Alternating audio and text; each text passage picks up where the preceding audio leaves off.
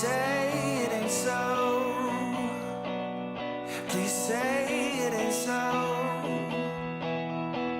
Where do you go for divine delight? Is it someone I know? Someone from before?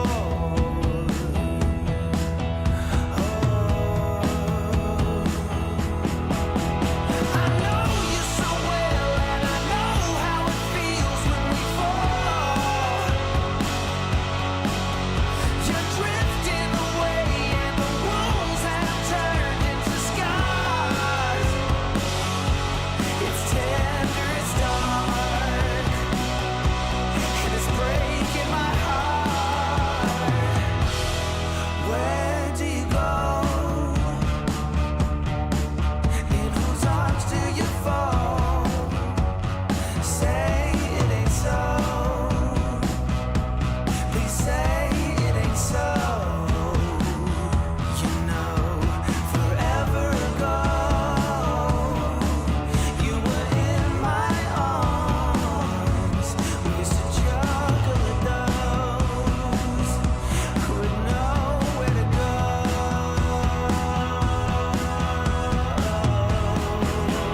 I know you so well, and I know how it feels when we fall. You're drifting away, and the wounds have turned into scars. It's tender, it's dark, and it's breaking my heart. I knew you so well. We all forgot.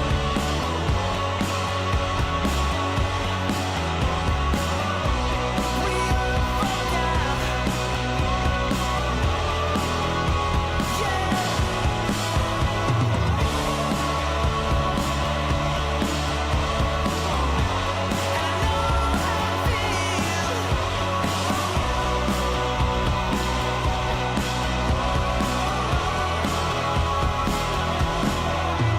I know you so well, and I know how it feels when we fall. You're drifting away, and the wounds have turned into scars. It's tender, it's dark, and it's breaking my heart. I know you so well, and I know how it feels when we fall. It's tender, it's dark, and it's breaking my heart. I know you so well,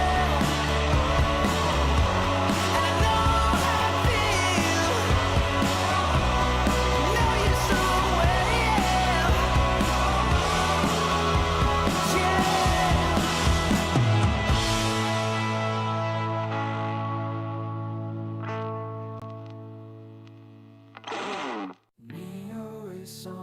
What's up, people of the internet? This is consecutive streaming day number 657, and we're live. We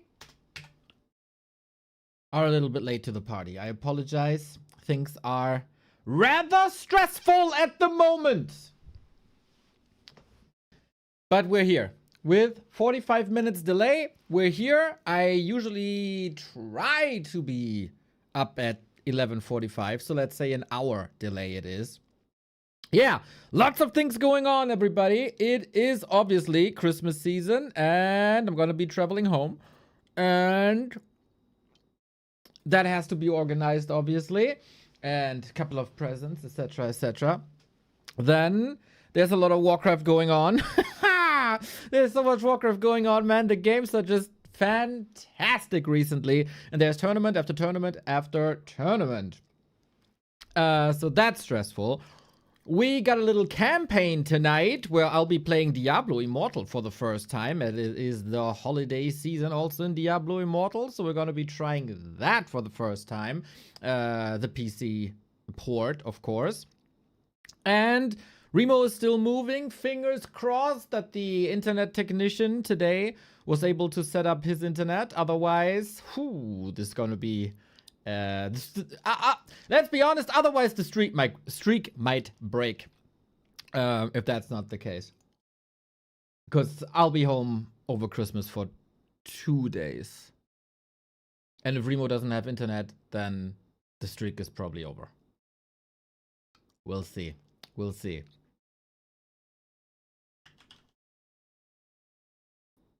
Hoping for the best, I guess.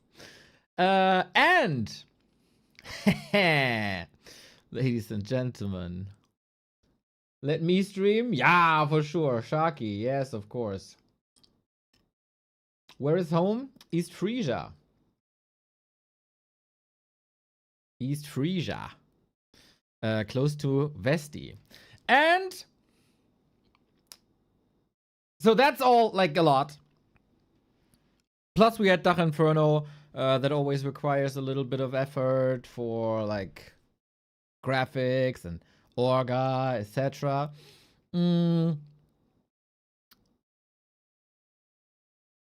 And something happened. If you followed our socials yesterday, you might be aware that there's some developments. There is a German OnlyFans World of Warcraft event coming up on December 27. And I didn't really promote myself too much for this. What? But the closer we get to the date and the more hype we see, the more hyped I am as well. What? As I follow the content that is created. And someone, namely community members Sharky and Bear, threw our name in the ring for this event. I've never played World of Warcraft. It's a hardcore event. So, we'll see. And one of the organizers picked up on that. What? Der war 654 Tage am Stück. Wait, I don't have sound. Now I got sound. So then this happens. This is on our YouTube and Instagram, by the way. What? Der war 654 Tage am Stück online. The dude is streaming for 654 days. Bist du krank? Is he sick? Bro, Twitch-Tracker. Let's watch Twitch Tracker. Back to Warcraft. Back to Warcraft. Average Viewer 1068. Tschüss. 1168 average viewers. Tschüss. Tschüss, Junge. Zeig mal her jetzt. Show me. Mein 5G-Router gebe ich. Bruder, der ist berühmt. He's famous. Hä? Bruder, der ist berühmt. He's so famous. Der hat 2300 Viewer. Grand Final Day, Happy Fortitude. Was streamt er denn? 2300 viewers. Der What's he ist streaming? Warcraft-Kommentator, macht mit Florentin Creamjack bei Rocket Beans. Noch nie gehört. Never heard of him. Aber ich glaube, I think wir könnten den mal vorschlagen, weil der sieht ja sehr sympathisch aus. we might suggest him because he looks likable. Yeah, so that was Wednesday. I think today is Friday, if I'm not mistaken. So there is a homepage for this event, and Germany's biggest streamers are all there. You see a Mitashi, you see the Bonchwa people. Shout out to the Bonchwa people, Papa Platte, etc., etc. And now, ladies and gentlemen, we're in December 27. Neo's gonna be playing World of Warcraft for the first time. Hardcore. We're gonna die left and right. We're gonna learn the new game. And yeah, we'll see. We have to take a quiz of what faction we're gonna be playing. It is Alliance, so it's either human, gnome, dwarf, or night elf. If it's night elf, I'm gonna quit the competition immediately. I can't be playing night elf. I can't be sitting here hating on the night elves for 5 years and then I have to play night elf. That'd be the absolute worst. The absolute worst. I don't like night elf, gnomes too much as well, so it's gonna be 50-50 if I like it as well. So, before you guys get into panic mode, plan is the streams are starting at around noon as always. Afternoon streams, English Warcraft 3, like we have now. Evening streams, German World of Warcraft. So we're not missing out any of the action. We're not letting down Warcraft 3 because of some WoW event. We just have to grind more. We just have to grind more. So, is it likely I'm making it to Molten? The goal of this event is to get to Molten Core. Is it likely that I'm going to be in Molten Core? Hell no. Is it likely that I'll be making 60? Will it be fun to watch me suffer? Probably. And I gotta say, after 17 years of only doing Warcraft 3, I'm very, very, very excited to play something new for a few weeks and to collab with a couple of people that I like very much. So yeah, once again, shout out to the community for putting me in. Also, big shout out to Soon, who's a former member of the Warcraft community, who is the founder of the German Creep Camp Discord, who's also in, who also vouched for me. So yeah, good things happened.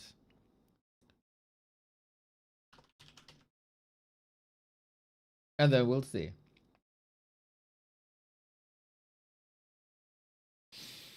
Games. Warcraft games. We got the Chemi AI Cup today. 4 players, semifinal, grand final, semifinal best of 5, grand final best of 7, Happy versus Life, 40 versus 120, plus the 2 winners.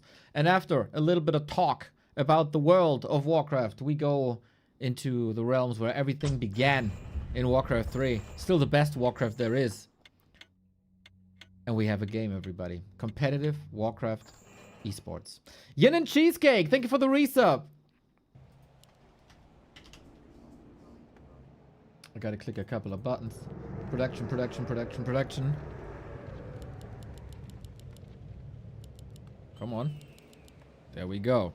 Night Elf versus Undead it is. Yesterday, Kaho played an incredible series versus Labyrinth and was very successful.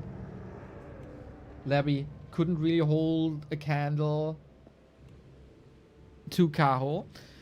Now, Happy plays very different from Labyrinth, and Life is playing a bit different from Kaho. Usually, Life matches incredibly well with Happy. He is the #1 Night Elf Happy Slayer. And the last match between the two was the Ancient of Wonders Cup. Do you remember the result? Do you remember the result? 3-0 for Life. 3-0. Is Happy getting his revenge today? Will get a DK. Other undeads play Lich here sometimes. Happy, a DK person. And Life, obviously, one of the best Demon Hunter players in the world. Finally, some Warcraft games. I was forced to work this morning. Thankfully, we weren't streaming this morning and you didn't miss anything. These games happened already like an hour ago. I was very busy this morning. This is a bit of delay, so if you spoil, you get banned. Happy's trying to manipulate the creeps to make creeping a little slower. Happy life. Happy wife is what they say, right? So basically, if you watch this game right now, your relationship is in good hands. Thanks to me. You're welcome. Up until the Christmas times, at least. So, Happy is a timing push Undead vs Night Elf player. While Labby and 120 are the expanding Undead players. Life, no skill selected yet. The creep mana didn't go that well. It's a little bit of a delay, but not much. So, oh, detonates before the coil. So was it a waste now? I mean, it was no XP. Ollie, thank you very much for $2 Canadian. Much love, much love, much love. Seeing some support on YouTube here. Awesome. That gets a like from me. Dear YouTube people, I still have your chat open, but YouTube is so slow for me that I'm disconnecting from chat the entire time. So hopefully I get important messages. If it's important, worst case, and I'm not responding, put it in Twitch chat. This is a very PvE heavy, non-harass heavy early game. A player's forces are under attack. Of course, the Demon Hunter is the backbone of everything. We got Immolation, we got Mana Burn, DK with Aura. This is something that probably won't change ever, that these hero combinations are very strong. We got one base. And I think that suits life.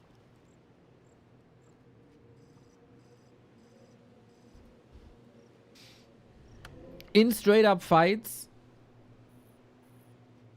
he has insane micro in this matchup.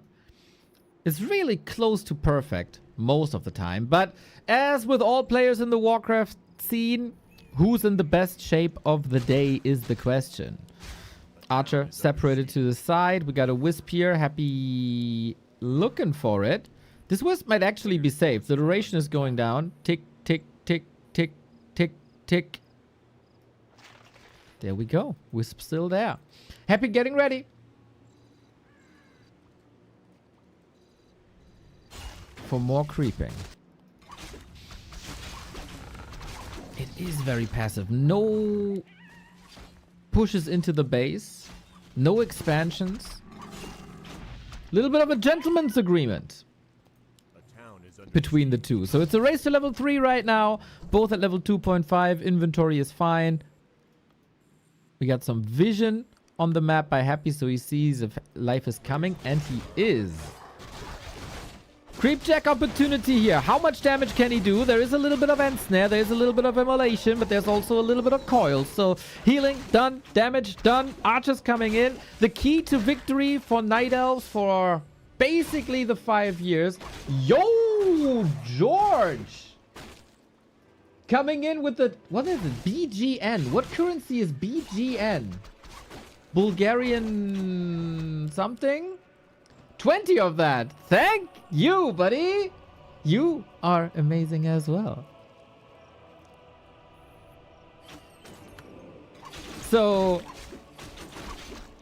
counter Naga.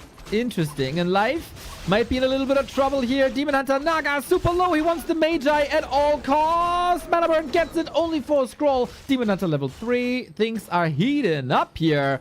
Big losses for life. Down to 29. Naga only level 1. Oh, he wanted to deny. But it must have been a low damage roll. For a Demon Hunter, it's between 26 and 48 damage. So sometimes you're lucky, sometimes you're not. Bulgarian Lev. Love it, man. Thank you. Shout out to Bulgaria. Rich Warcraft 3 history, of course.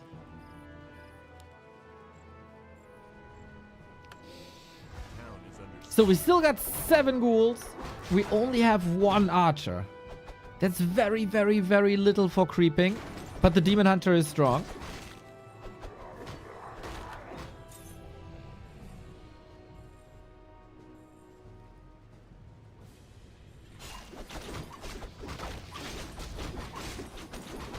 Oh, this went too happy, right?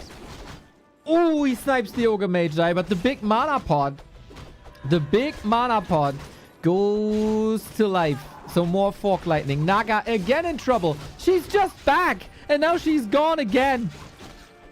Oh man, Naga on Naga violence. Nasty. So if you wanted to bank on a big Fork Lightning, you can scratch that. Big mana potion sold. That's a lot of gold that you can put into revives.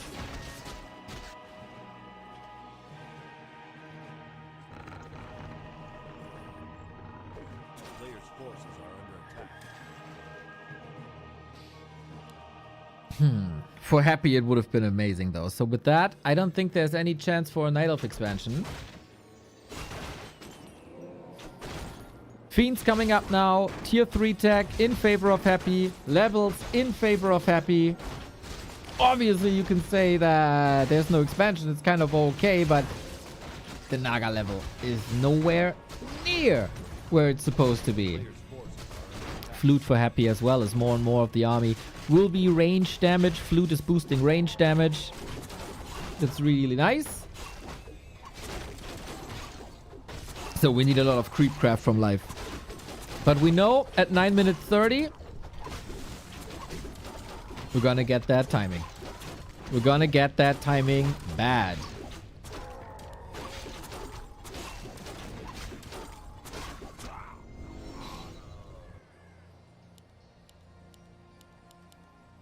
player's forces are under attack. No Lich just yet. That's the downside of playing Naga second. You gotta wait for the Lich. It's not super high tempo. If you play Naga second, your tier 3 push is a little bit delayed. But since you have to research Frenzy and Destroyer as well, it doesn't do that much of a difference. First bear up. Master training up. Items aren't great, I have to say. Period of Vitality, I always love this item on Night Elves. I think it's a very underrated item. It gives you HP.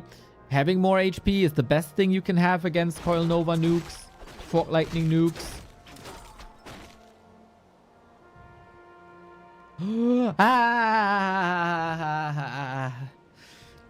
That round didn't end up too well. So Happy is creeping up the storm. Got these levels up. And getting ready for 60 food. There is a plan B, of course, to expand if the first pause. Medusa the gamer. But we can fast forward through pauses because we're elite back to Warcraft.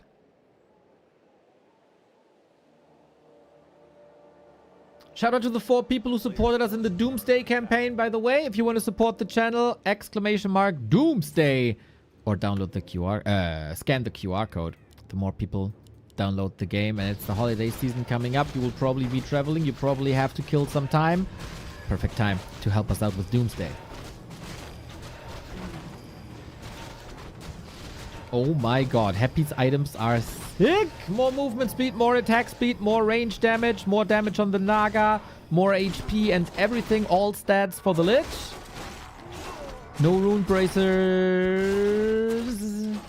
Oh, everything that life does is a little bit slow here. Whoopsie. Happy is creeping up the entire left-hand side.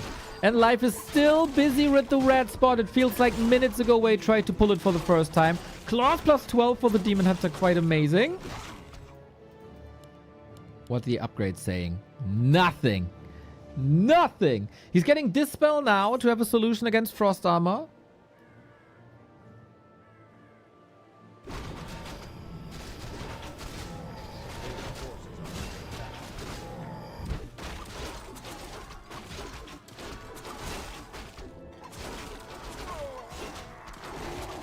Evasion, not too bad on the DK as well. No bottom third, no time for that. Town portal home, 1 orb, 1 staff. Lots of damage on this Naga, and life made it to 3.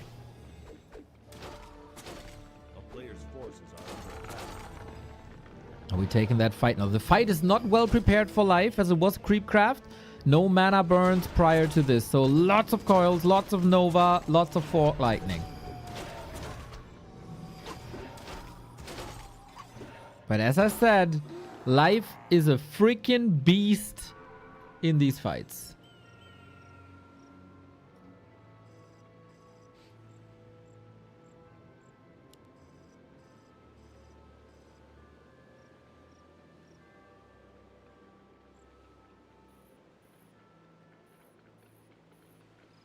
Is it 720p? 1080p working fine? Check if you have to select a higher quality manually.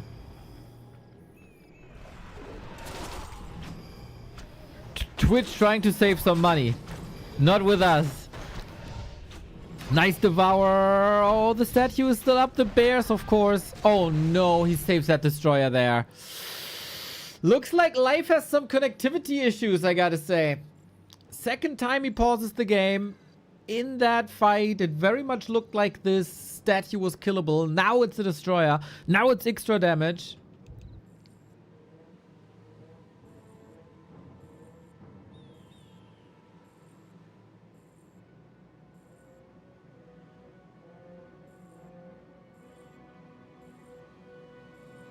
A longer break even.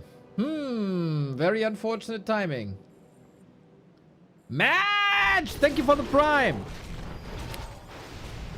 Let's see if Happy is gonna commit a crime. This is mass murder on the Night Elf side. Life's army just disappeared. Maybe he got big spikes there prior to the fight, but these levels are just bonkers. And Happy gets his revenge. for the 0-3 that we've been through earlier this month in the Ancient of Wonders Cup. Dominant as ever. You can show me this game in 2020 and I say, yep, that's it. That's the happy of 2020. That's the 9-minute 30 push. A little bit delayed. But these Naga kills, man. The Naga kills just were too much early. If you have, like, you pick the Naga to get momentum. And then all your momentum is stopped. Feels bad. So yeah, life not 100% online there. No way to stop. He was very, very, very greedy for this Ogre Magi on the right-hand side. And that got punished. Big time.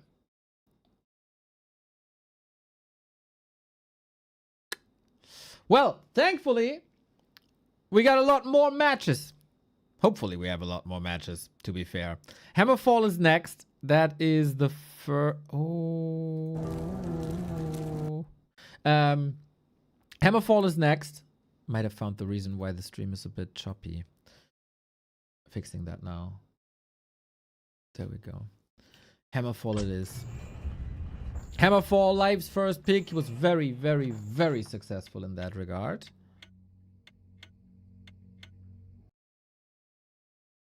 Yeah, two of the absolute best in this matchup.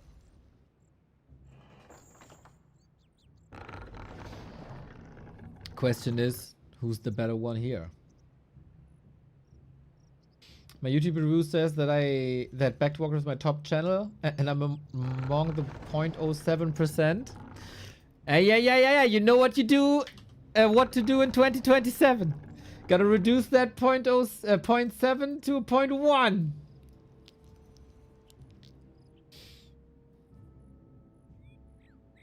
Thank you, mate. Feels good to see that.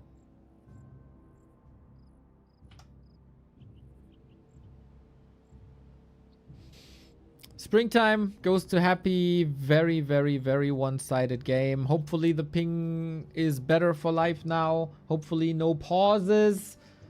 Hopefully a closer game.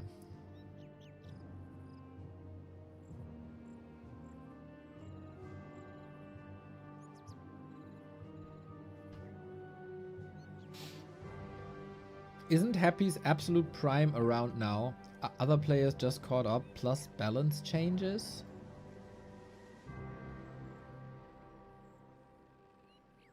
Can't really follow your train of thought there. Happy is as contested as he ever was. There's 2 tournaments that he didn't win. The last 2 tournaments he didn't win. One was Sock, and one was Labby. And if you talk about the PTR changes, they are not implemented yet. No. I would say Happy's peak was 2021. 2021 was crazy.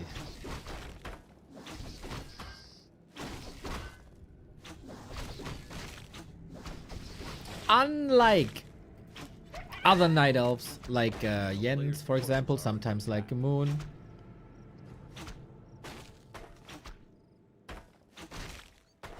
Life is going Demon Hunter all the way.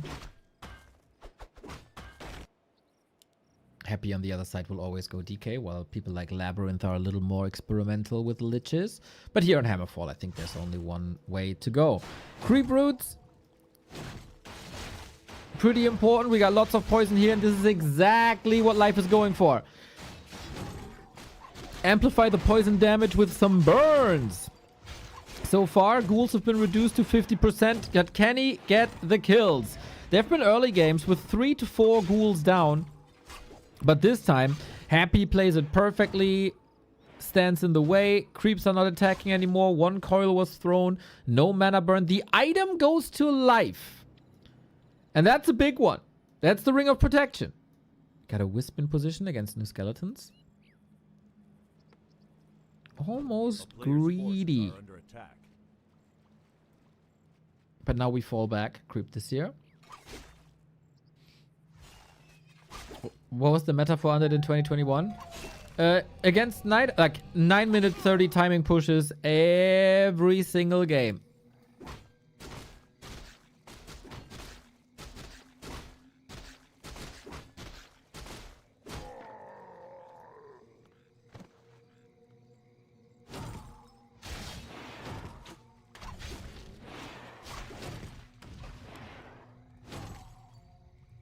I see quite some hearts on the YouTube chat. Much appreciated. Whenever you hit that button, our channel gets recommended to more people. That helps us a lot. Yeah. As the Night Elf, as life, you always want to try to tame the Hydra a little bit and use the Hydra against ghouls.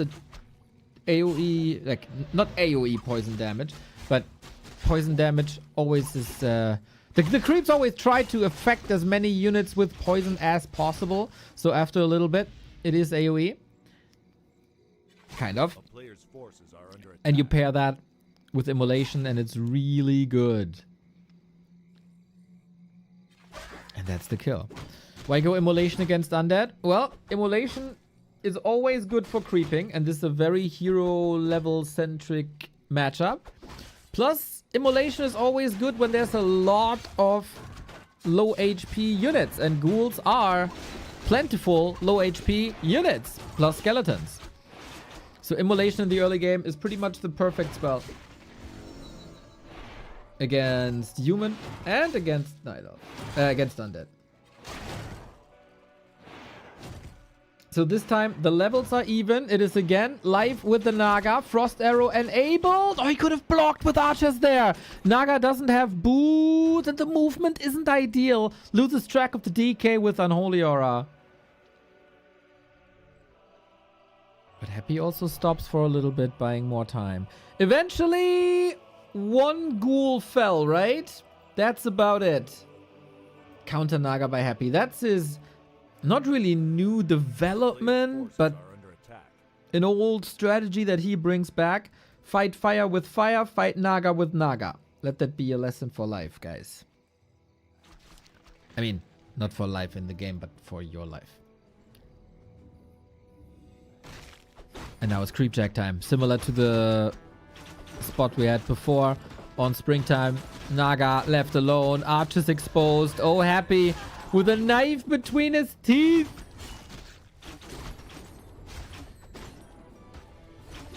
Counter pressure here. Where is the Demon Hunter? That took a long time for him to get there. I don't know if he got anything done, really. He was just out on the map. Didn't expect Happy, but salvages this really well. It could have been way worse. Way worse. Got a ghoul kill eventually. Naga's alive. 2 archers still instead of the one we had on Springtime. So this, I would say almost it misfired.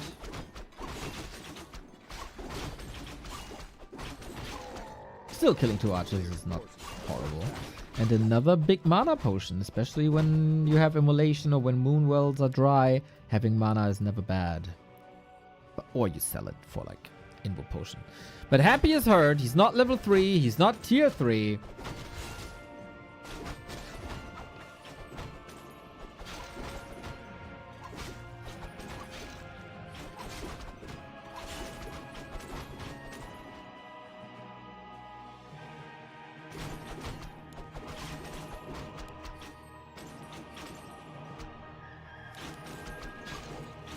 And away we go. This looking really good for life now, especially when it's paired with a rejuvenation soon. Not much creeping. Life looking confident.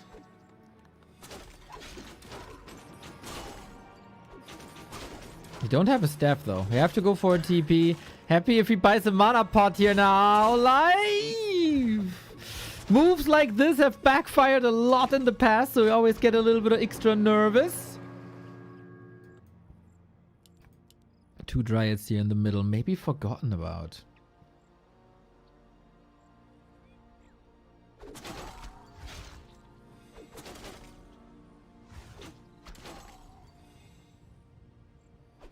A player's forces are under attack.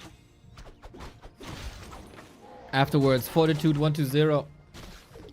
Afterwards, Grand Final best of 7.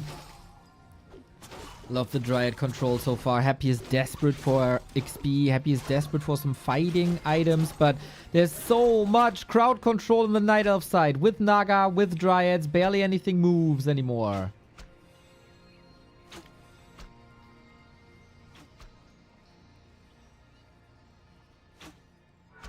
And here's the redo.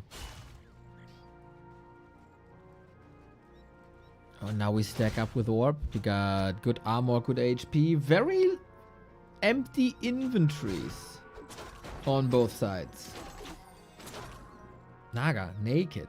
For some of you out there, probably a dream. For life, not so much. A player's forces are under attack.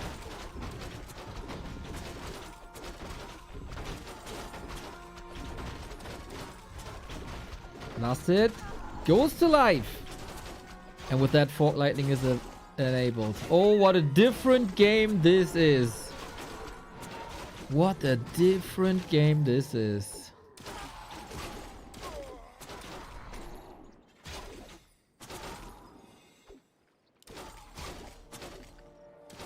Yeah, nothing coming together for Happy so far. Like zero. He doesn't even have a TP. This DK might just be dead here. Good retreat. 1 Nova for some crowd control. But it's only 1 Destroyer against 3 Bears. That's not nearly enough. The Fork Lightning Nova damage is not nearly enough. And I don't know. Like, if it's not Happy, I'd say this over. But it's Happy, so it's probably still 50-50.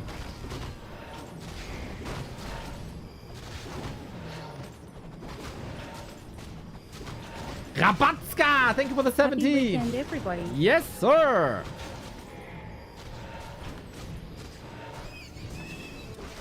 Long weekend. Gonna be nice, gonna be good.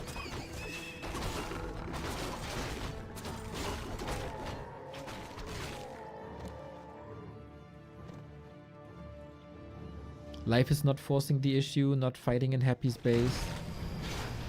We continue with the Creepcraft, but we also get an expansion up. Plus upgrades. And Happy? Temple of the Damned. The first one at least. But it's on 1 base. This transition will take a long time. And Life is known to have good counters against that and in general good scouts against that. I think it's notable. Very much notable. That Life is not going bottom 3rd. Unlike a Kaho. With that, he has a scouting tool less. He got no eyes on the map. I praised Life for improved scouting when I saw him last. A player's forces are under attack. Maybe a little bit lazy today. Again, I want to mention that this is all in preparation for the big Super League that's coming up soon.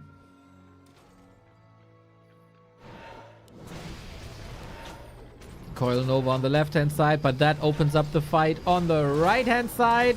Ooh, staff before Invuln. There seems to be a solid amount of Moon Juice. Bear tried to connect, but getting hit by Nova Fork Lightning. Happy gets the best out of this position, I think. Naga gets the kill last second.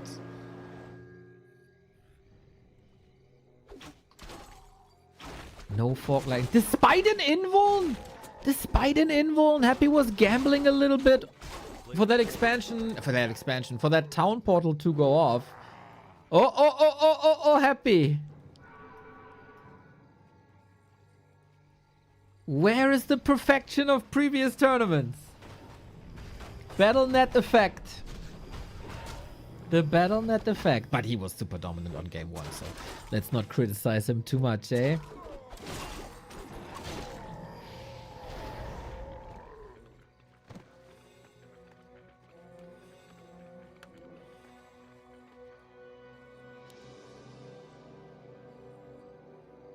Expo up, and Happy is in no position to contest this. The only play, A player's by the forces way, are under attack. Nature's Wellspring upgrade coming in. The only play is Master Banshees, Possession, And Life, who's looking at his second screen.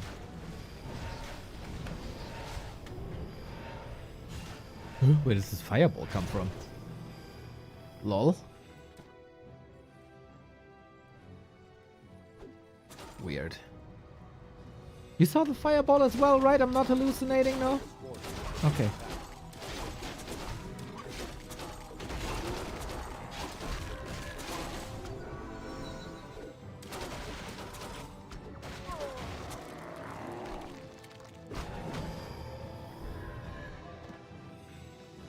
Double invuln.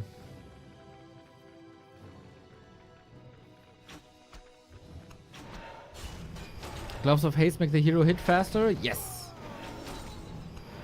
A player's forces are under attack. Exactly. 18%. Lots of invul potions before.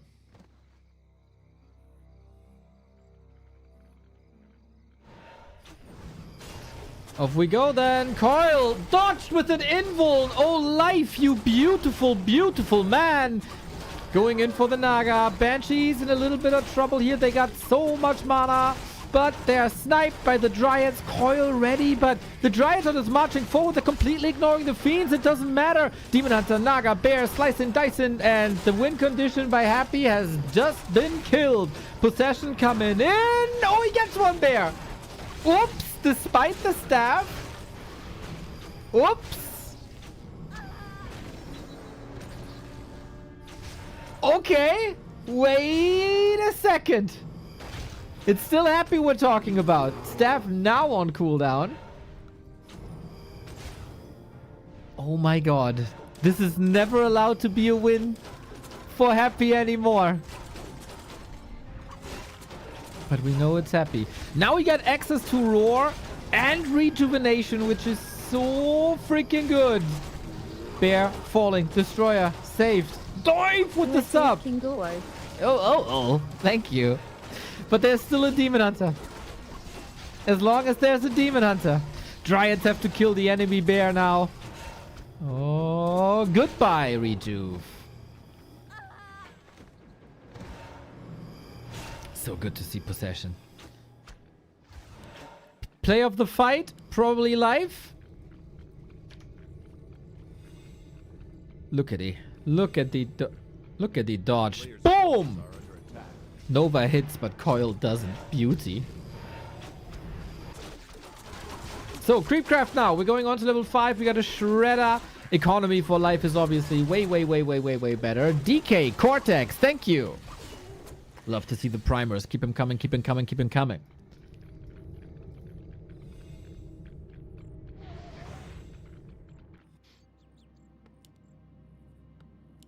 Double temple up. One last hurrah for Happy. Do we still don't have double staff? Are under attack. Now, if you see Banshees, I think a Dark Ranger would also be nice. Solid Orb carry, Silence, Staff carry. Clemente, thank you for the tier 1. Even better than a primer. Not a primer. Never apologize for the tier 1. Dryads against sniping Banshees. The mana situation is a little bit different. Also, the army composition is a little bit different. Not too many bears here, and the few there are have no mana. Destroyer saved over the trees very nicely. Naga was an illusion here, focused for a long time. Life has 1,000 gold. Third production building would be nice, Mr. Life. Learn from the moon. But who am I to criticize someone who's going toe-to-toe with Happy? Is the Demon Hunter enough is the question. No possession in this fight. He's trying to bait a little bit. DK in trouble. Life wants to end it here. One hero kill is the end. Invuln on the Naga. But then, okay, let's take care of the units. Let's decide this. 7 food down. Happy makes it as close as possible. But sometimes that is not enough. Lich almost dead. DK almost dead. Naga almost dead. He's trying so hard, man. He's trying so hard to control the Demon Hunter, but Life this time is not getting greedy, unlike the Ogre Magi plays on Springtime.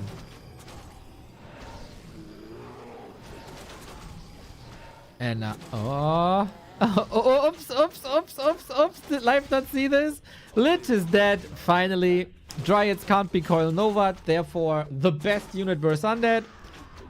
And Happy has to tap out. 1-1. This is the life we want to see in these matches. This is the life who goes toe to toe. And again, it was a very early mid-game heavy situation. With a couple of ghouls lost there. This Naga by Happy. One of the reasons he won game 1. I don't think you have to argue with that. That creep check there was just brutal. Here on game 2, that wasn't much. That wasn't much. Oh, Young Fang with the 5 gifties. Pew, pew, pew, pew, pew. Thank you. And again, I have to say, Young Fang 888. So much better than Young Fang 88. So much better.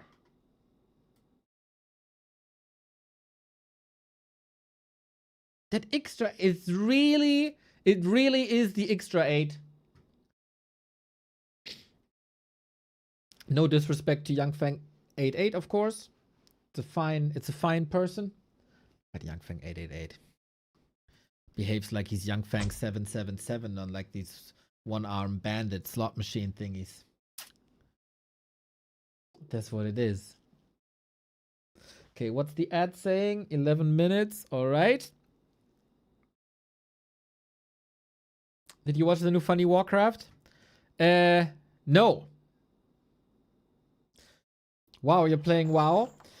Ja, Manuel, ich spiele Welt der Kriegskunst. Das erste Mal. Direkt Hardcore. Du und ich, wir beide, Hand in Hand zum geschmolzenen Kern. This is gonna be fun, man. This is gonna be fun.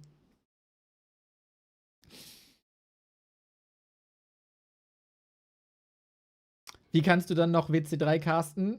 Mit Leichtigkeit. Afternoon Warcraft 3, evening World of Warcraft is the plan.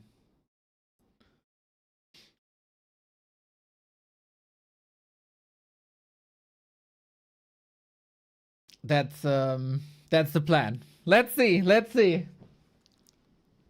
It's the most unfortunate timing because it's running at the same time as Super League, as our German league, and somehow there's got to be a W3Champions final as well. But I just had to be part of it, man. There was a chance. I had to be part of it. I want to get out of my comfort zone. I want to like reset my mind a little bit with different content and different people. Yeah, it's a very wholesome, exciting feeling right now. For sure. For now, and then I die, and then I'm gonna be angry, and... Well, we'll see. We'll see. Sehr glücklich, ja. Sehr glücklich war live on Hammerfall. Let's see. Last Refuge is next. It's been Happy's home turf for 5 years. He's probably gonna be very... Oh, no. I'm gonna be saying Happy is happy. I don't want to do that. He had some good feelings about the return of Last Refuge into the map pool as well. I hate it.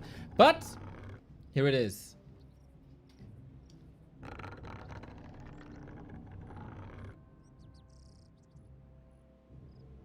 God damn. I love Life's matchup versus Undead, dude. It's so crazy good.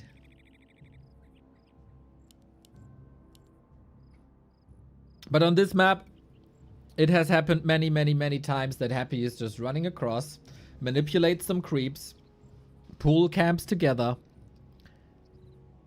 and destroys the competition, and that thing is over in 4 minutes. Ask Foggy. He knows.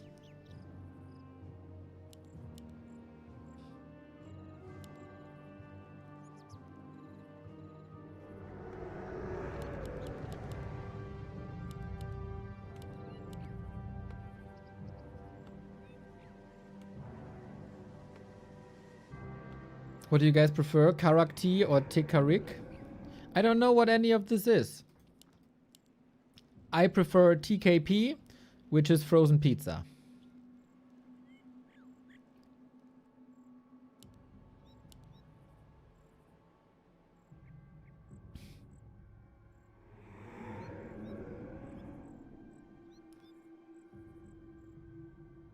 The abbreviation in German. I like that life is not going for for any risky creeps. Everybody should know that Happy is just waiting for an opportunity.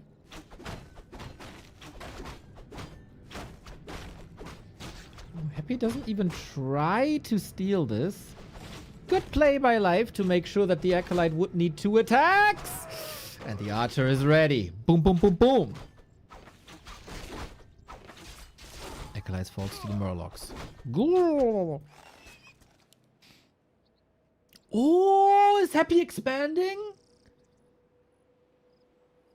Oh, that's rather new. I mean, it's not new in the world of Warcraft in general, as 120 and Levy do this all the time. But for Happy, he always tries to make the 9-minute push work and then goes for a base if that doesn't work out. DK super low. Demon Hunter 2 claws. He got it. Oh my god. That DK is almost dead. Immolation is crazy. The detonate is crazy.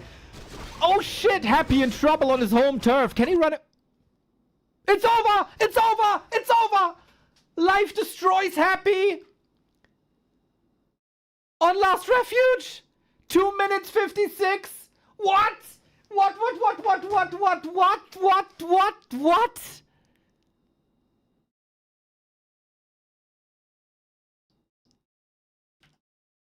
Bro, what?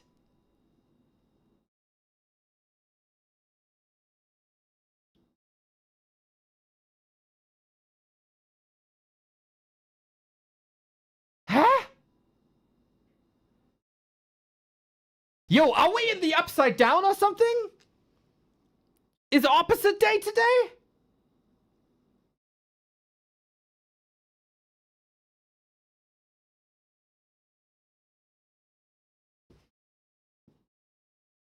What in the fuck just happened? This game can be uploaded in its entirety to YouTube Shorts.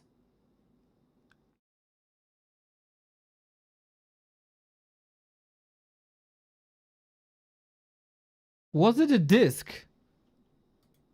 That's a good question, actually. Last Refuge? No, it wasn't. It says you can always check on flow.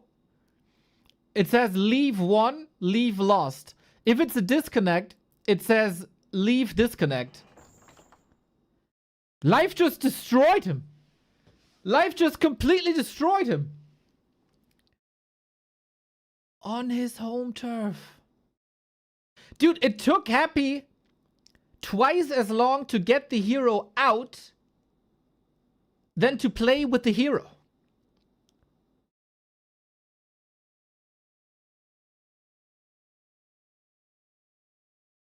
This is a monumental win. 2 minutes 56. That's like Fly versus Infi WCG levels of speedrun.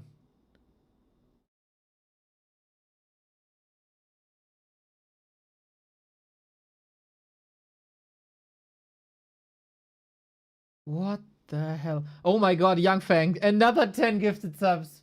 Brother!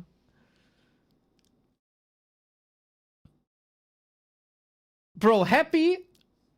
1 in 100 games. He's trying something new. And he's getting destroyed in 2 minutes 56.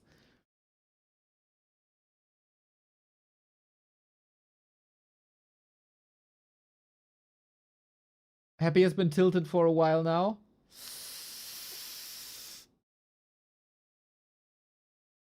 I think you can support this argument.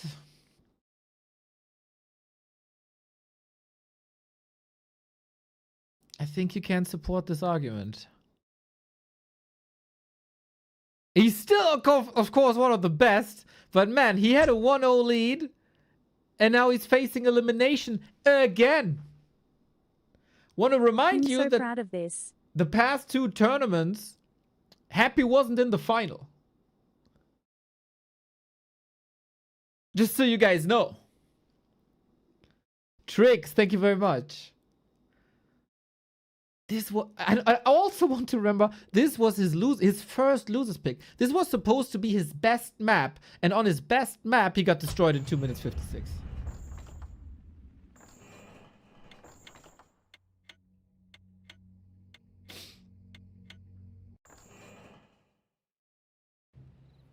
Glorious. Glorious. We got another. Echo Owls it is. And Echo Owls is usually epic in Night Elf vs. Undead.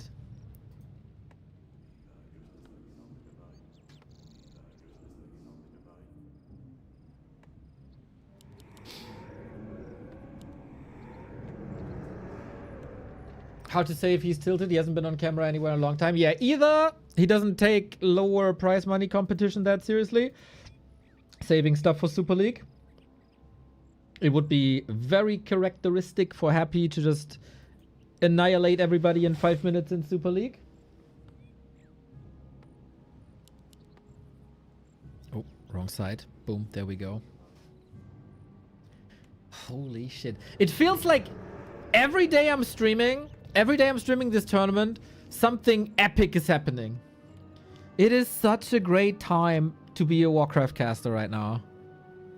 New tournament winners, new strategies, B tier players rising to the A tier, A tier players getting more consistent and even better.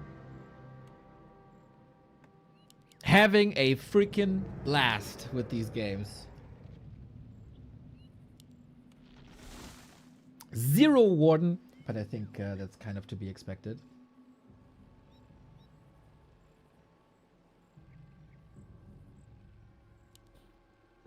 I also don't like the implication that Happy alone effectively decides if he wins or loses. I think Life was just genuinely caught up in this matchup. Yeah, 100%. 100%. 100%. I wouldn't necessarily say in this matchup, but very, very specifically against Happy. I don't think Life is like the uber favorite against 1-0 and Labyrinth, but he's just the Happy hunter. I think at some point Life decided, I'm gonna be the one to figure out Happy's play and to counter him, and that's what he does day in, day out.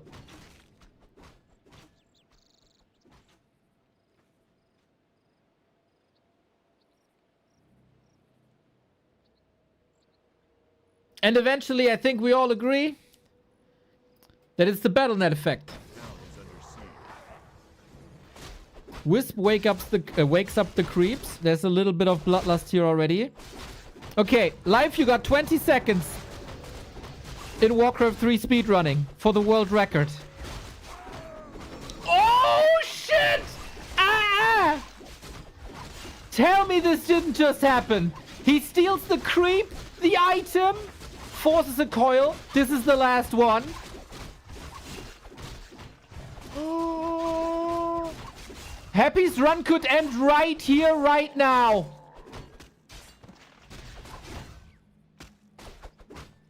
This is a disaster!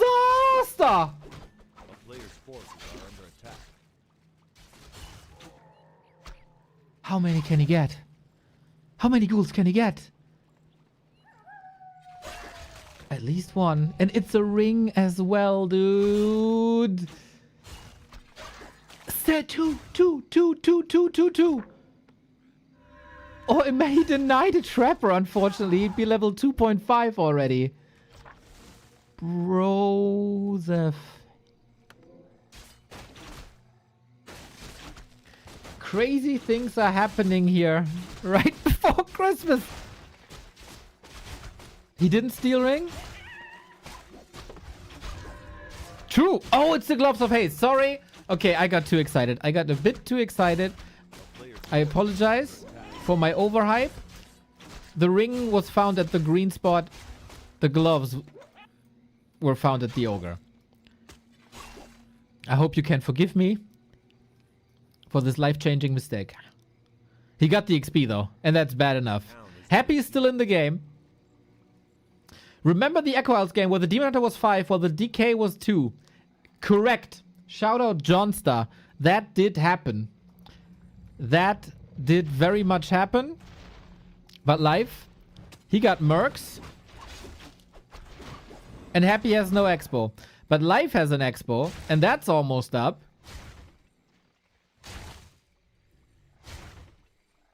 But Life can just TP. He wakes up the creeps. A player's force. Oh, creep mana par excellence. More Mercs.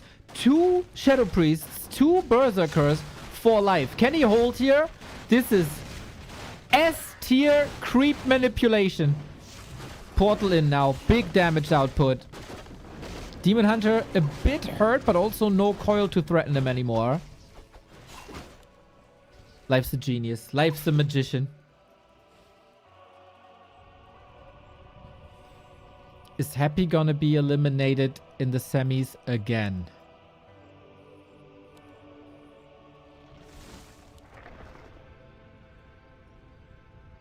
This was time, but it was a 2-time cancel. Oh, but Happy does the same now. Wait a second. These poor creeps, man. Everybody just abuses them for their purposes without too much pay even. And this time Demon Hunter doesn't have a TP. This time the Mercs are somewhere else at the bottom left.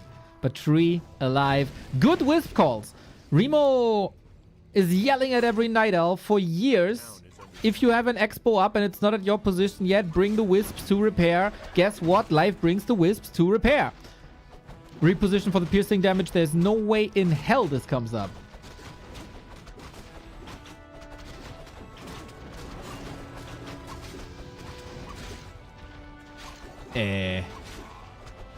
Was that no cancel?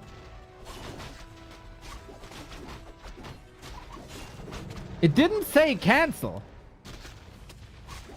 The resources were fine, but maybe they were before. That was very obvious. That was no cancel, right? I didn't look at the resources. I was only looking for this cancel indicator. So you want to tell me that this is a game where Happy loses the Ogre Magi, Happy gets his Expo cancelled twice and killed once. Wait. Life's Expo is in position. And Happy still can win this. Feels like he can win this. Oh, Demon Hunter's not in position here.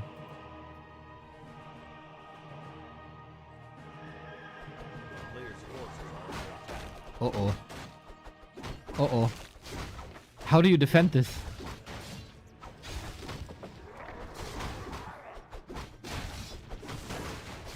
We got 10 seconds for the staff. No wisps this time. They're still over here, right? Yep, they're coming in now. Oh, Happy, you brilliant soul. This must be a kill now. There's way too much normal damage. The wisps aren't here. They're getting ensnared. It's a lot of XP. Of course, Life, this Expo. He can't reach with the wisps. It's down. It's down. Happy finds a way. It's going to cost a lot. But at least Happy is alive.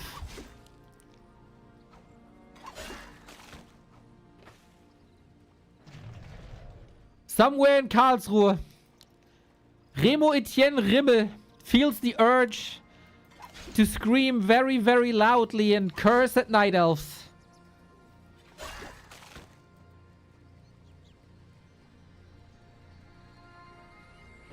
What a game, though.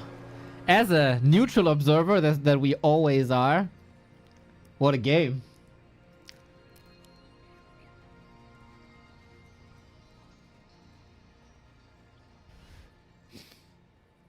Oh, you didn't know that his middle name is Etienne? Yeah, yeah. Get up to speed with your Back to Warcraft lore. Invis DK, Naga second, tier 2 done. Okay, with this Expo up and the tech on the way, Happy still has all the chances.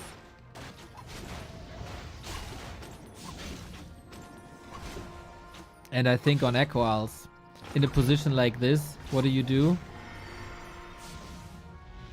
Gargs. Gargs, Gargs, Gargs, Gargs, Gargs.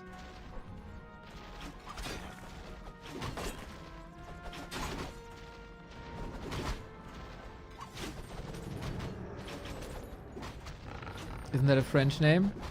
I mean, isn't Remo a French name as well? Isn't there an actor? Jean Remo?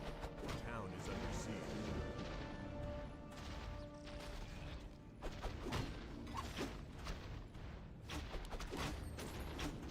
Triple AP. Player's forces are Oh, now life feels a little triggered. Maybe not triggered, but he sees his best chance in not expanding again. Trust the Demon Hunter. He got a lot of mercs. He got a solid-ish position. He's frying everything. So this is a lot of damage, but also Happy's getting towers up. A game on a knife's edge, everybody. Ancient of War made it over. All the way from the upper right.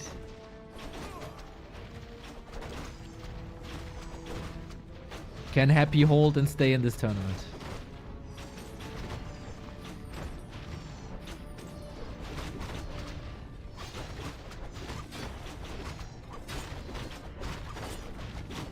Is that a Hail Mary? Very, very much so. We got Nature's Blessing. The Berserker is being focused here. Hard to run away from a Nerub.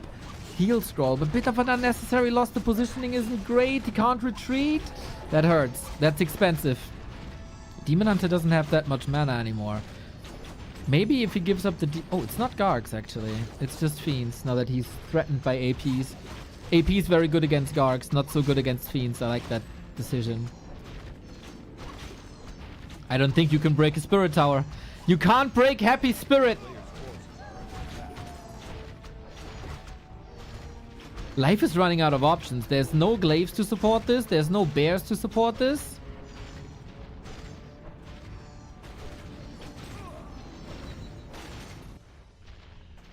And the DK isn't dying. Surround.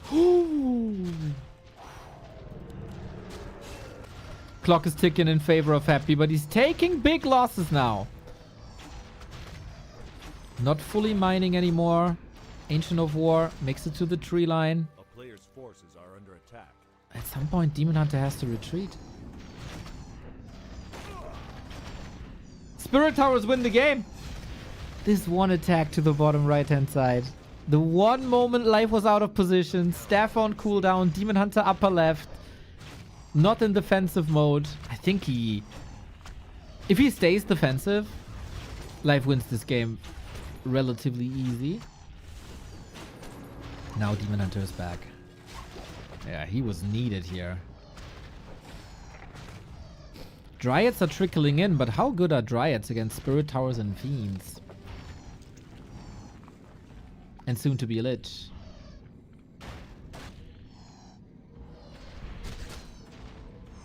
I think he did it! I think he did it! What a wild, wild, wild game this was. Not without flaws at all, but very entertaining.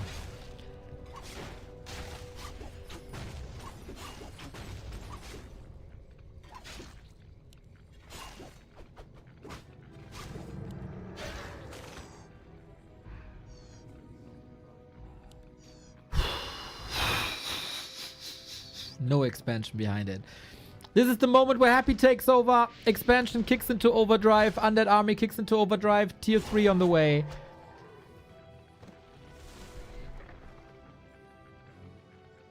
Life can compete with Focus for the Throw of the Year. I think Throw of the Year already happened on this map with these players when Life had a Demon Hunter level 5 and Happy had a DK level 2. That was bananas. Level 5 Demon Hunter. How do you lose with a level 5 Demon Hunter? Well, life finds a way. That was in a like late summer or something. I don't think too many people watched that. Oh, that was biblical. Well done, man. Well done. Okay. Maybe one last push with Bears. We have tier 3 unlocked. a bit faster than Happy. Maybe one last push. Did Happy repair? Yes, he did. It's so fortified. At least we got Roar now. A player's forces are under attack. A town is under siege. Didn't Happy's DK also get 6 in that game and the Demon Hunter didn't? Yep, that's the game. Happy caught up 4 levels. Yeah, this reeks of desperation. Happy knows he has all the time in the world. No rush to force anything. He has the supply lead already. His super important tier 3 is done. Lich is out. We got Wand of Negation versus Reju. Still a move I love, and I will always point out how much I love that. A player's forces are under attack. It's very obvious, but it's also more or less a recent development.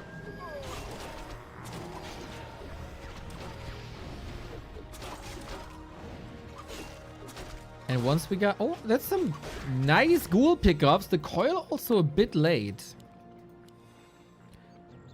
But usually, if everything goes according to plan, this is Happy Smash territory. A player's forces are under Big attack. Demi on the way to map 5. As it's still 2 base, 1 base.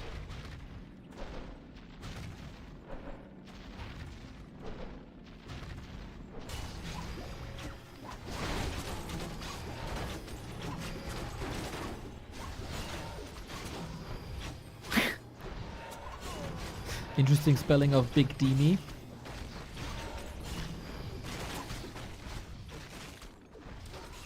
Lich out of the fight, DH out of the fight, but the Destroyer Fiend should do very, very, very well here. We got Potion on both sides.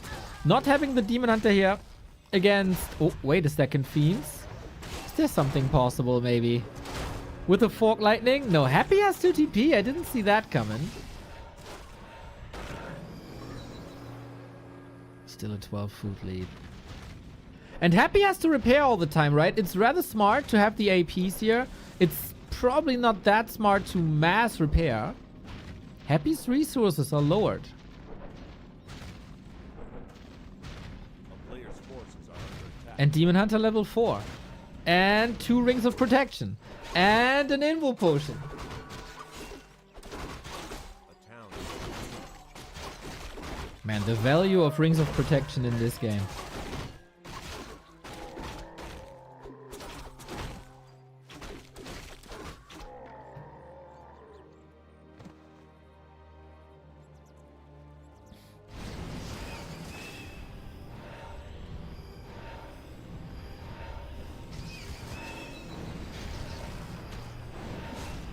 A player's forces are under attack.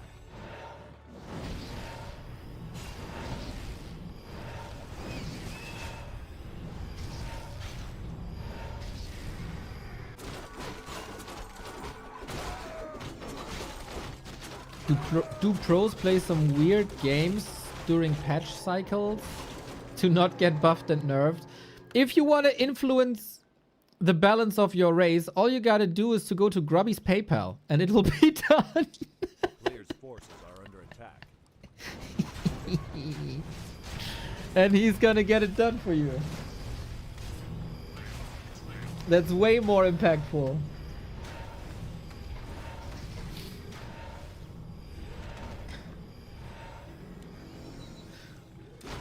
Or save Orcas, or us.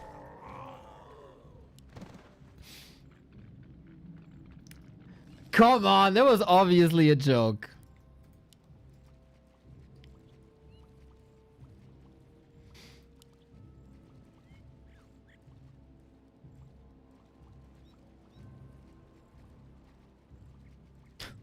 Okay.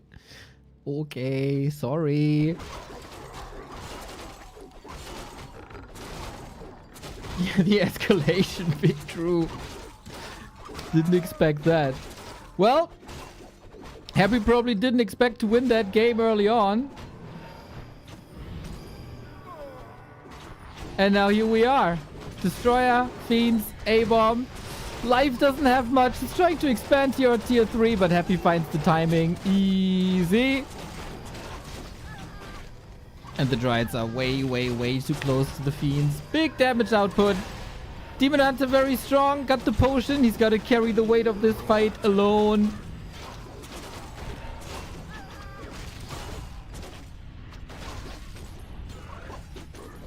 And he can do a lot. But he can't fight this undead army. Oh, Fork Lightning. Close, close, close, close, close. Does he have a little bit more damage? One more Fork Lightning? No, 5 seconds only. RIP.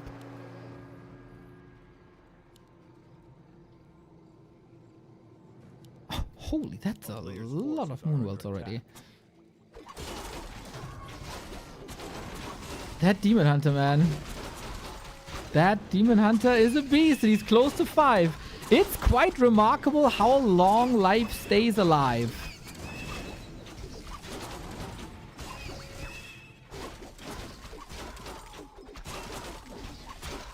With 2 base, 1 base. And Happy didn't crack that expo. A player's forces are under attack.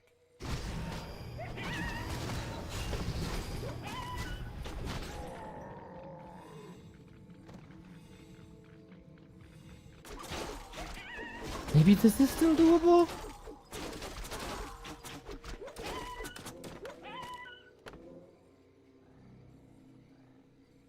It's still 25 food, man. No way. No way. Everything points towards game 5.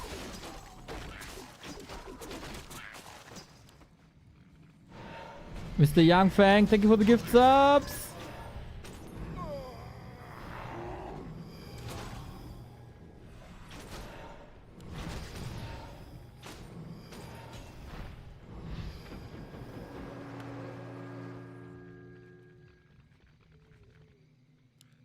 Still an item here. What is Player's it? forces are under attack. Gloves.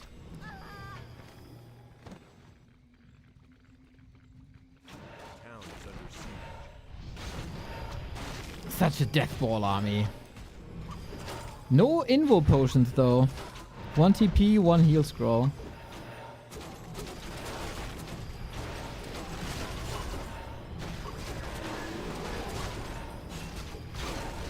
And there it is. So barely any bears. Lol, no, it's just hero focused territory.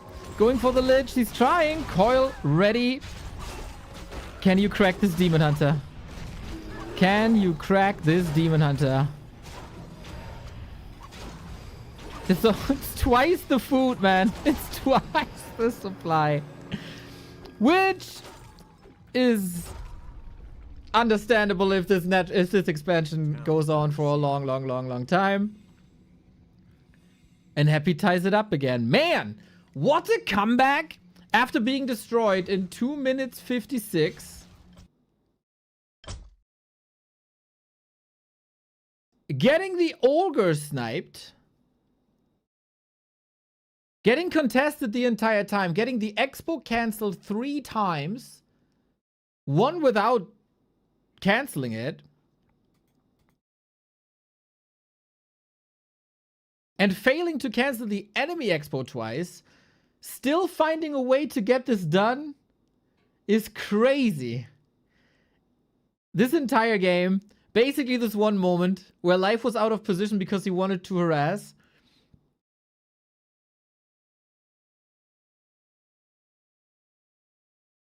And Happy was there. No wisps there either. No wisps there either to repair. And then the creeps and Happy and the ghouls.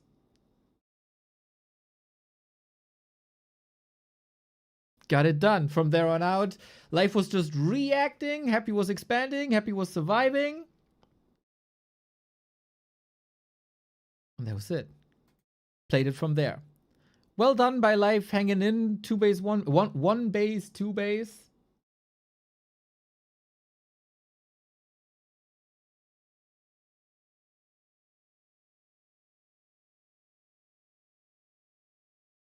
Good play. Yo, I think guys are taking this way too serious. This one joke. Whatever. Dude, it's just a meme. It's an obvious meme. Let's not take this too seriously. We got a decision. Decision?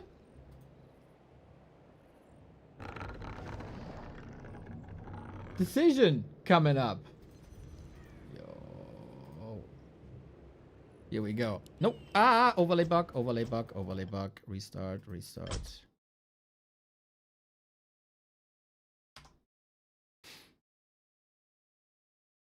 Failed to open.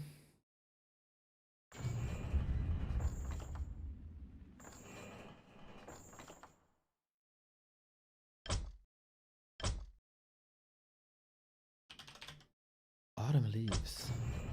Ooh, we've seen some banger games. It's gonna be a maybe about expansions again, especially on life side.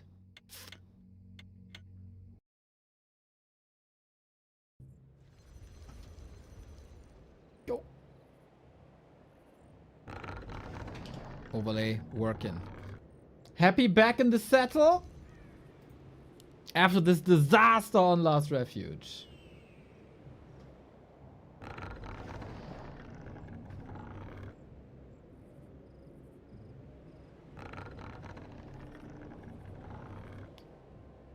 This is the pinnacle of Night Elf's Undead.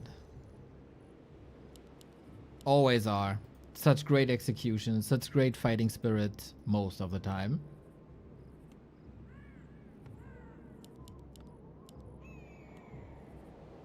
And this is Life's map pick.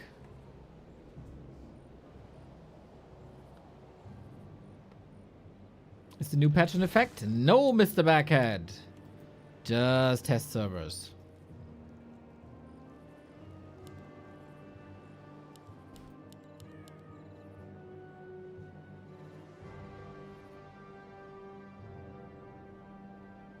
Demon Decay shouldn't be a surprise to anyone.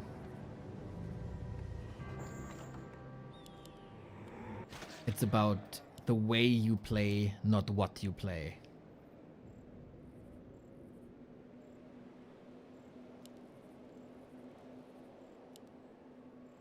Creep routes, harass timings, and expansion timings, if there are some.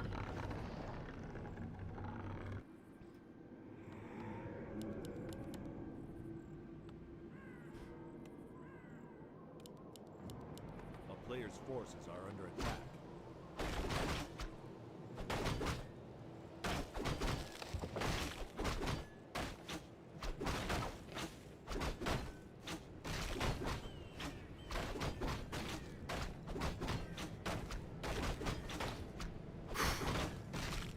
Grand final on the line in this 4-player invitational.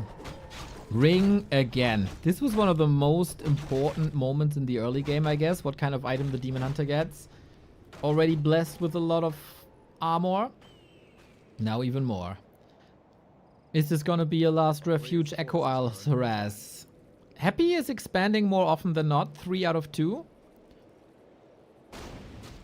Wisp. Smack bang in the middle. Can Demon Hunter take care of it? A couple of right clicks should deal with that as long as the Taskmaster is alive. This is problematic for Happy. Life trying to buy some time. Can't get surrounded here. Nice cancel. Wisp in. 3 skeletons. Happy splitting against it. Not the greatest opportunity here for Life.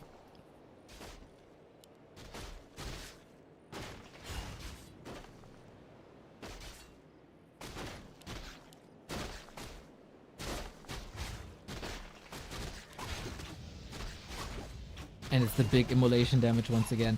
The positioning seems better than against the Ogre Magi on LR. And Happy skeleton splits are getting better and better. Acolyte has to do the job against the Taskmaster. That's not gonna work. He needs a little bit of help here. Archer's coming in too.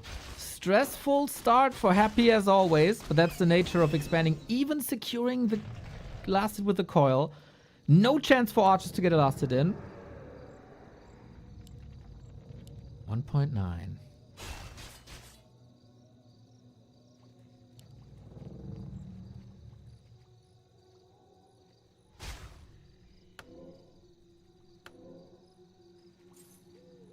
player's forces are under attack. Counter expo coming and these berserker pulls. Really, really nice. Big damage output gain now. Spin position.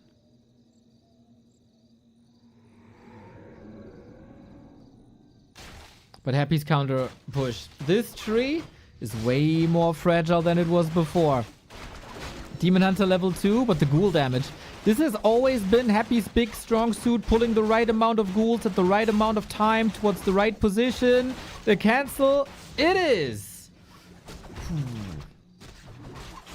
A year ago, 4 ghouls were enough. This was a late push though, and he's gonna pay with the price of a. Oh, the block! Oh, the block! This berserker was extremely expensive for that state of the game. A player's forces are under attack. Overall, is it just 2 ghouls?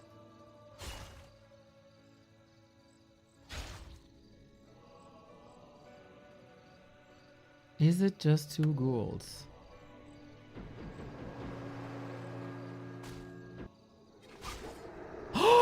The Acolyte block is in effect because he knew the Wisp was there.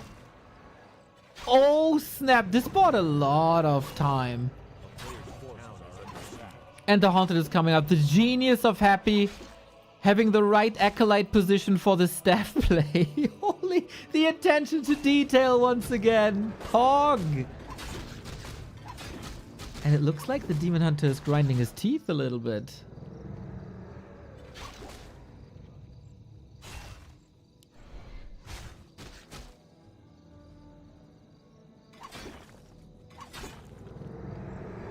Blocks with the ziggurats now. No chance for the Demon Hunter to enter the backline.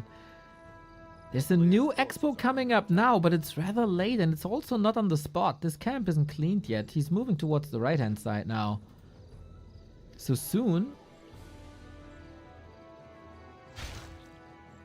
Happy will have some free time. Staff was on cooldown for 25 seconds. Could have been the town portal there. Ancient creeping towards level 3.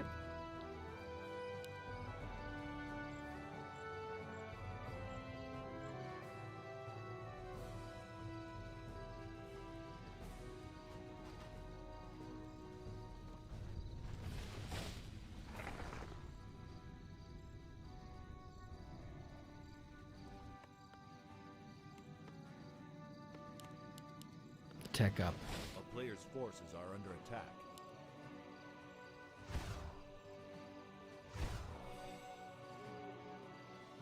Happy still has to distract. Too late to do anything here for the Hunter's Hall.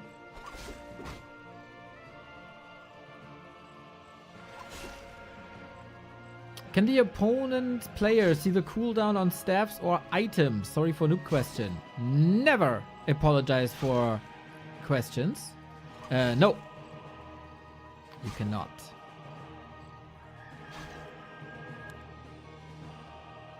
A player's forces are The fact that you think about it shows that you're not a noob, my friend. Demon's still not level 3. Rather slow. The grand final opponent will either be Fortitude or 120. That match comes up next.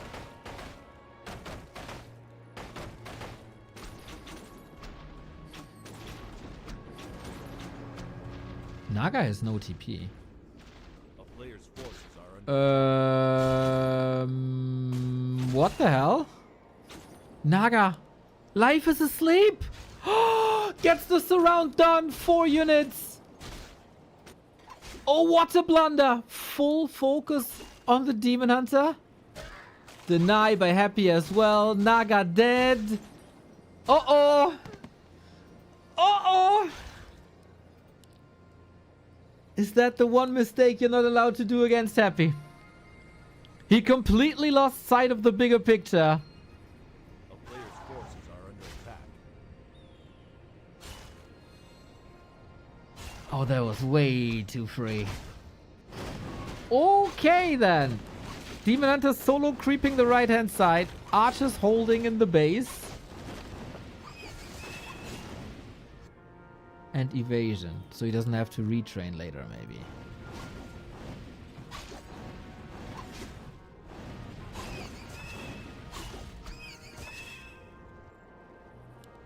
Investigate sharking. Whew, trying to get the 2-base play out. Tier 3, slaughterhouse number 1, slaughterhouse number 2. The push timing is 11:30. Maybe a little later this time.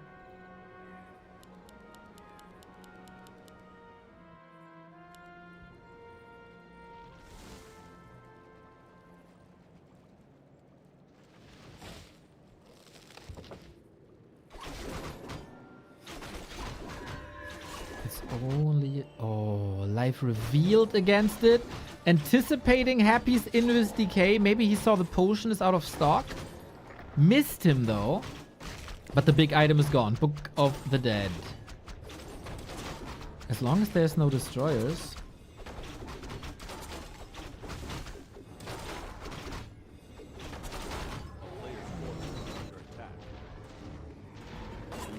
That should be fine. Come on, use it. Read that book. Educate yourself. Trying to create some space. He has to portal out at some point without using the book.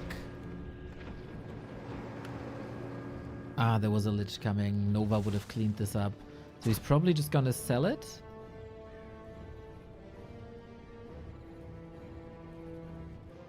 A player's forces are under attack.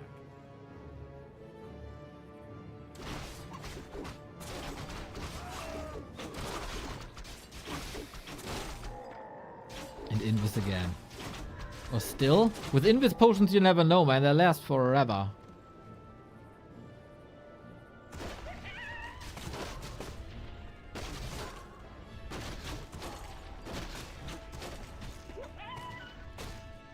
Get slippers too. Player's forces are under Happy has the big supply though. Life is trying to creep his heart out. DK didn't get it, right? No, Wildkin goes to life. Item as well. And the item is amazing. Devotion Aura is something that Life started to buy recently because it's so impactful for Dryads. So they can maybe skip a second upgrade. A player's forces are under attack. 1,000 gold for Life. How long do you have to bank? Town is under siege. Book of the Dead was used. It's only double lore. I thought more Night Elves go for triple lore, but lumber is actually kind of low.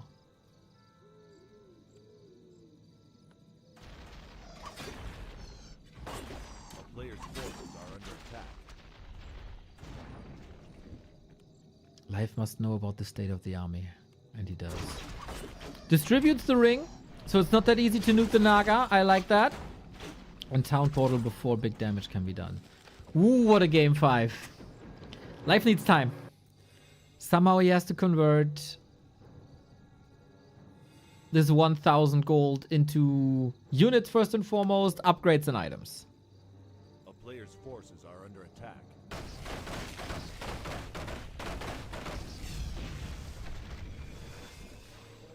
Life already delayed the push by a minute and a half. He's trying to roam, trying to burn, trying to poster up. Demon Hunter is a beast. Level 2 evasion because level 2 immolation because he found evasion.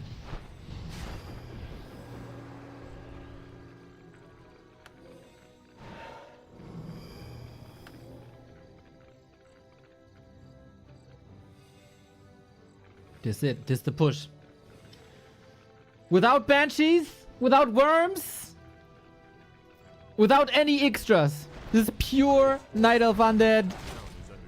The way it's been played for a long time. Dryads far forward.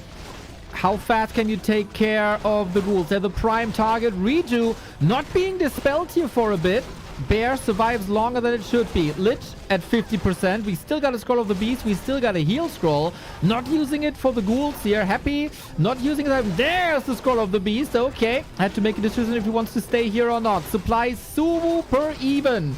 Invo Potion is on the Naga. Not on the Demon Hunter. Staff's on cooldown as well. Berserker. Uber damage with the Nova. But no level 2 Nova yet. How fast can life recover? There's quite some losses here. Lich level 3, but slowed. Has no Invo Potion. That's on the Naga. Naga's on the other side. Dryad still attacking. Going to the shop. DK blocks against it. Now we have an Invo Potion on the Lich as well to stay in that fight. Life in trouble. Happy on the way to the grand final. He is just inches away, especially if he stops that Demon Hunter. Clarity. Do we have potions? We're slot starved currently. And the path to the expo is open.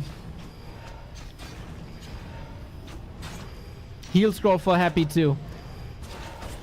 20 food lead. It's all about the Demon Hunter once again.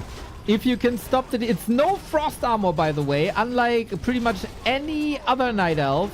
Bear, Rip, DK, 4. Chat was sure that Happy is washed after game 3. That lasted 2 minutes. The burrows are insane. Life the one Night Elf who's not going for a bottom. And now this hurts him big time. No dust, no owl, no detection. And so much regen in the ground for these fiends alongside statues. This very, very much looks like a Happy win. Man, he has to fight hard these days. Against Fortitude in the show match, he was down 0-2, brought it to game 5. Here, game 1 was super dominant. Then he suffered at the hands of Life for 2 games in a row. Still getting some kills here, but we're far away from 5. We're far away from a fightable army, but Life is in no upkeep. He's getting a lot of gold now. A-bombs, Disease Cloud. The next evolution of Happy's push. Second shot because he knows this one is going to be falling. Reju and Invul. Mana burn left and right. Still no potion on the demon. Staff on cooldown for 3. Heal staff back. Again, we get burrow. This time we do have reveal. The Dryads are way too exposed to the backline. Fiend, Naga, Lich. Fiend, Naga, Lich. So much damage raining down on Life.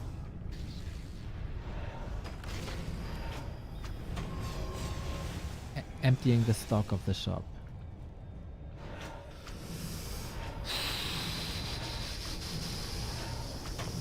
What are the odds that Life can turn this around? He needs a big mistake by Happy, but usually Happy doesn't do the big mistakes in late game situations. Lich in trouble. Invul only on the DK. Lich is down. Orb is gone. No armor reduction anymore, and that makes it so Demon Hunter is 4.9. Can Life do it against 30 food? Oh my god. Don't tell me. It's still Bears, Dryads falling left and right. Happy is the king of tavern revives. And I think one of his reinforced... Oh, he doesn't have gold for it. He rebuilds the Lich at the altar. A Demon Hunter against the Undead World. Player's forces are under attack. Happy should be too experienced to lose this game. He should be too good. But Life is making a great case for himself. Sharking for reinforcements. Now the Lich is back from the tavern as expected. And Life expected this too. If only there was a Dryad here. If only the Naga would be here too. But the DK is ready with the coil and the Lich is back in action. Chances for Life to win this drastically go down. Under siege.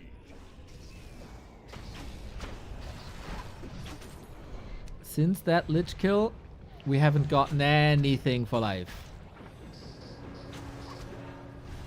A player's forces are under attack. No Nature's Blessing.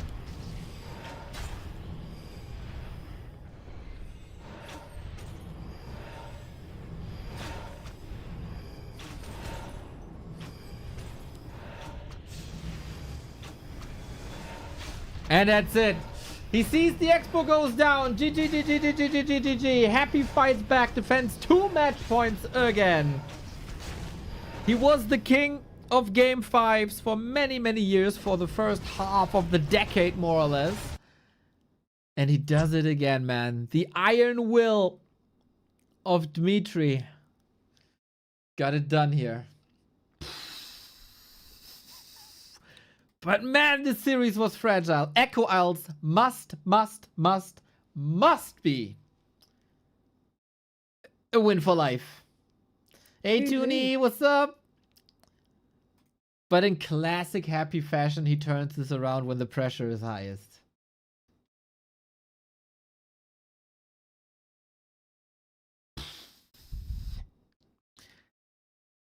It's incredibly competitive, man. It's so competitive these days in the scene. Life was 1 map away from the grand final. He had all the chances. He had all the chances. But unlike a Happy, he doesn't get through with it. Cool series to start the day, though. What is it? 1 hour what? 1 hour 40 minutes. Not bad, not bad, not bad. So Happy advances to the grand final, and it seems destined that we see a Happy Fortitude matchup, as we have 2 more series here. The second semifinal in this 4-player invitational, and then the grand final, which is going to be a best of 7.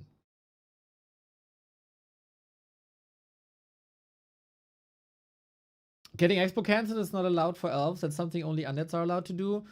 I don't think so. I think you can expand. You can get your expansion cancelled and then expand on the spot, because Happy also invested a lot. There were some plays that fell flat, like the staff towards the north. That was really, really well defended by Happy. Leveling was always good. Took a long time to get the Expo up on the right hand side. And then at some point he was floating like 1,100 gold, no 3 production buildings, no 3rd hero. Man, I really think not building a 3rd hero bites him hard. 84, thank you for the raid, and congrats for defeating Labyrinth.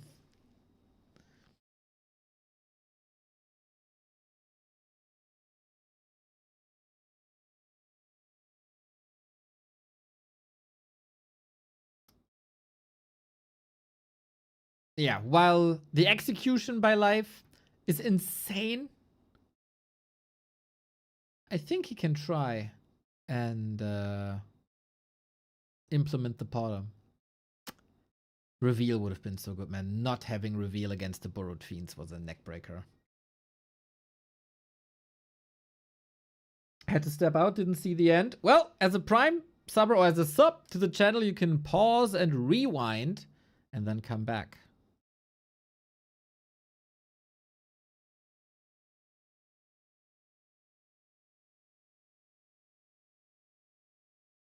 Great games, though. Great, great, great games. Some very short, yet super explosive.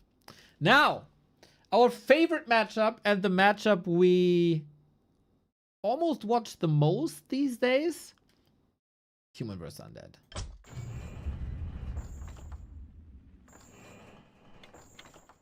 And it's Fortitude versus 120. I haven't seen this match in a while, I have to say. If you watch at this matchup historically, Fortitude must have gotten like 95% of the wins. But 120 is a changed man. Happy is waiting in the grand final. 120 is a changed man in the way that he stepped up his undead matchup drastically. It was his weakest matchup by far. He was the weakest undead versus human player among the top 3 by far. But the past couple of weeks have changed that. So he is a threat to everyone now. At some point I said he's the best undead versus human player now. Then Labby reclaimed the throne. 120 is closer to a Labyrinth in the way he plays, so we can expect liches, we can expect DKs with Tet Fiends. We can also on some maps expect Dreadlords, but I don't know the map pool. So far the map pool looked rather vanilla.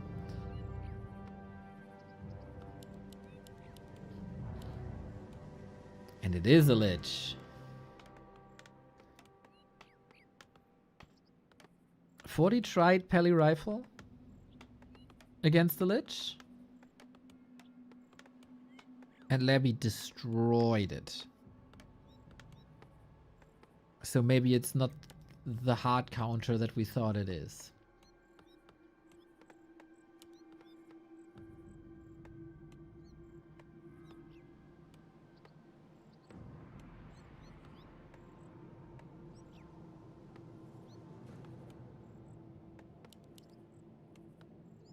Okay, so we got Lich Ghouls. The question is, are we expanding? Where are we expanding? Is this the new Turtle Rock? Yes. Happy is waiting in the final. It's gonna be a banger no matter what. We've seen a lot of Happy Human vs. Undead. We've seen a lot of Labyrinth Human vs. Undead. 120 didn't show up that much in the past cups. He wasn't invited to Yutiao. There was, or maybe he was invited but then declined, but it was Happy and Labyrinth. We've also not seen too many show matches. We've seen 120 in 2-on-2, where he looked rather good with Kaho by his side. It was some nice games. What was the picture guessing website from yesterday? Time Guesser. Mr. Youngfang. That was Time Guesser. We got Vamp Aura for 40. Not too great. We got a Flute for the Lich. At the moment, it's like a mini claw, +2. But later this will be good for Destro's Fiends. So once again it shows how Happy and the other undeads have a very different idea. Happy played DK Aggression. One time it destroyed 40, the other time 40 had a wonderful hold.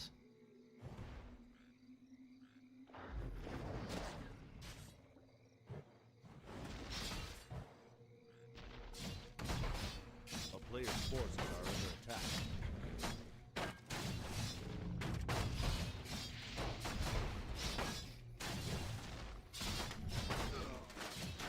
I don't think this is too fruitful, is it? Oh, maybe it is.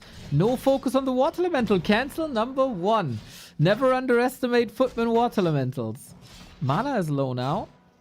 Gets 1 footy, 2.5.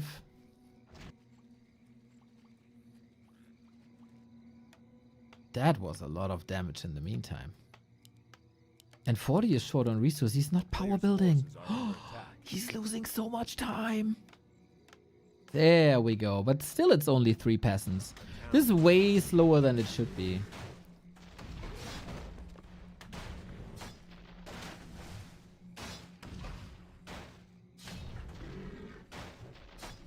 So 120 gets stopped once. 40 gets slowed down. Good little ghoul run by. Obviously, they were missing in the defense. It almost felt like 40 and Labby had this unspoken gentleman's agreement to just let the expos come up, especially when it was Lich. Happy and 40, of course, have no agreements whatsoever and cancel their expansions all the time. Another water elemental, do we? Lich is threatening another Nova. He saves it.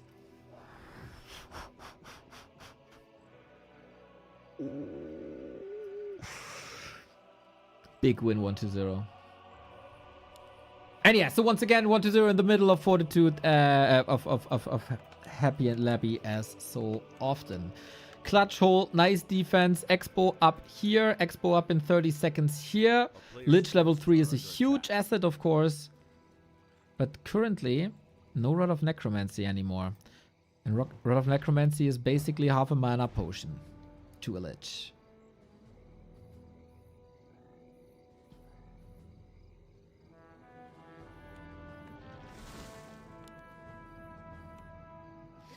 Undeads these days selling shops, selling altar to be able to finance this entire expansion. A player's forces are under attack.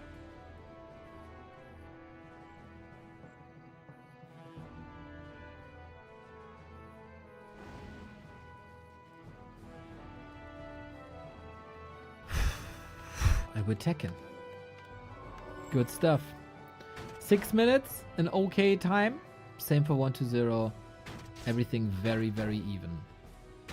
So, who has the better idea in the mid game? There's lots to creep. Archmage is not level 3 yet. This is 40's adjustment compared to Lich. Like, Lich compared to Crypt Lord. Against Lich, a level 2 harassment seems to be the way. If you give the Lich too much time and creep a little bit, he's gonna tear your head off and he's gonna be in your face the entire time. 1-0, not passive at all. Threatening another ghoul run by. Got boots now, got a new rod now. Oh, Nova! Oh my.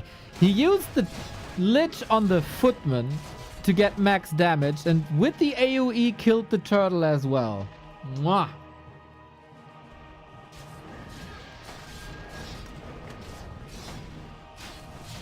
is under siege.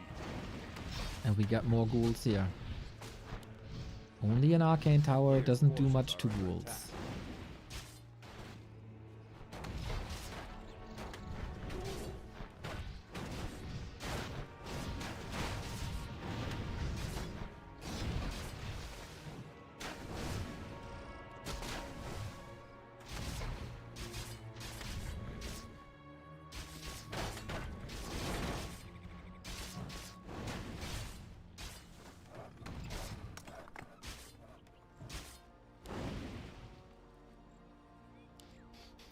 A player's forces are under attack. I would say nobody is taking too many losses. But by contesting this, 1-0 is making sure that 40 is not creeping up to level 3. That's also why this turtle was so big. Level 2 water elementals, the dominators of the mid game, and they are not available just yet. I think so far it's slightly a game in 1-0's favor. The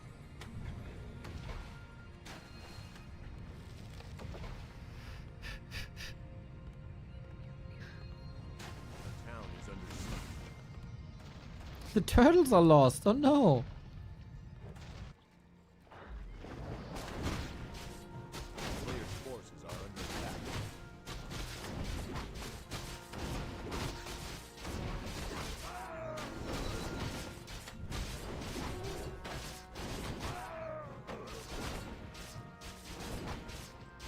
Finally getting there, but it is probably too late.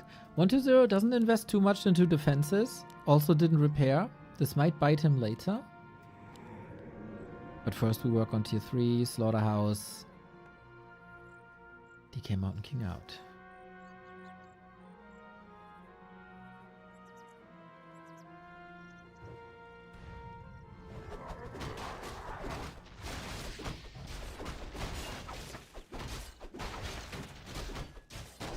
A town is under siege. Are under attack.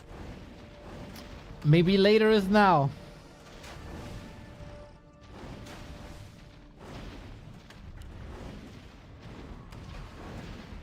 No repair, no towers. We do have a TP that is expensive, and 40 is respecting the power of Lich level 4. That was the priority for 1-0, so an investment of 320.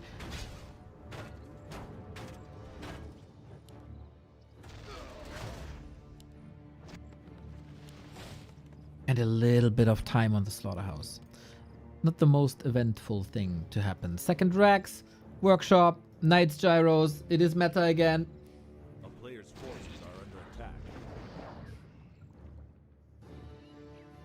A town is under siege.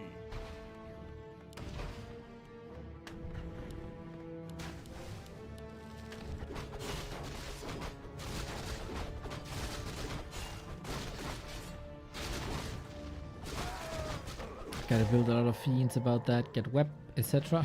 Turtles, man.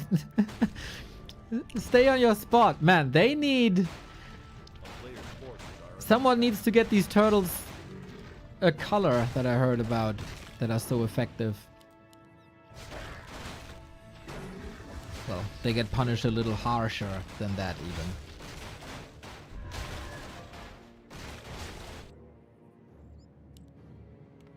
No sign of banshees. Frenzy, web, destroyers, lots of upgrades, 60 food. 40 is super low in lumber. A player's forces are under attack. Like kneecapping low.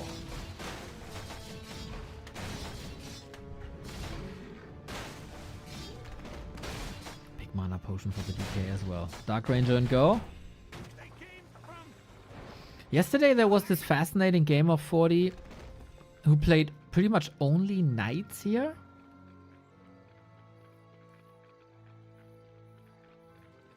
Against Labyrinth and made it work. Barely any gyros. And it seems like it's the case again. Oh, statue. Forgotten. A player's forces are under attack. Dark Ranger's out already. Okay. He'll notice at some point. He'll notice at some point. DK on the way to 3. Red spot here. More consumables here. The calm before the storm. The calm before the big 80 food army. The way... Oh, why the mass knights worked yesterday was ziggurats were down. Labby couldn't and didn't. Like, first he didn't, then he couldn't. More of a lot of destroyers. 1-0 shouldn't shy away from that. Player's forces are under attack. Oh, but this statue missing is 1 destroyer less. 1 full mana destroyer less. Still doesn't notice.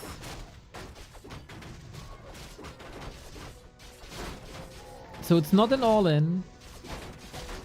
It's a transition. Still waiting for a red spot to finish here. Okay, 3 towers. Dark Ranger's getting lots of damage. Not too many black arrows, but so many kills. Mamma mia.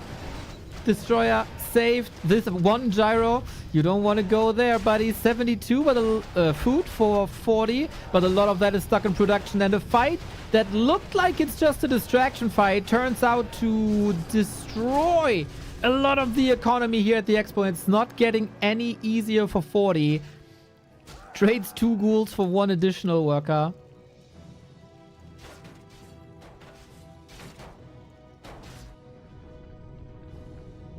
Big damage done. Just left only. 11 workers only.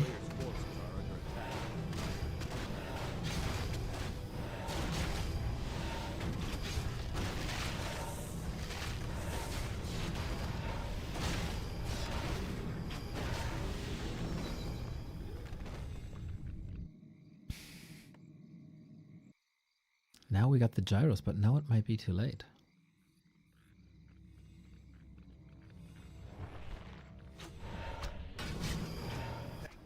Player's forces are under attack. Hero levels looking good. Inventory looking good. Army composition looking good. And a 3rd base up top. Good stuff.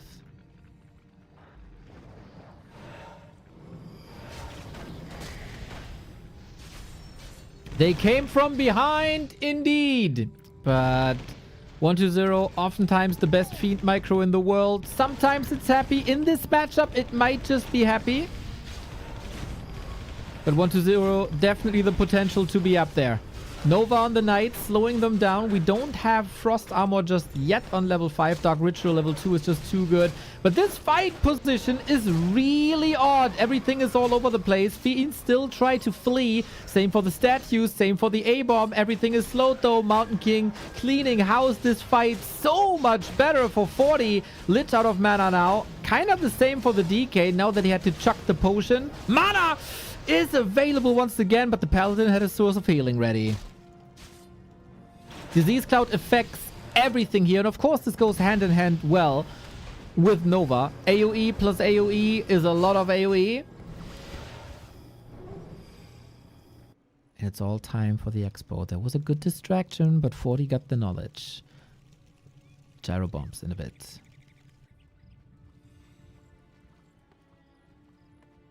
Whew, little bit of a mess in the middle. Double staff up. Invo potions up. Lich surrounded. DK. Can you free your buddy? The coil didn't go for the Lich. Invo. So necessary. There's a space. Got another Nova. There's a coil. And the Lich is in fighting shape once again. Almost fumbled this. Almost fumbled this. Paladin doesn't have Divine Shield. Doesn't have a potion. Might be transferred though. Oh, the staff! 40 right on time. And the supply lead is now with the human. At least for now. But everything is at half health and the third base is up. Oh, that was important. A town is under siege. The reaction speed, man, just when the arm was raised. A player's forces are under attack. Wait. There were footmen here. I thought it's only the gyros. I didn't even see the alert going off that there's an attack. That's a whole different game now. Without the third base, that's a whole different game. Still supply loot 120, but 500 gold just down the ether.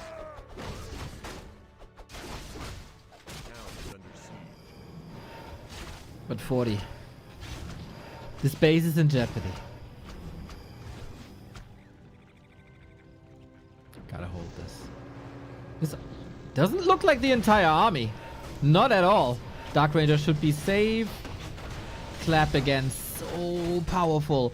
We got a lot of coils. We got a TP. Dark Ranger is safe. Ghouls are coming in, trying to exchange front rows. Now the ghouls up front, but Clap will welcome them. What's he doing with the ghouls?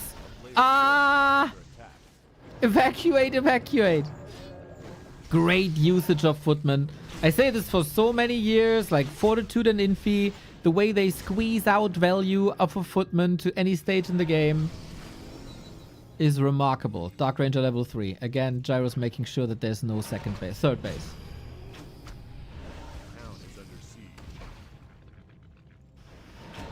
So many knights still. Isn't it time for Banshees? Staff saves a lot. Gyro's attacked. 120 used so many ghouls that he's low on lumber coil in time. A player's forces are under attack. We need the ghouls back at home. Oh, they're so far away from the necropolis.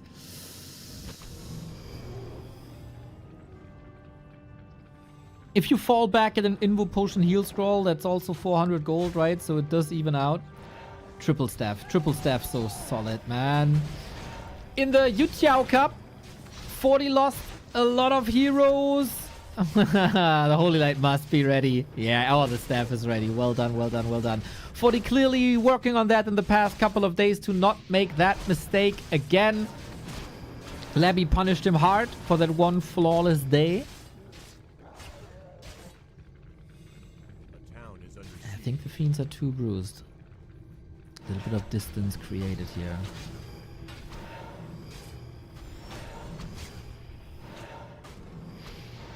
Boom.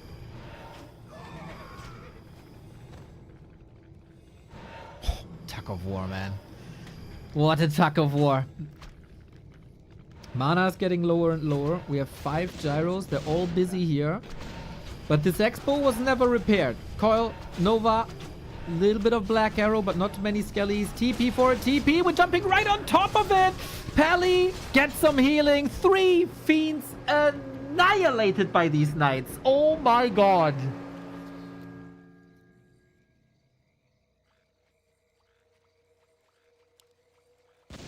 Oh my god.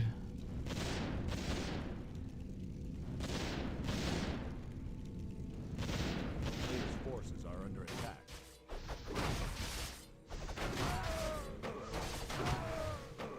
And that on low lumber.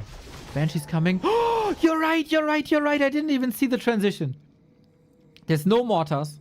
Yes, triple staff is there. But no mortars. Banshees could win this game. Curse, amazing. Anti-magic, amazing. Possession, game winning. 40 knows now. He has the double workshop up.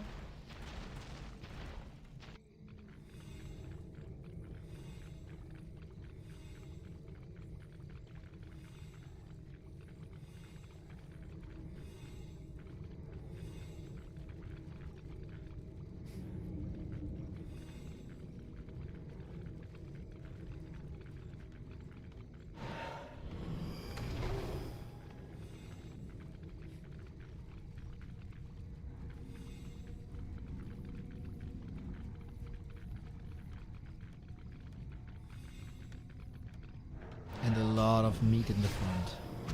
The Banshees aren't here yet. Not too many at least. Oh, it's 4? The Banshees are here. 4 of them. But intercepted. It's not the greatest fighting position. The Knights are clumped up. But all the Undead army is also clumped up. A-bomb positioning by 120 a lot better. We get possession. 1 is stopped. Where are the staffs? Where are the staffs? Holy light! And the Banshees are all stopped and killed. Wonderful, wonderful reaction by Fortitude. And now what? This entire investment. Double temple, double upgrade, 4 Banshees. There is a bit of anti-magic. There's a little bit of curse. But that's about it. Lich in the middle of it all. Bit problematic. 10 food lead for Fortitude. First time this game. But also high upkeep. 1/3 of the damage is now missing on these knights though. And that makes it a lot easier, but also a heal scroll would be so good. Everybody was spamming Invo Potion, but what about the heal scrolls? The kingdom for a heal scroll, especially for 120. DK in trouble. Paladin still has so much mana. Can't say the same about the Mountain King. 120 crumbling though. Oh, imagine a heal scroll. Clap, Nova, both so powerful. And everything is deep red. This entire Undead army wears a Crimson Mask, and Fortitude with one step after the other, getting closer to the 1-0.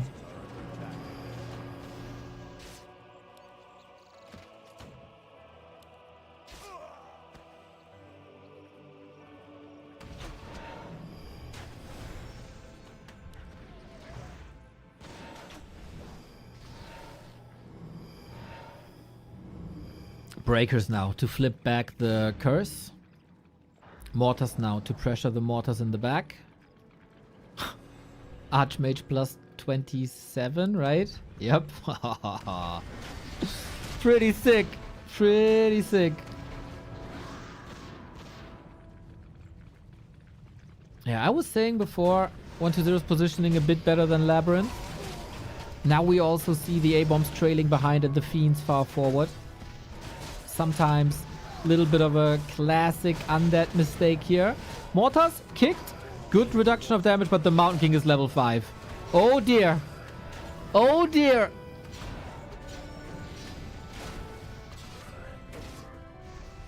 Looks like the last moments. What a brawl this was for the past 15 minutes. If there's no huge mistake by 40 and the hero falls, this should be his game. Deservedly so. What a reaction to the Banshees. That was not easy at all. He saw them coming like a minute ahead, but the mortars weren't there. Still great staffs, great storm bolts, great holy lights. Saved every single knight for the past 4 minutes.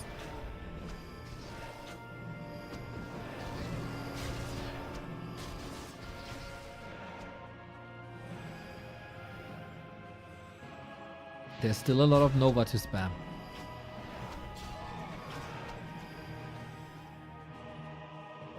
But when the hammer is falling now. The next hammer might seal the deal. There it is. Nuke! Holy Light as well. In perfect human tri-hero fashion. We wiped the DK. And now we don't have the Unholy Aura anymore. Nor a Coil. Tavern Revive. Okay. But it's just an over-towering 35 food lead. What about the bases? Main's empty. Free healing, of course, for the human. 4 minutes of mining. We get rid of all the production of Fiends. 2 Banshees, A-bombs. 1 last possession play, it feels like.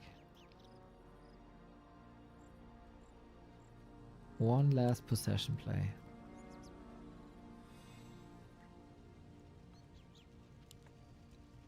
This town hall is burning for such a long time.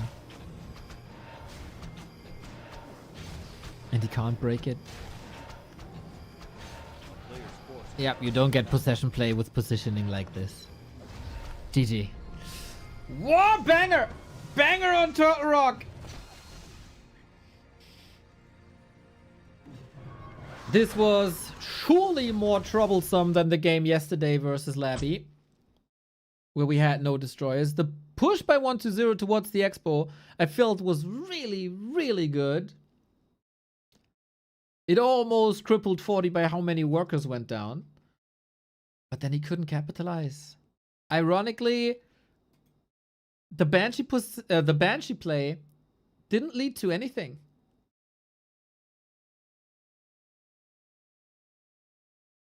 It didn't lead to anything. Big investment. Maybe he had to wait like a bit longer. Town portal out of there. There were also some sick moments, like the town portal with the knights onto the fiends. And 40 did that before versus Labby, right? These town portal on top of undeads. And then you think, okay, you're gonna get Novad and silence and nothing works. Well, in this case, it worked really well.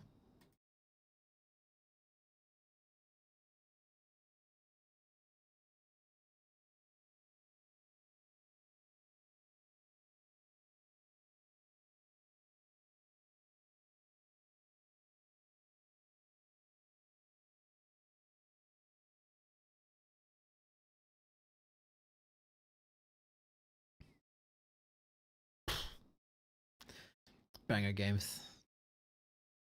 Thank you, Kova. I think we have to stick with this one. We don't have infinite time today. Depends how fast this goes. Worst case, we save it for tomorrow and do replay casts.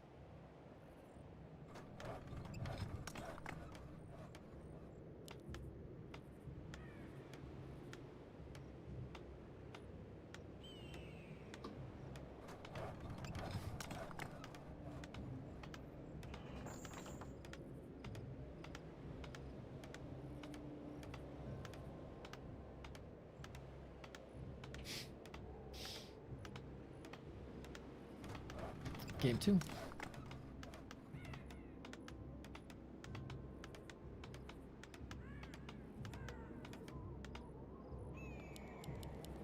Any adjustments? I point this out because I always point this out, and it has happened before. Levy 1-0 has been playing Dreadlord here. I still think if you compare the 1-0 of game 1 to the 1-0 5 weeks ago, it's night and day. It's a different person.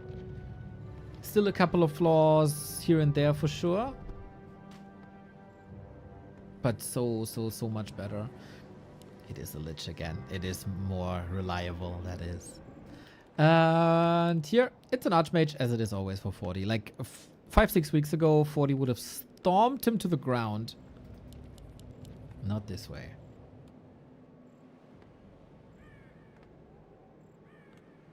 I like that 1-0 still has his very own style, with Banshee 1-2 destroyers and a heavy emphasis on abominations. He kind of paved the way for that style, especially with the nowadays absence of Griffins. He can bring that back. But he's also not shying away from Banshees anymore. He finally realized the value of Banshees, even though the timing in game 1 didn't work out perfectly.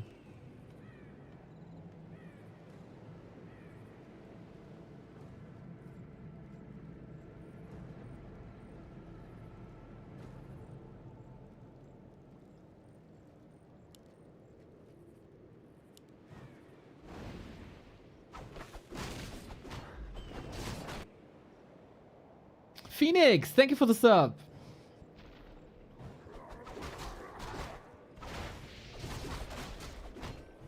Do you play on W3Champions? I barely play at the moment myself. But if I play on W3Champions, yes. I'm not good though.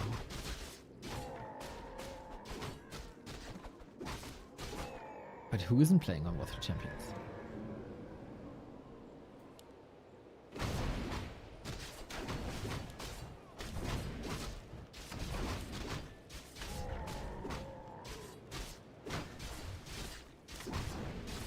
Double ring for 40. Always like a double-edged sword. Reducing physical damage against the Lich is of course nice and all.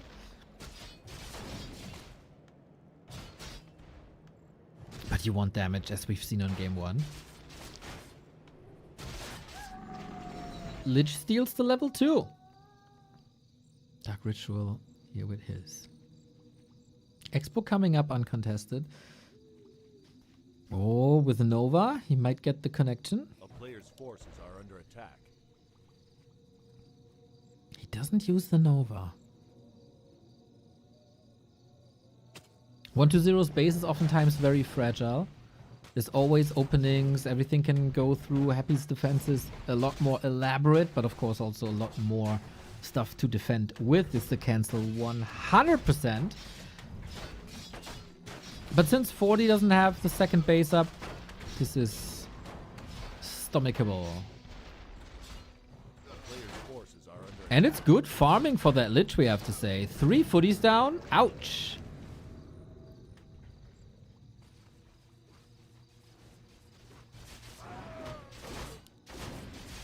But yeah, it's always about creating timings and distracting.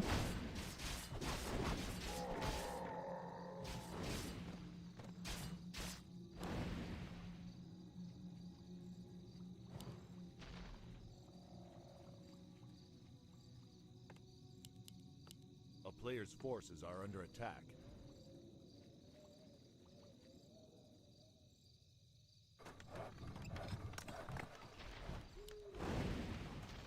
A good Lich. So close to 3 Archmage. Not really blessed by items, but neither is 1-0. I don't think the ghouls can do too much here, to be fair.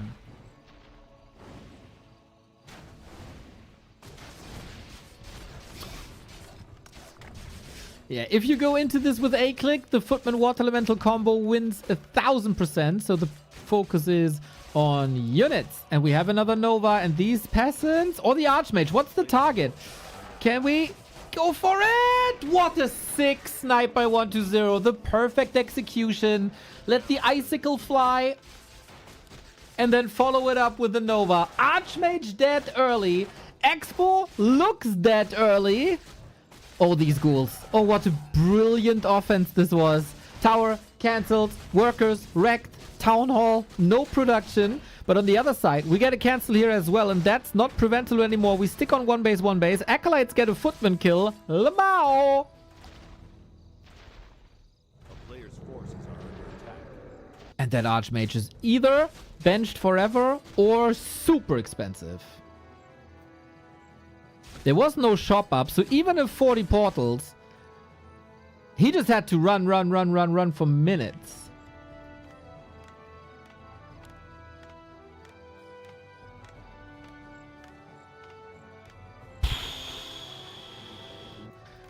We can finish this now. Still 50 seconds.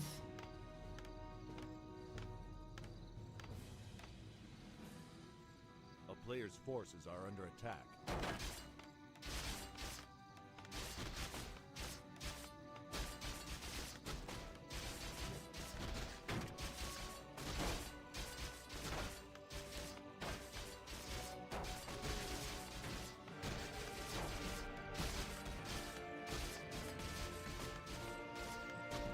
No counterattack this time. Not at all.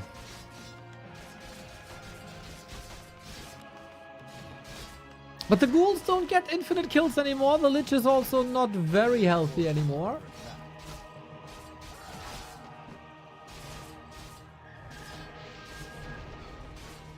But he's getting closer and closer to 4. He's farming footmen instead of creep camps.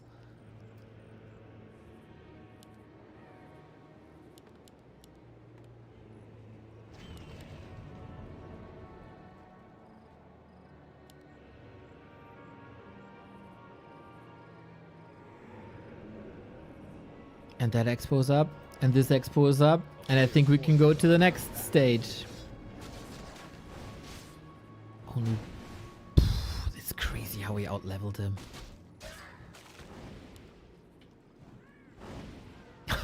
That XP graph is nuts. But yeah, 40 doesn't need XP at the moment. Saving a lot of creep camps for the Mountain King. Also had no time. Obviously, Archmage was also dead. Lich benefits so much from every single level there is.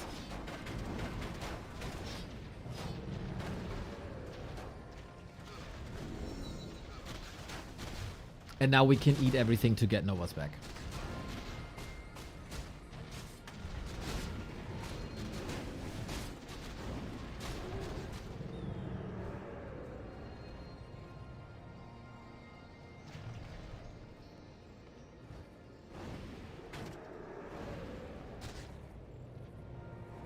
A player's forces are under attack.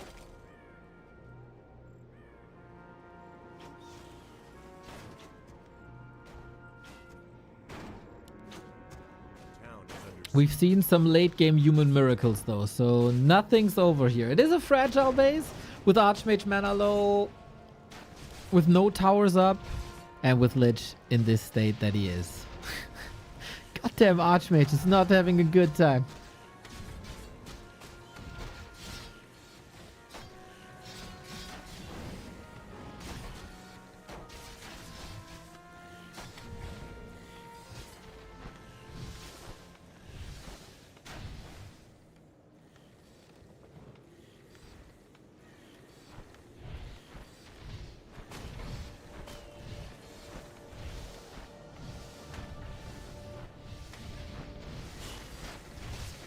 Tier 3 on the way. are under attack.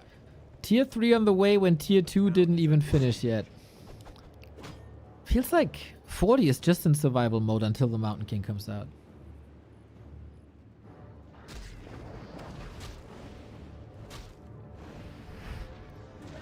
We have to say it's again a situation where there's not many towers, no shop, no necropolis. This expo is fragile. 1-0 is a lot more greedy than others when it comes to the second base.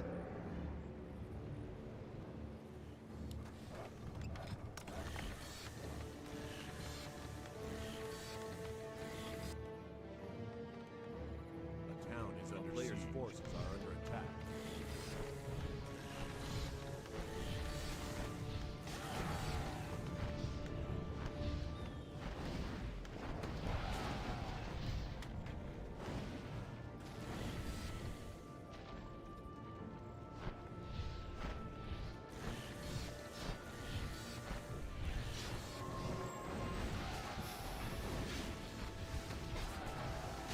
Very much the Lich show.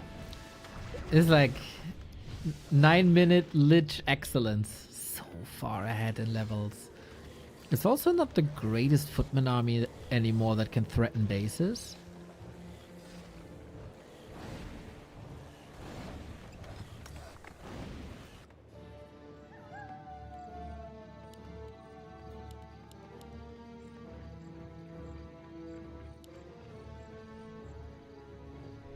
What's the way out? How can you possibly catch up in levels? A player's forces are You need an extraordinary fight, and not gonna lie, on map 1-0 gave him some options.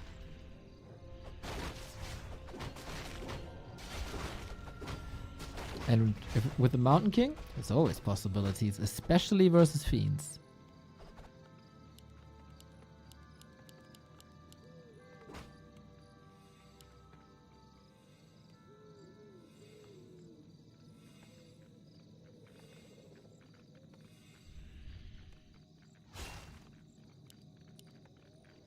a player's forces are under attack.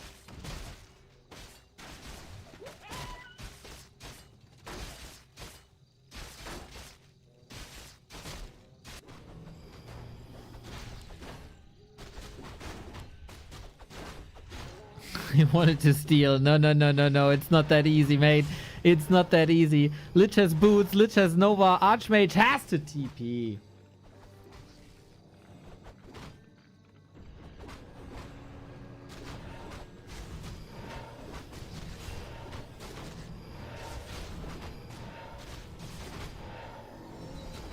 And the Mana Stone on top. Ooh, this looks very, very promising for 1-0.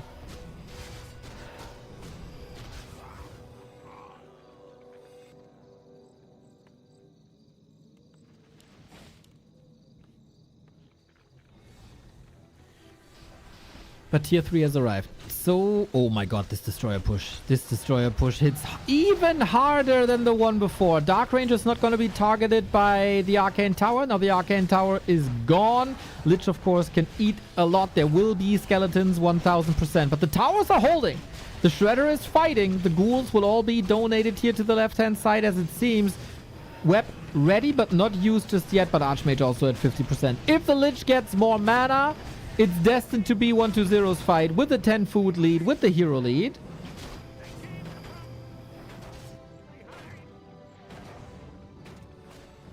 But he's fighting him back. Deny. Okay. Ghouls again, more or less ignored. I hope. Okay, he's still got 4 ghouls in the base, right? Yes. Otherwise, this would have been the same lumber issues that he had on Turtle Rock.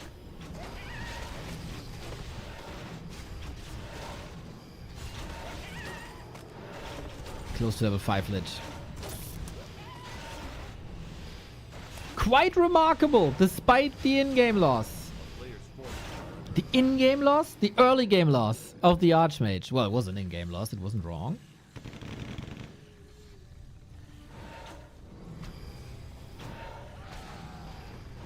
And the classic happy drive-bys. Boom, boom, boom. Trying to bait him into web. Oh, that actually works. I didn't expect this to work. Maybe 40 was busy somewhere else when this happened. And here we go, level 5. DK also close to 3. Dark Ranger level 2. These upgrades are huge now. And 40 knows that he's with his back against the wall. Militia called, trying to kite, trying to make sure that these militia will not decide the game.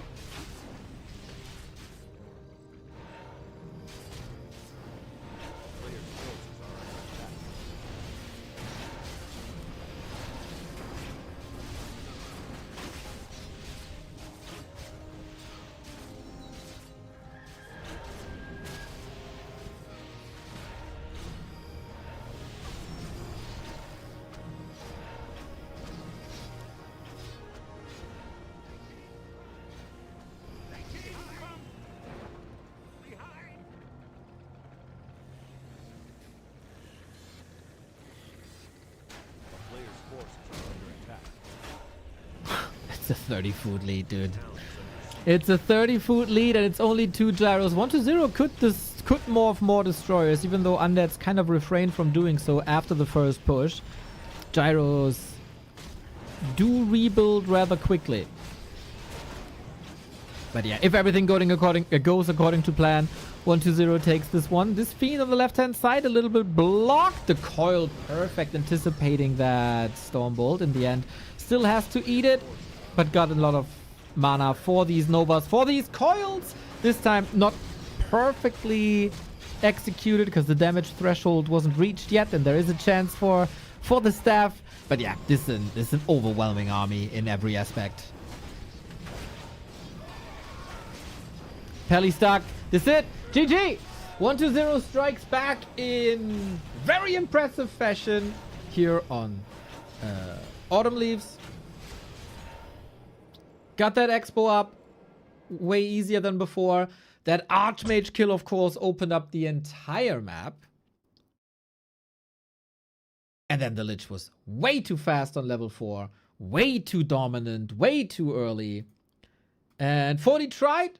He wanted to hang in there, but didn't work. And with that lead of the early game, you just have a more or less smooth sailing home. Respect to 40 for making it a competitive series.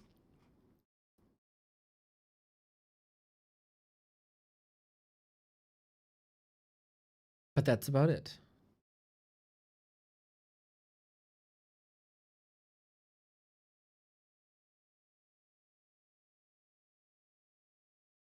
One then.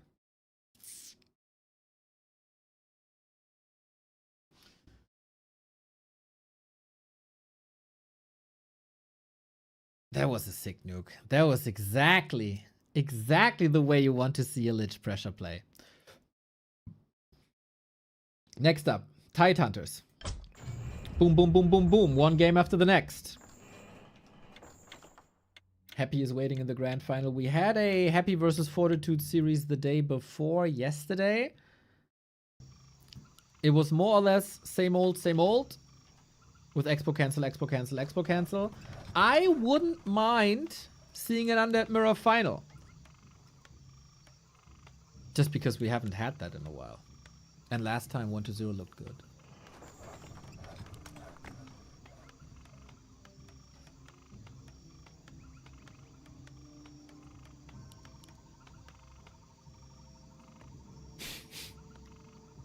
As always, lots of discussion in the chat. Which race is the weakest? Which race is the strongest? On this level, guys, with the tournaments, it comes down to who's the better player on that day. As we've seen, especially this week.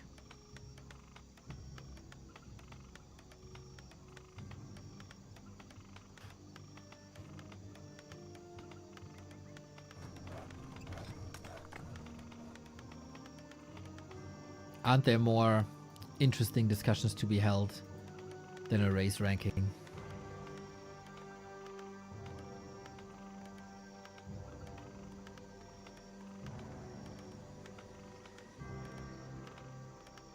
Weakest race is the race you play, strongest race is the race you play against. This has been the case since 2003.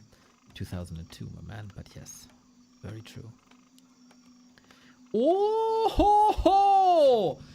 Curveball 1-2-0. That Lich looks a little different today. It's Ted Fiends. It's Ted Fiends. Very fragile. Player's forces are under attack.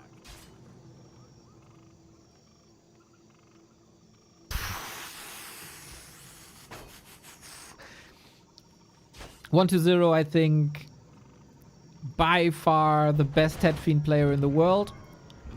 He kinda gets this by default by being the only top tier player that still plays this strategy most of the time. Sometimes Happy throws in a curveball, but even then he rather plays DK Ghouls instead of DK Ted Fiends. Or DK Fiends. Creep spot already disrupted. The High Priest is gone, so there's only the scraps here to be picked up. How many kills can you get? First one. That's of course more skeletons. If he steals the Golem, that'd be insane, but no. Item on the ground is the Flute of Accuracy. Both players would benefit massively from it. He blocks him. He coils him. But the Flute goes to 40. Okay, nice exchange here. Solid harass. How much? 2 coils and he'd be dead. A player's forces are under attack. Deny. 2 coils, he'd be dead, and half the mana is gone as well. But he got the Flute. 1-0 teching. So, this strategy, the fastest tech you can possibly get. You're relying on the DK harass for a long time.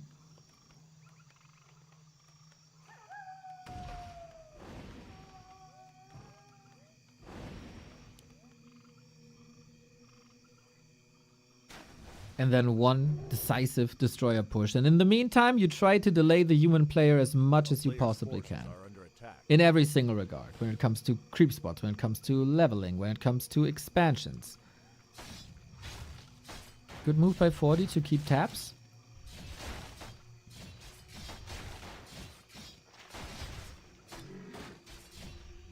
And Cloak can be nice for some sneaky coils. Tech already 50%. This is not destined to be a 20-minute macro game. A This is player's an forces are old under school attack. timing push. Tier 3 timing push.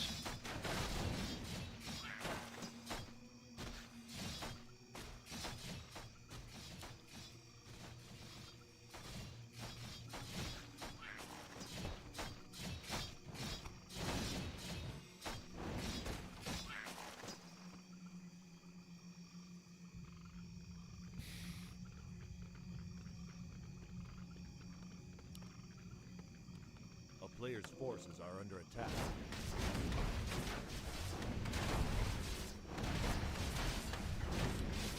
But 40 is not stressed by this at all. Easiest expo creep spot in the game. Easy expo. Easy arcane. And now we gotta level this DK a little bit.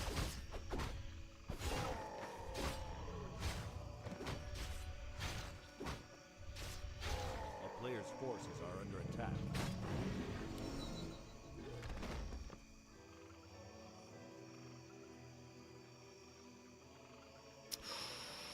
40 waiting in the wings. It was nighttime and he's charging in right as 1-0 goes for the creep spot. This is not going to be pretty here. We got a couple of coils. We get the item. Nice welcome gift for the Lich that's supposed to pop out.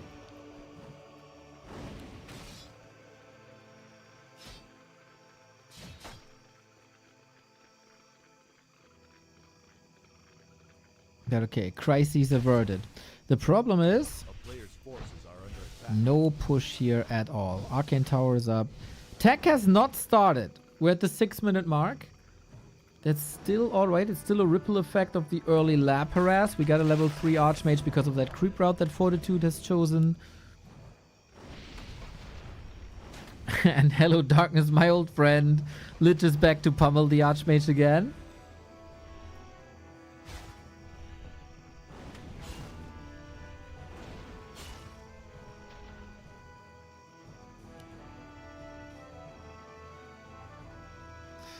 Interesting how he keeps the circlet mantle on the DK for more coils. Tier 3 has only started now. Okay. Still attack ahead. Priorities were statues first, Lich second, tech after. So this push has to do something. Because he deliberately delayed the tier 3 for a faster tier 2 timing. And there's no guard towers. There's no wall off. The fiends have easy damage. Footmen are coming in. They don't have defend. But these fiends are not made for a fight, I gotta say. Coil is so weak because it's only level 1.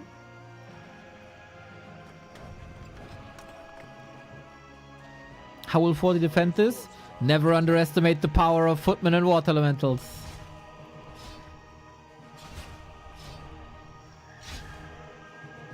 I think Labby was one player to try with Dark Ranger. I like that idea. It did fell flat on its face, but I don't think you should completely abandon it, but rather refine it.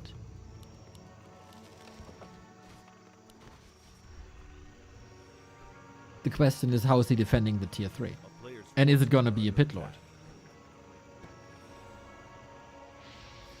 Schmack bang Nova in the middle.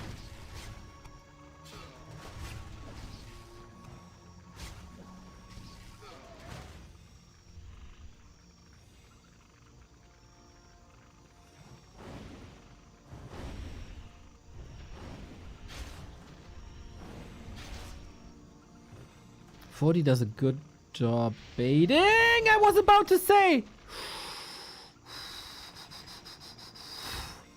Footman army reduced to 6. He's going mass rifles. A player's forces are under attack.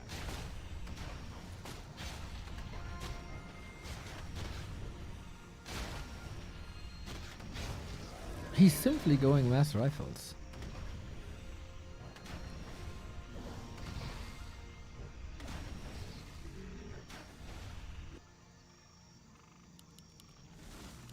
But the timing is coming, man. Timing is coming. Destroyer, third hero. Go, but you don't have money at all for a third hero.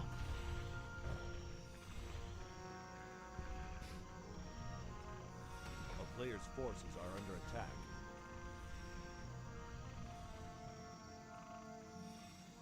You push without the pity then.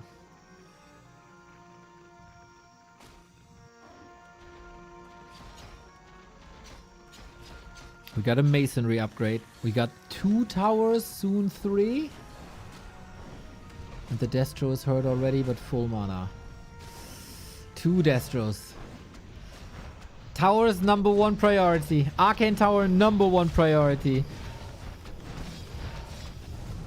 And that one's gone. We got one coil. That's it. No mana potion, no statue on the ground. That's an all-in by 120. He's even willing to sacrifice these destroyers. One is down. The towers are dead too. Oh, Shredder versus Fiends. That's not a good one-on-one. Soon we got the gold.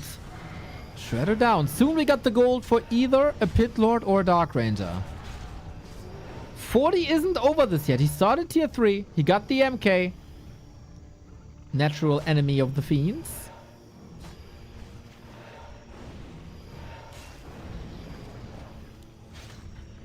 Nova in 5. But Archmage is safe too. Stormbolt versus Coil Nova. That's the battle right now. Coil defensively. That Lich is such a beast, man. 120, still one base. The skeletons do a lot of damage here. 2 hero destroyer all in. But the longevity of this is it's like nothing. He's not expanding behind it. He got 3 heroes. At the moment, this is probably the strongest phase we're gonna get. Archmage has no TP. He's dead. He's dead. He's dead. He's dead. He's dead. And the Fiends cancel the clarity and 40 taps out. Tet Fiends win a game in 2025. 120. Literal Tet Fiend God. Without the 3rd hero. With 3 destroyers. With no statues on the ground. Full force. High pressure. It was a gamble. It paid off. And 40 didn't put his footman together well, did he? Less than 3. Bugs done it. Thank you. Tide Hunters going to 120. Damn, that was a good time. That was a good timing. How would this look if you have all the footmen there? I don't know.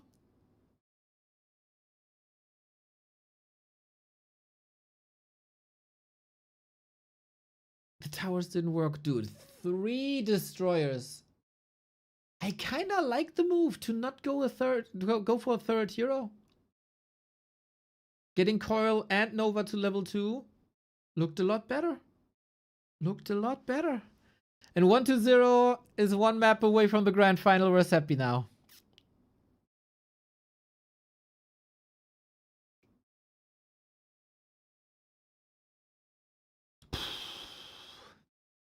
Sick that this works, and nice that he's experimenting with it. A curveball strategy every once in a while. 40 kind of flustered there.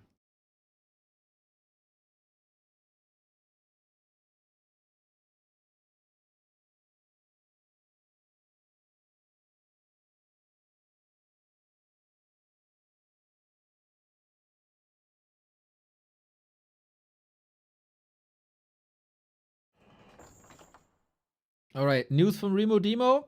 The technician was here. He said everything should be operational by Monday or Tuesday. 22nd or 23rd. Hopefully. Hopefully. Dude, did War3Champions buttons just got louder? Yep. Magic. The sound settings of Windows 11, my guys. Magic. Now, do you know what map is next?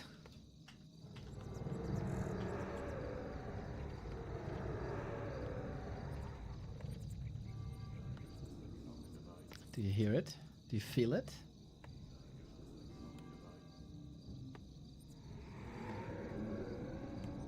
It's Shattered freaking Exile.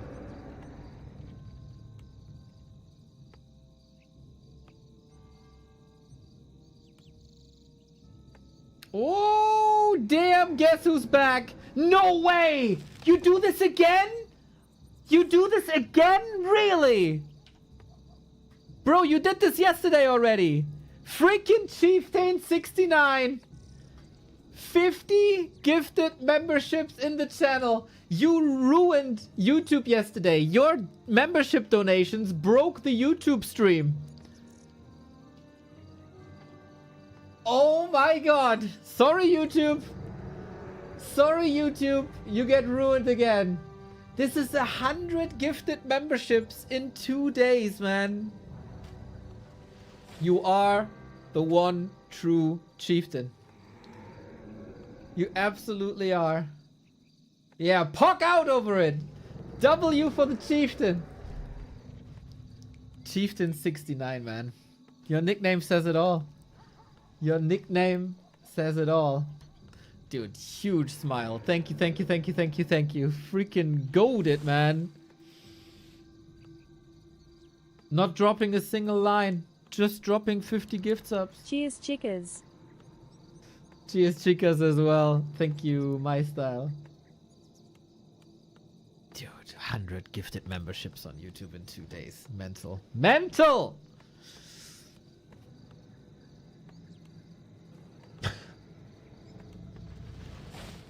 Good to see support coming on YouTube as well. Players' forces are under attack.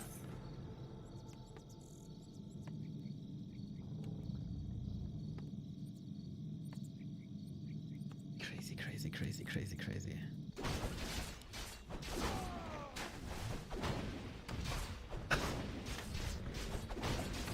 What a boss, dude. What a boss. We got Archmage versus Lich and we got Shattered Exile. A player's So this has changed recently a little bit. We expand now always on the 3 and 9 o'clock positions. I've seen a lot here and nothing really worked. I've seen Lich here, I've seen Cryptlord here, I've seen Dreadlord here. Everything seemed a bit hard countered by Archmage Footman. It really looked good. But it's also, from all the maps that we got in the Super League map pool, the most unexplored map. So Undead might have to just find his spot. players' forces are under attack.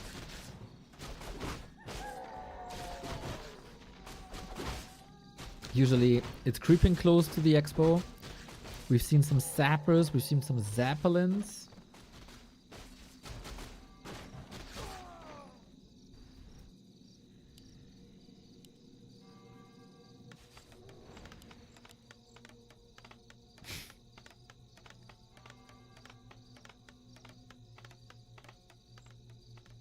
A player's forces are under attack.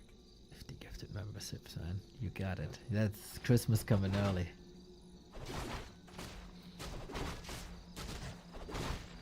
That Archmage. Mamma mia. Oh, is he sniping the red spot again? He did that yesterday, 2 days ago? No. Yeah, I think the humans enjoy Shattered Exile quite a bit currently.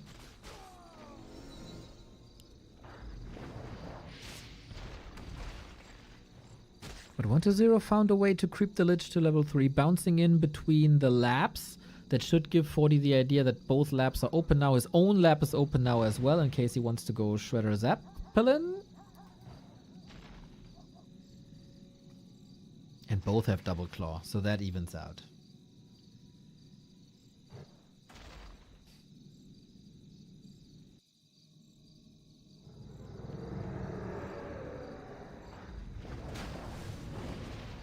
A player's forces are under attack.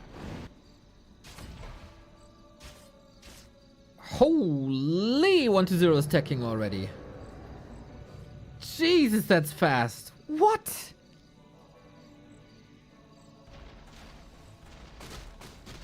And Expo is up. On a macro map like this, it's easier to get expansions up, but it's also easier to lose track of your opponent. And 40 tried to push the main base. Now it might be time for the... he tried to push the expo. Now it might be time for the main base.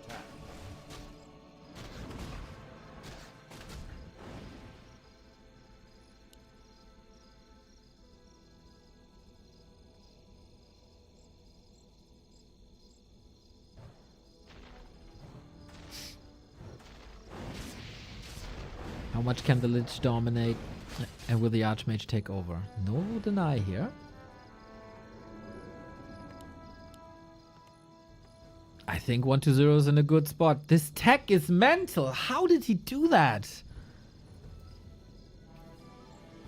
I was a bit distracted by Chieftain again, but A player's forces are under attack. it's a good asset to have.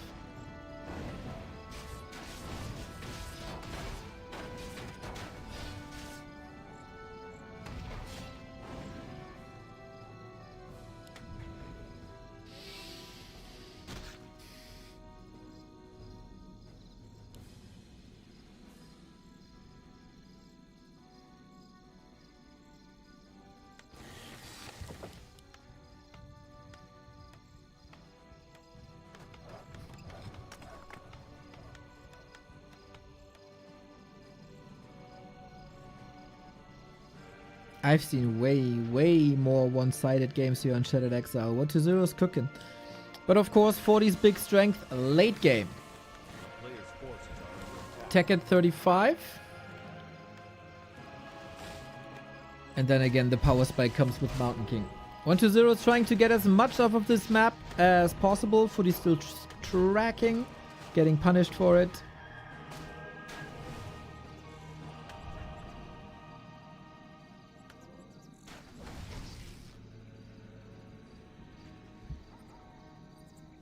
We get more fortification here. Love the earlier necropolis. There was a high chance of losing acolytes, so getting insurance there is nice.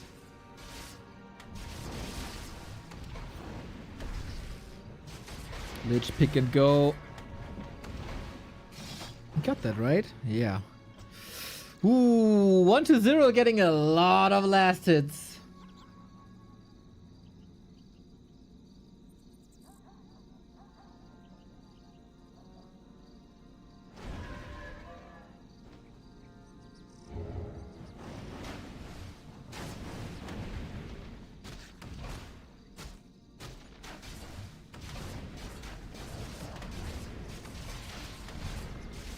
He's decimating the footman again.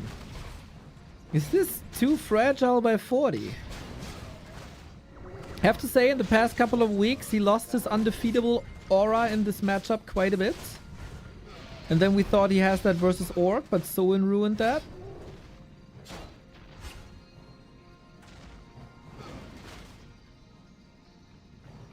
Mountain King on tier 3. 1500 gold on 40, 1000 on 1-0. I have to say, this is the best undead versus human game on Shattered Exile in a while. Better than Labby's Dreadlord, better than Happy's Cryptlord. Lich is just really good.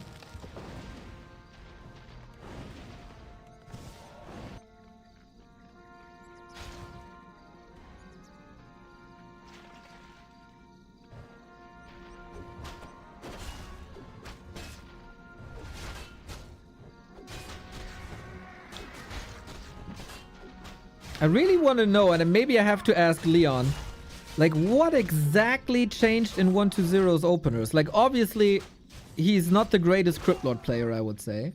And for a long time, he followed into the Cryptlord path, and that didn't work out too well, and his creeping wasn't as clean as the others. The switch to Lich, man. The switch to Lich boosted his matchup by so much.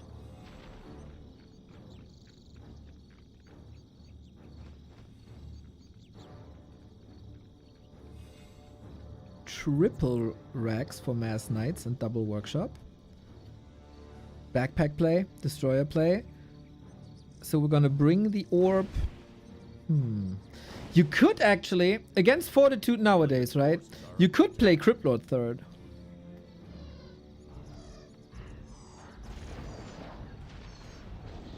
Instead of Dark Ranger. Oh, of course, the synergy with skeletons is amazing. Oh, Archmage! Very exposed, very early on.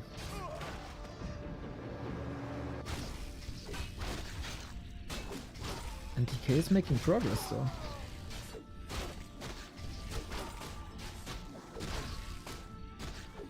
It is Dark Ranger, though. It is Dark Ranger.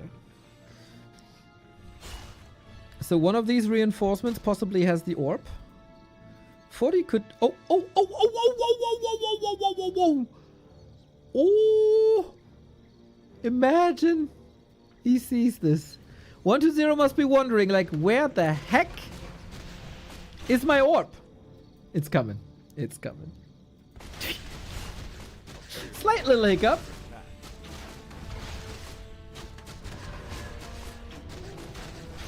Now we got a delivery. Thank you. This Archmage with Orb of Corruption would have been mental. 2025, year of backpack.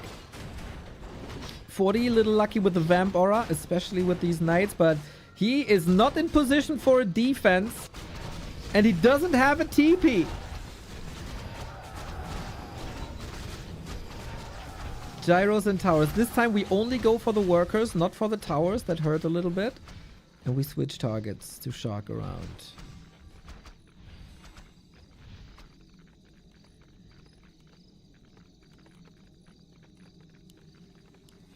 Gyros are taking over now. Mass production by 40.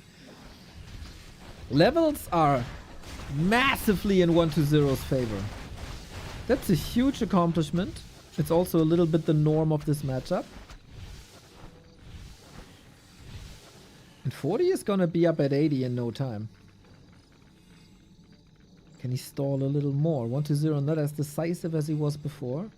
If the towers were gone, he could have attacked the peasants now. A player's forces are under attack. And maybe 40 is ready.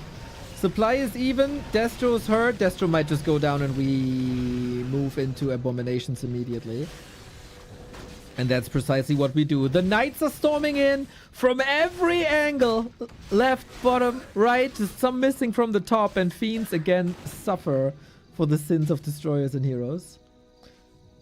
Whew, this could have backfired, boys. This could have backfired, but Fortitude is a king in getting the right army at the right spot at the right time.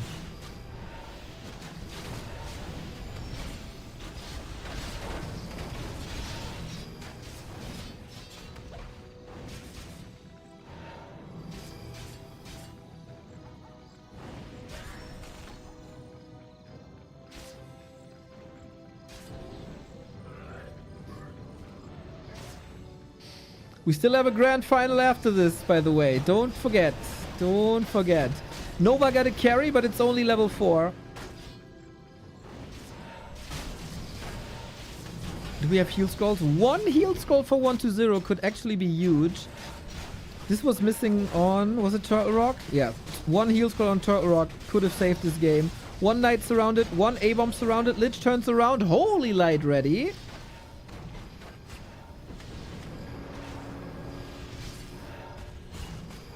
Is fine, but can we please focus on the game and not his appearance? Appreciate you.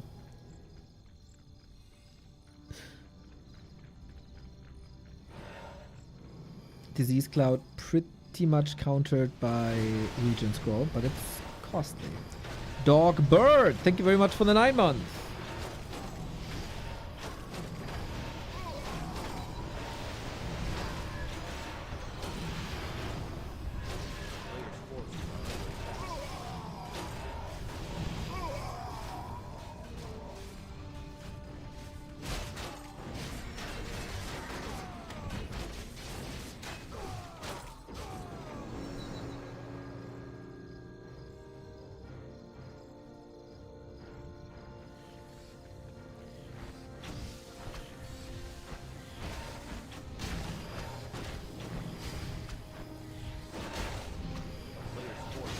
Three A-bombs.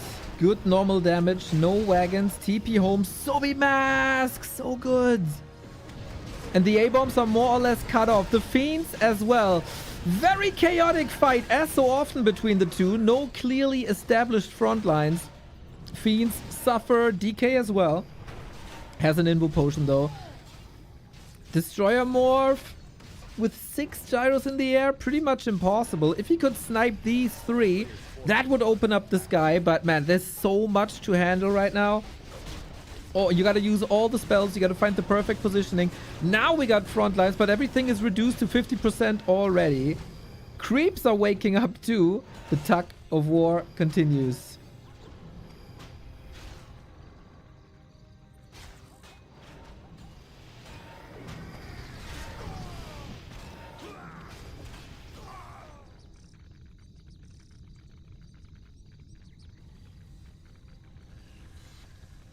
The fact that this expo is still alive is half a miracle. Ghouls, oh, they were supposed to run by, but 1-0 kind of forgot about it. Are there no towers here? There are no towers here. Are they moving now? Not really. Okay, so we focus on the main fight. 1-0 breaks the town hall. Oh, he's on the way to the grand final now. This wasn't even too many units missing. He could just TP out and he'd be fine, but he's greedy for more. Mountain King down to 50%, gets healed. A-bomb not denied. He wants this dwarf. He wants this dwarf at all costs, and we gotta say this DK is not looking danger hot anymore. Invo potion, but how to get out? Trading town hall for a first hero. Is it enough? Oh no, the Holy Light finishes him. Oh, he could have portaled early, but he got greedy. Ghouls now, though. Thankfully, the knight just finished healing. Oh, he might regret that. He might regret not portaling instantly after the town hall.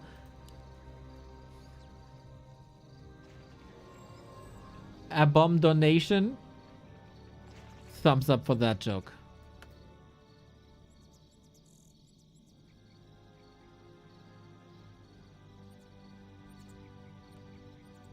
A player's forces are under attack. One base, two base, though.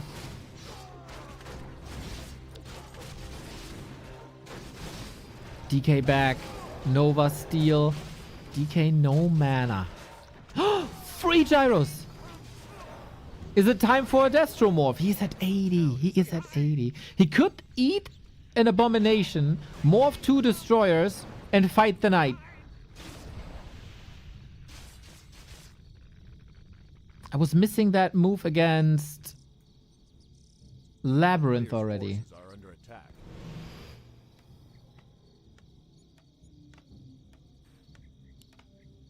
Two-minute expo on 2 workers. It's gonna take a long time.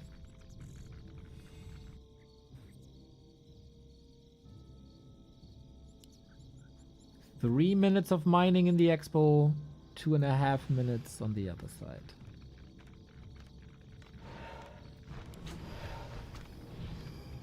Into zeros, rich. But again, Fiends far forward. The Labby misposition. Now the A-bombs establish the front line here for a while at least. Close to level 5 Lich. Close to level 2 Unholy Aura on the DK. 40 throws everything into this. And I love that 40 goes clap. Oh my! Usually Stormbolt is a very, very powerful weapon. Against this army composition though, to take the kiting game away using clap is magic. It's so strong. Time for healing. Don't make the mistake. Is he making the mistake again? To engage with a half-dead army? No, he wants level 4. Doesn't get it. Doesn't get it. Heal scrolls. Heal scrolls. Heal. I know you got statues. I know it's a very good unit. You got so much gold. Get the heal scrolls.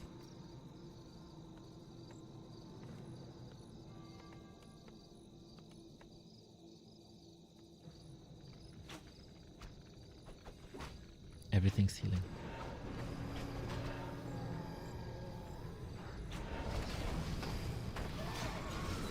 Level 5.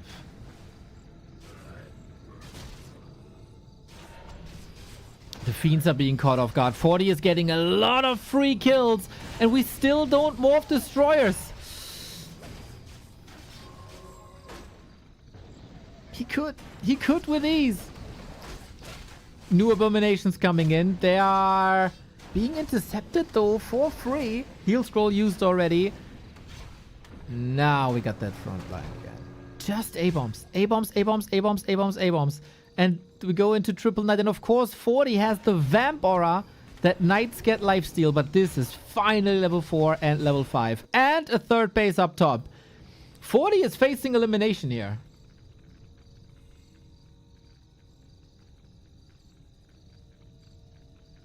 But he's back up on 2 bases at least. And he's mining for a long time. I like that 120 is preparing. Labby has established like a little mini meta of expanding a lot. So the human can't just focus on 1 base.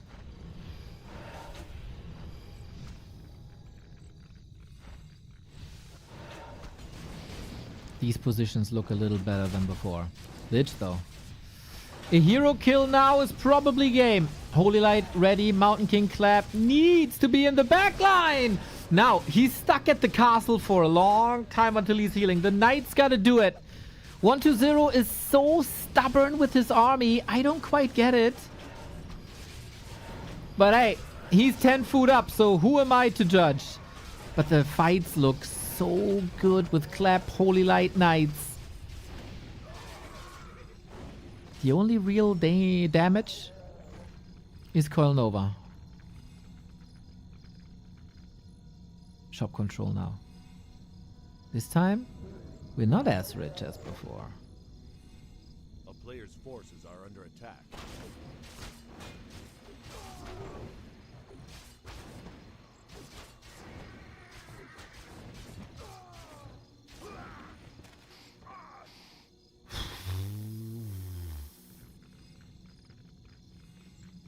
I can't help but feel like, sorry, broken record Neo. But destroyers, man. One big, dedicated destroyer morph is all it takes to win this semifinal. Same situation as Labyrinth yesterday. We have a little bit of a sandwich here, but who's this better for? We got a Paladin in the back to be able to heal the Mountain King earlier. That's the Clap. Lots of damage. And 40 holds. And 40 got tons of kills. Kick. That's a funny expo.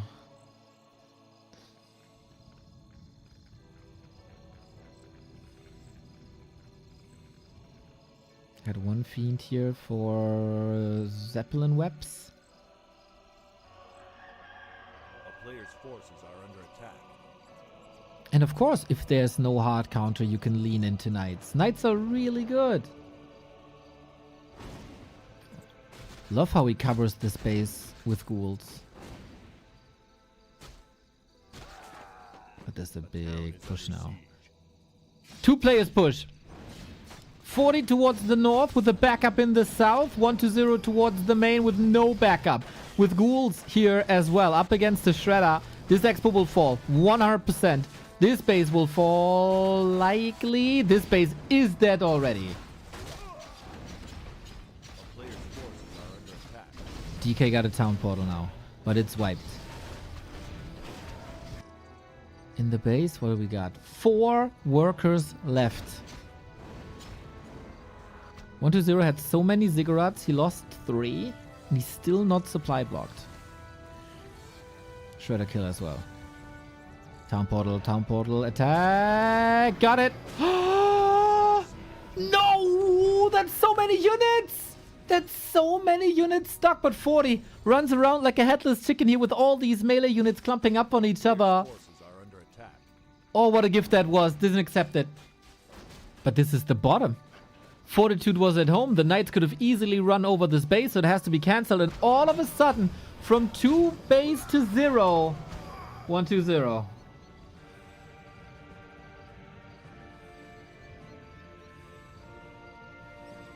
Oof, with better storm bolts, he wipes out 10 supply there.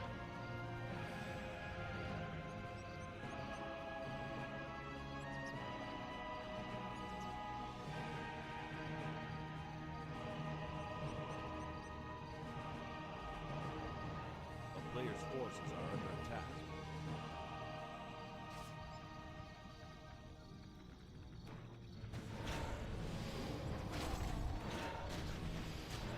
Hero levels are so even.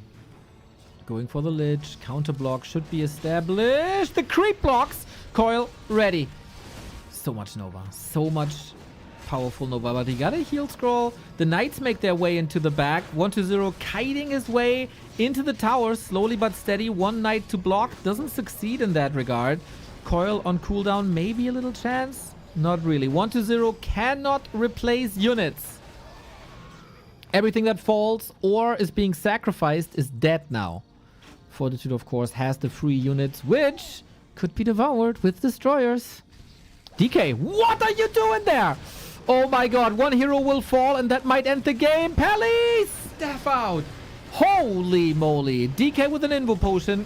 He had two, gave one to the Lich. And he is safe. The Dark Reigns of Passage.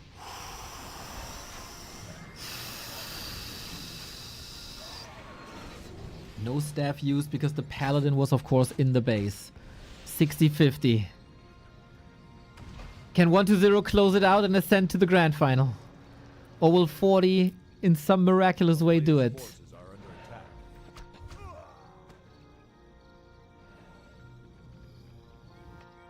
We get a base. We get a base. And 40 is making sure 1-0 doesn't get there. Ankh. What a great late game item this is. Flank with the Knights in the north once again. DK has no invuln this time. He's in the middle of all the Knights. A grand game between the two on Shattered Exile.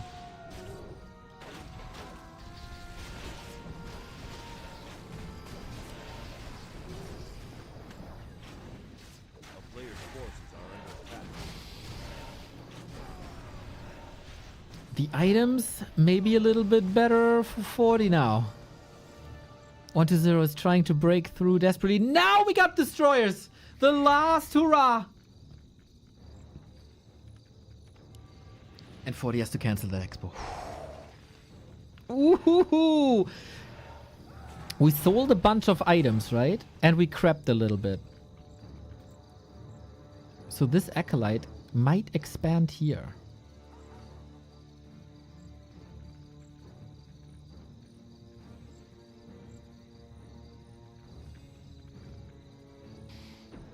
Neo at 1 PM. This is going to be a shorter stream. We're going to quit on 5. Neo now. Oh my god, oh my god, oh my god. I want more games.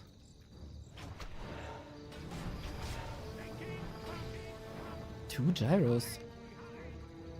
4 left. 40 is out of gold. Completely out of gold. If 1-0 plays his cards well, he's going to win this. If 1-0 makes a mistake, we go game 5. Gyros disrupt this fight a little bit. Lich behind enemy lines. There is good Coil Nova action. Off we go. But there's also a potion. Archmage reduced to 50%. We kite. And Disease Cloud, of course, working overtime is brilliant. We have a statue, full mana, very hurt, but great sustain. And in this game, 40 has no free healing. Humans oftentimes do with priests. He still also has some items to sell, which he has to do now. The Vamp Aura is gone.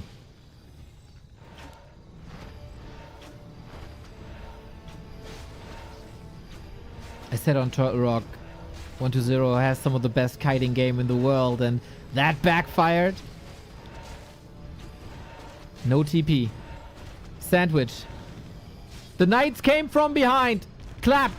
Lich might have to evacuate to the left-hand side. Big mana donation with the Water Elemental. Is that enough to deal with the gyros? Dark Ranger! The kill out of nowhere! Oh, 40! You madman! The big bout machine stemming against the defeat. Lich at 50%. DK needs to heal the carry, but the abominations are falling now as well once the Vamp Aura is gone. It feels like these Knights are free from their shackle. The Mountain King dominating the fight. Off we go! Oh no! 1-0 is completely falling apart. And Fortitude keeps his nerves together. 30 minutes in. GG. GG. Game 5. In both semifinals. Game 5. This was mental warfare.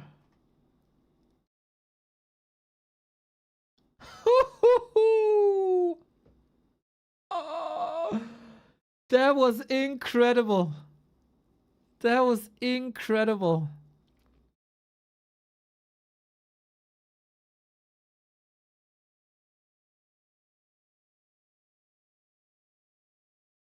And we get one more. This was not necessarily a game that 1-0 should lose. I think he had many opportunities to take it home, to be fair. But 40 always challenged him a little, kept him busy with all these fightings. Maybe there was not like immediate time to think about this.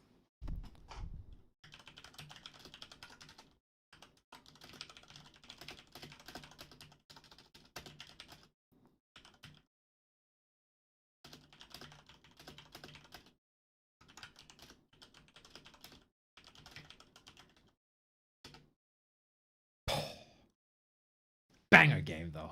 Banger game.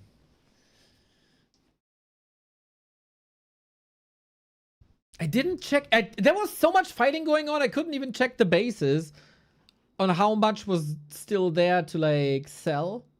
I don't even know if there was an Acolyte remaining anymore.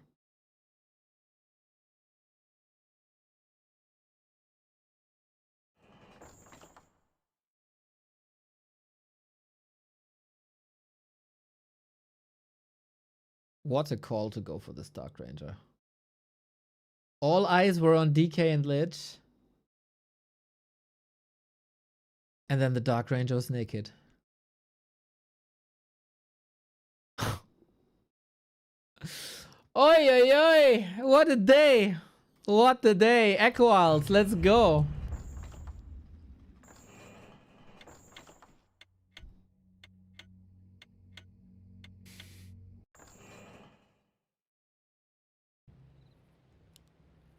Two.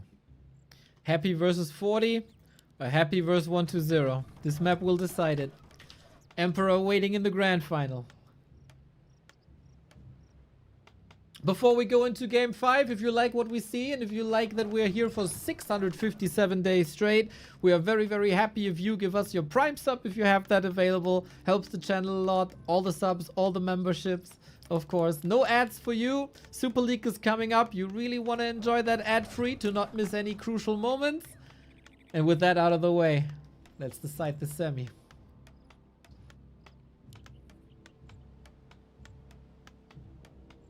I need to hydrate a little bit, guys. There was a lot of talking for a long time.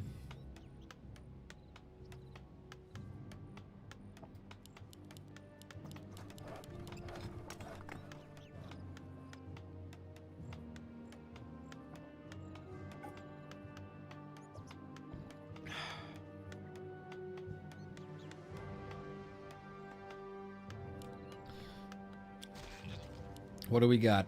Archmage, Lich. No Dreadlord.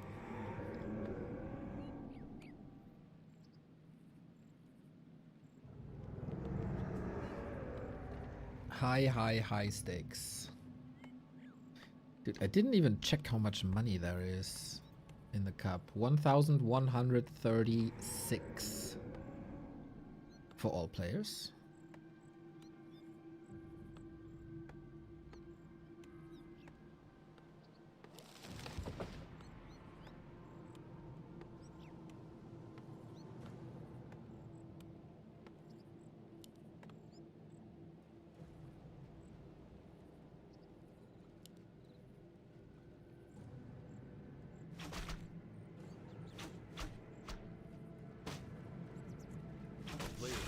Installing Doomsday also helps a lot. Big true. Big true. Scan the QR code if you see it. Every download matters.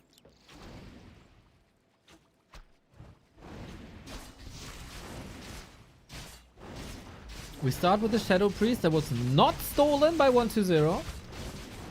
So we have Dispel against Skeletons and we have a little bit of healing. Periap, low-key, great item against the Lich Nova spam, I would say.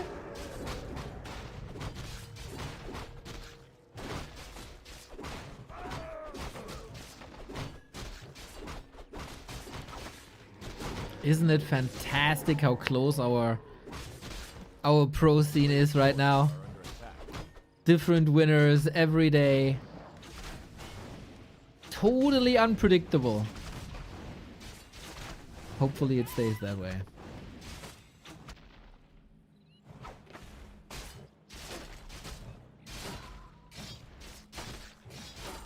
Forty again opts for a later expansion.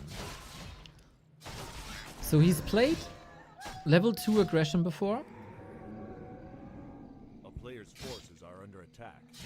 Here on Echo Isles, he might suffer from lumber shortage. Undead never do. And he is going for level 2, but nobody has a staff. Lich doesn't have a TP.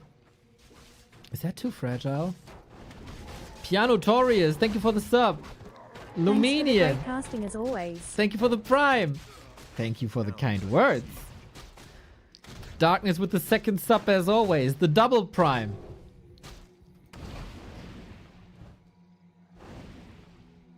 A player's forces are under attack. So this then should be an easy cancel. Second half less than 3. Exactly. So with this move, 1-0 cleans the bottom left. That makes it so Archmage cannot get level 3 easily.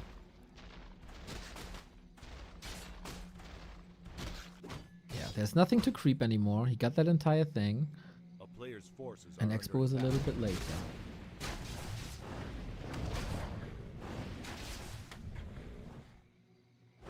Deliberate choice to send the Lich back without staff. He got a good inventory. That's another cancel. A bit He barely got any resources back from this. Nova, Archmage, deny on the footman. Skeleton comes in, eventually for a block, if he has the presence of mind. Not that attention to detail just yet. We do have boots now. So Lich can chase. Mana is low. A player's forces are under attack. Man, after seeing Crypt Lord Expo Harasses for like 3 years straight, 2 years straight, 3 years straight, it's so refreshing to see that with the Lich. Such a different vibe. No disrespect to Impale, but a good Nova is a good Nova. A player's forces are under attack. Oh my! Can he intercept via the left-hand side? There's so many ghouls. Archmage level 3 gets extra XP from the level up. And we got the Berserker. Big damage. Lich now also 3, getting closer to another Nova. Archmage gotta be careful. Lich waiting in the wings. No, not yet. Dude, without the orb, without the parry-apt, he's dead 2 times. That parry-apt of vitality is so underrated in, like, situationally. 1-0 did a lot of damage, 1-0 bought a lot of time. 1-0 got the backpack and the tech. 6 minutes 30. Definitely faster than Fortitude, and the Priest can heal the Archmage back up. Double Priest, almost empty, but with Brilliance Aura, a Shadow Priest has more value for a human player than for any other race, maybe with the exception of Elf. And that's why 1-0 really wants the Shadow Priest, gets it. Also good XP. This is more or less 50-50.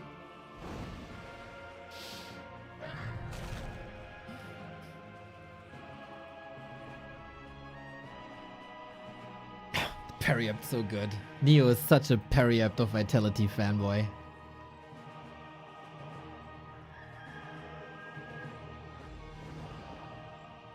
I truly am. I think it's such an underrated item by Night Elf and Human.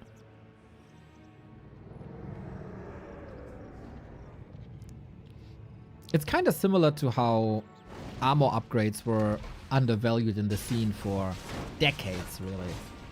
Armor items were already a lot weaker, we have to say. Takes the sustain out of this push, noise. But yeah, oftentimes a big problem is nukes. Player's forces are And Periaptor Vitality helps a lot against nukes, as we just saw. Especially early on. Sometimes an issue is that you're slot starved.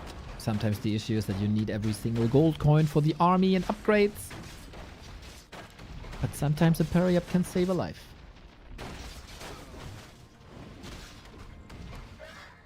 Caster battle in the north continues. Both have summons, of course, but Expo's up! And tech by 40, 50%, tech by 1-0 done. Shout out to all the undead players who don't forget their altar.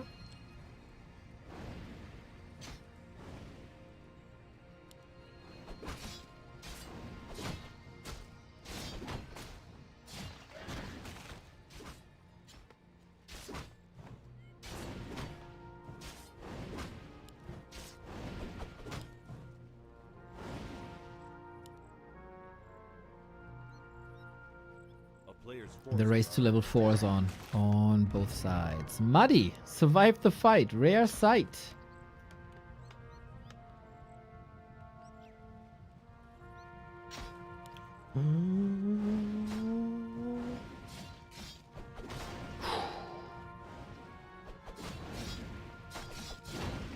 Lich is back. Back again. With a lot of mana. Tell your friends. No potion available. Goddamn 1-0 really wanted this Mud Golem. It's a lot of damage mitigation if the Lich is slowed. It's about every HP now, literally. Close to 4. Statues, tier 3, all on the way.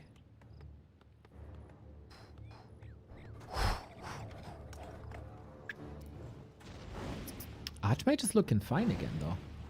He's still running him down. He doesn't have the damage. Invested into 2 heal potions. A player's forces are under attack. This map is a little different as there's not a third base for both players, only for one. So the north will be extremely contested. 1 defensive coil, 1 offensive coil. Saves the Lich, kills the Bursey.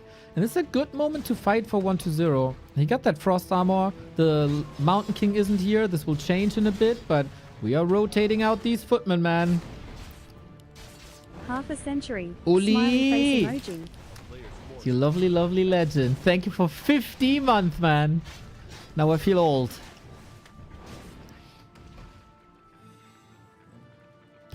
Ba bla la la la ba la. Thank you for the sub as well. Feels okay, man. This series, this day, very much okay.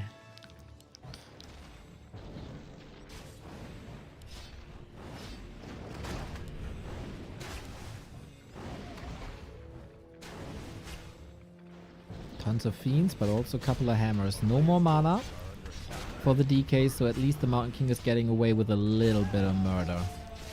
But he sees the statues. He knows the timing. And I would say 1-0 is in a good spot. There's 1 footman left. And Fortitude, 1600 gold. But how much time he got?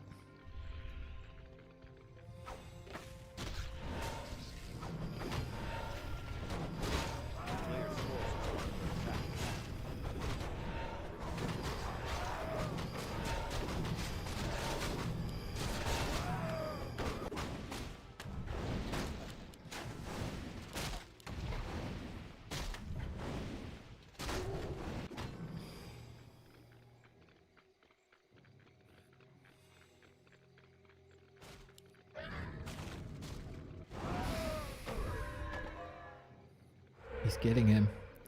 He's getting him. No! That potion, though. Pump fake coil into an invul potion. But the mana was saved. Archmage now behind enemy lines. Reaches for the Nova. Forces the potion. Forces the town portal. Glorious, glorious 1-0. The world is talking about Happy at all times. This week, the world was talking about Labby as well. Now, today, they might be talking about 1-0. The DK is in range of the Arcane Tower, though, waiting for another nuke. Lich has endless mana, and so has the DK. Archmage, no TP. Paladin, not here yet. He's in the north. He's lining it up. Everybody knows. Is this the Archmage destined to fall? It is! At what cost? I don't know. The gyros are coming in. We do have web. We need this web if 40 wants to stay alive. Yu Xiao Cup, Happy eliminated in the semis. Chem AI Cup, Fortitude eliminated in the semis. Big disruptive fight by 120. Wonderfully prepped this entire game for this push. Everything was hurt. Everything was underleveled. Everything was delayed. And our grand final is Happy versus 120. The undead clash of titans that we haven't had in a while. Undead overperformance. They win everything.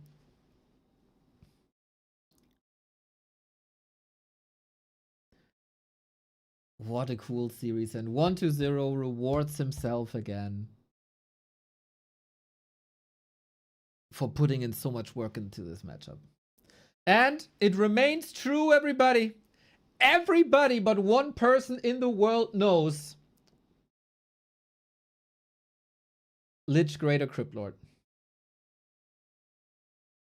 Lich looks so hot. Lich looks so well-rounded. Lich is so much tempo. Happy 120. Didn't you just say Happy is out? I said Happy was eliminated in Yu Tiao Cup. This is not Yu Tiao Cup.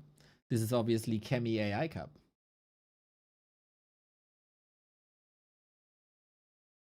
The two titans fall more often than not these days.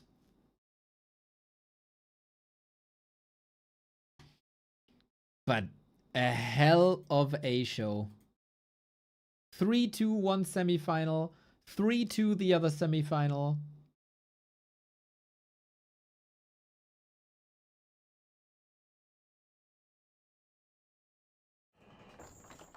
And I don't really know how this game is gonna look, this next best of 5, this grand final. This best of 7, by the way. Ridiculous. Ridiculous. I wanted to end the stream at 5 today. That's in 45 minutes. It's gonna be close. That's gonna be close. Grand final coming up. Happy 120. I really need a pee. I'm hyped AF. Best of 7. I gotta put it into the thing that our grand final is coming up. Boom. Up next, Undead Mirror Grand Final. One of the most beautiful matchups there is in all of Warcraft. No pee? Bro, I need to. We have to. Just like you have to use your Prime subs on this channel. It's a rule of nature. So pump this channel up with your subs. I pump myself out. God, I gotta leave.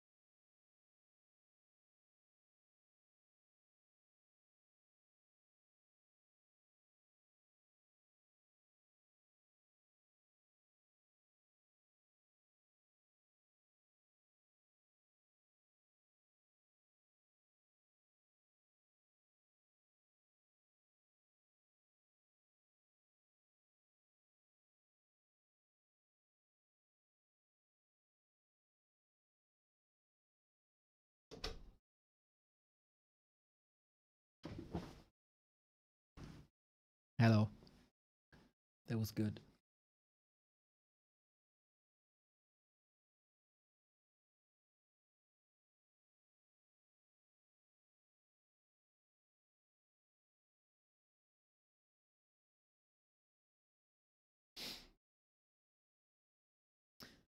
As far as I know, grand final is best of 7.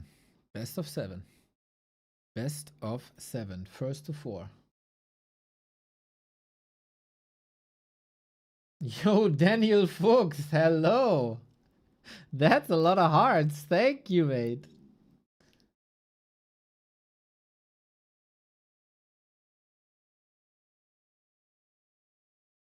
Okay. I hope you guys are ready because I certainly am.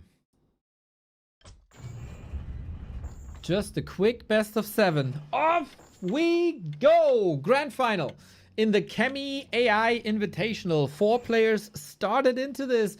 We had Happy winning over Life 3-2. Super close series. We had 1-0 winning over Fortitude. Super close series. And now the winners of the 2, they're matching in a best of 7. Autumn Leaves it is. Sir Don Justed, thank you for the prime. For a long time, this matchup was set in stone. It was Lich Ghoul opener versus Tet Fiends openers. In their last encounter, this was shifting a little bit.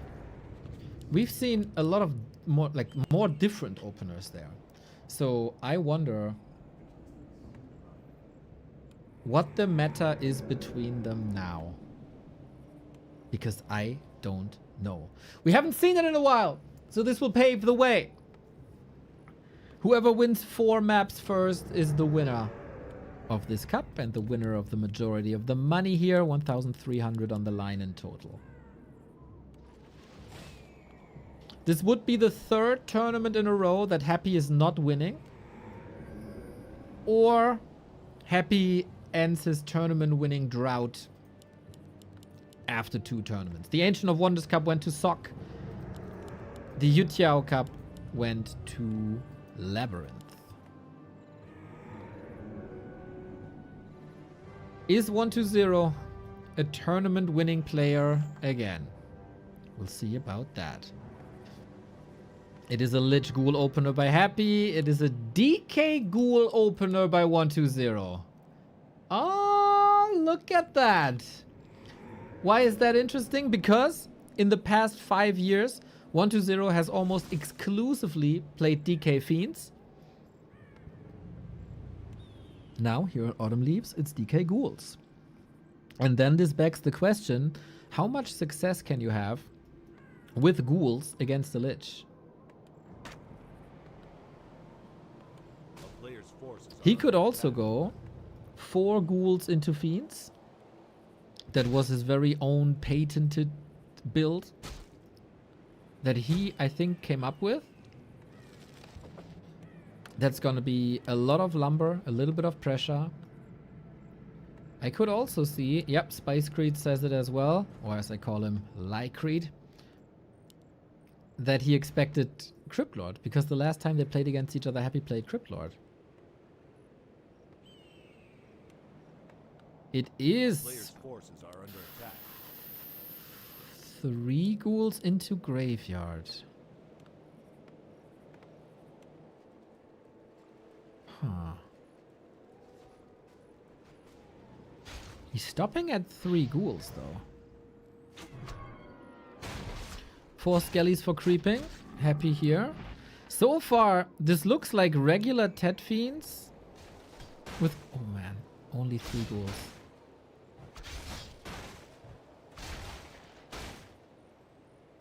It's a little bit of a build variation.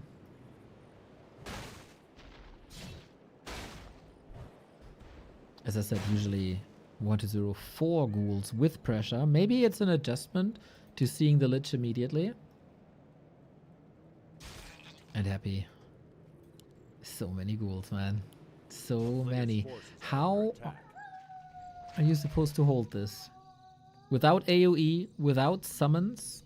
Only with the DK.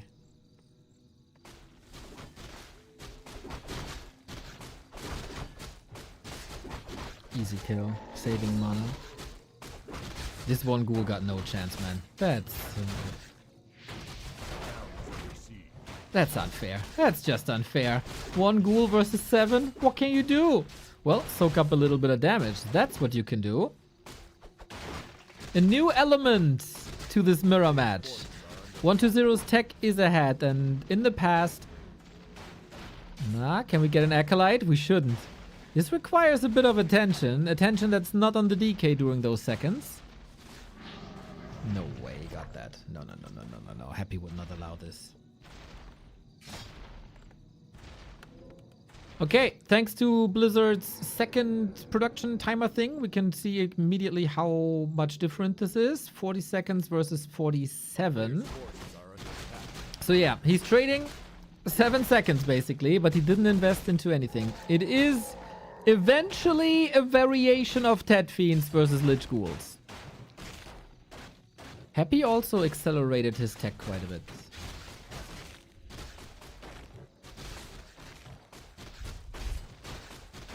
One20 has the second rod of Necromancy already. That's 150 gold. Oh, he gets some vision in. Sasquatch would be... You should never... Exactly. You should never allow the DK to get any kills. Because Nova is instant cast. Coil has to wait for the projectile to fly. Man, I think... Like, since B Cup we haven't seen this, right? And between B Cup and now was an M Cup. It's been a long time. Is it 6 weeks or something?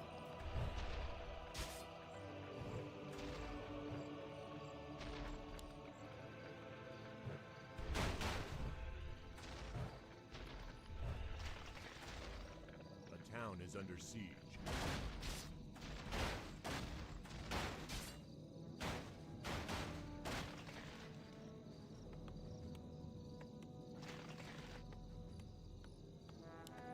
95 seconds on the clock. That's a 30-second lead now. That's what you want. The ghouls are great in the early game. It's always the same mantra, right? The ghouls are great in the early game. They dominate the ground. But 120 is going for the destroyer timing.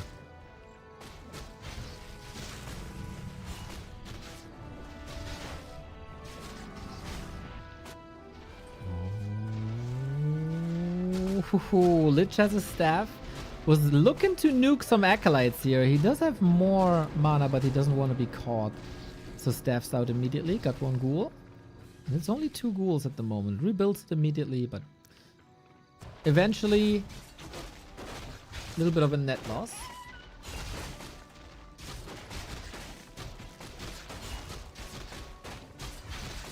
What0 needs levels. Lich is already level 3. Great inventory.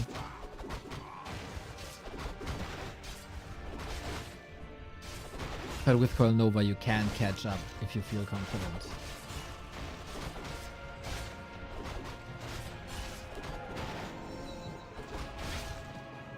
And we got an Ankh. Arguably, situationally, the best item you can get. In general, rather lower. Neo wishes this was a name mirror instead, lol. Yo, FJ, thank you. I said many times, man, I have nothing against Bear Mirror. Nothing against Night Elf Mirror. Night Elf Mirror can be the most beautiful mirror in the world.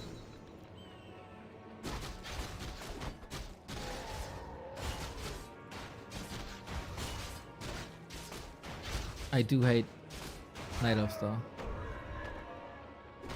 Please, please, please. When I play World of Warcraft from the 27th on, please don't give me Night Elf. We gotta do a quiz to select our faction. If I'm rolling Night Elf there, I'm gonna cry.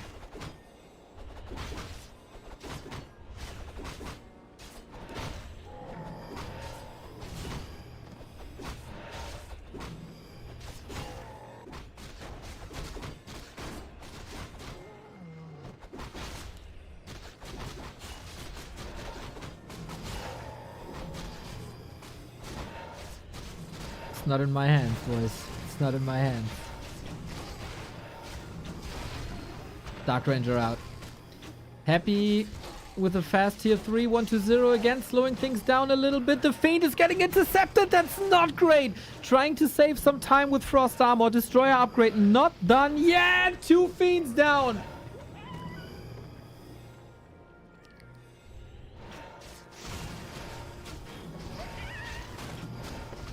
Great mid game by Happy. He didn't allow 1-0 this big destroyer timing, and I gotta say, is that still the 30 seconds? More or less, 20. An amazing timing by Happy. But, big mana potion here. Look at the Lich inventory though. So much damage. And of course the DK can heal others, but he can't heal himself. So much air. And so much ground. Lich, safe for now. And the DK made it to 3. So big healing versus big damage. So far, Happy holds the ghouls back. When is the moment? DK, low. Cryptlord, low. And 1-0 misses the damage output of 2 Fiends. Usually these fights, at this time, are a disaster for Happy. He's losing all the ghouls immediately. But he has learned to move the ghouls back until the first Nova, or in this case Impale, is here. And then move them in to get most value. Insulin, thank you.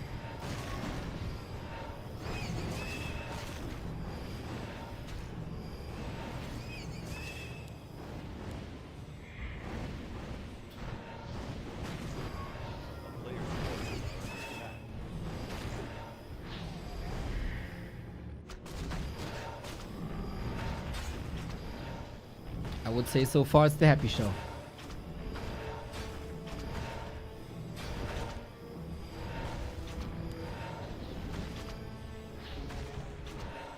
But Lich damage is getting better. Look at the Lich inventory of 1-0. Claws +8. Mantle. Cloak of Flames for the Dark Ranger. A Dream for the Crypt Lord for a while. But at some point it will be about Fiends. We get very early Banshees by Happy. There's 3 spell users or magic damage users. With Destroyers, Lich, Crypt Lord. Damage mitigation will be sick. 3-2-2. Claws +12. Little bit of a distraction push. We don't want to lose this. Oh, hello, Impale. Level 2 now with spikes. Ghouls don't want to attack this. The Lich is a machine. Both are, actually. Statue with the coil. Beautifully executed. Fiend. Coil 2. No burrow. 1-0 also going for Banshees. That's very, very, very early for him personally. Happy has only 42 supply left, courtesy of losing almost every single ghoul. Destroyer can't get a coil anymore unless you get a potion. He does have that big potion, decides to let the Destroyer go though. Now, DK on the menu. Has a TP, has an invuln, is safe. These fights between them, man. It's just beautiful Warcraft. The Crypt Lord packs a big punch. Another Fiend falling here. Happy threatened on the DK. Gotta get out. No web. No. Oh, there is a nuke. The dust settles and 1-0 has a 10-food lead. And just like that, things look a lot different. A player's forces are under attack. Those were some sick exit kills here. Dark Ranger level 3 for Happy provides the big skeletons. Banshees are coming. Both have a depth upgrade. Don't you worry, Happy fans. This happens in every of their games. It's just the rotation out of ghouls. Everything is fine. Crypt Lord level 3 though.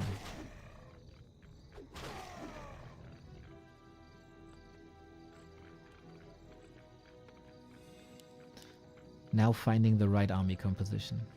A player's forces are Now under finding the right army composition. Mr. Small Q Frog, we got some dots here in the north. That's a best of 7 as far as I know. I got the best of 7 information twice. I would be surprised if it's not a best of 7. We go for master upgrades on both sides for more or for a bigger mana pool, for more mana regen. I don't think anyone will use possession.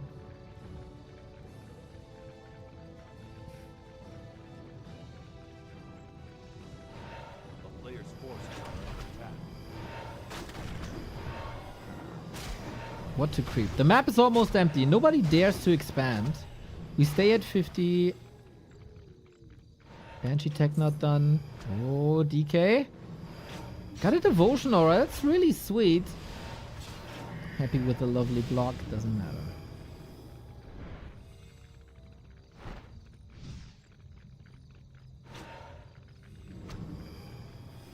Invul potions on 120. Only one on Happy. Kiting back again. Seems like he doesn't... Oh, the coil misses! I was about to say, maybe he thinks it doesn't matter that much if he loses that Fiend or not. The coil is more important later. Which would have been more or less nonsense. But hey.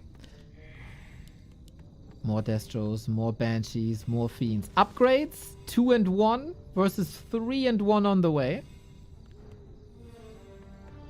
A player's forces are under attack. It's a little green spot there.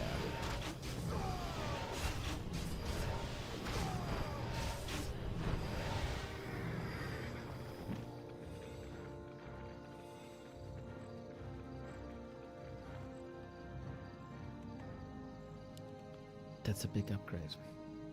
120 has more lumber now, stays at 50, both stay at 50.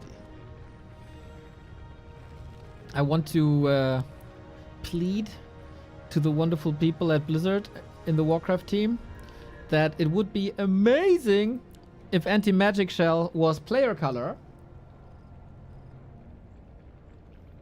Wouldn't that be nice? Wouldn't that be nice? Because soon, everything will be green.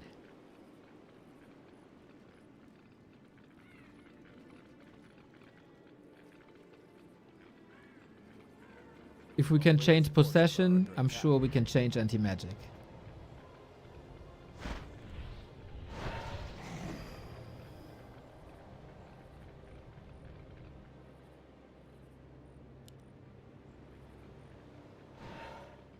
Map is empty.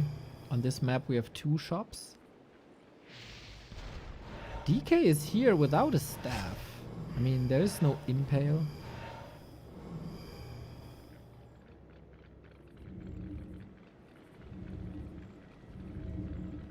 Happy's ready to go.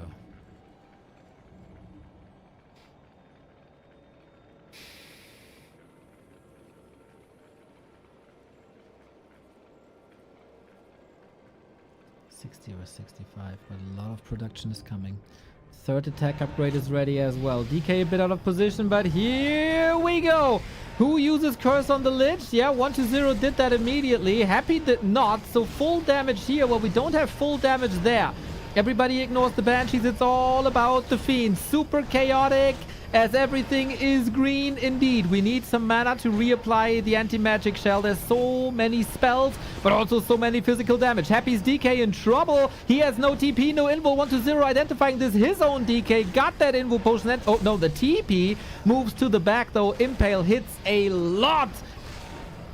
But it's even. It's still so even. DK now far, far, far in the bag.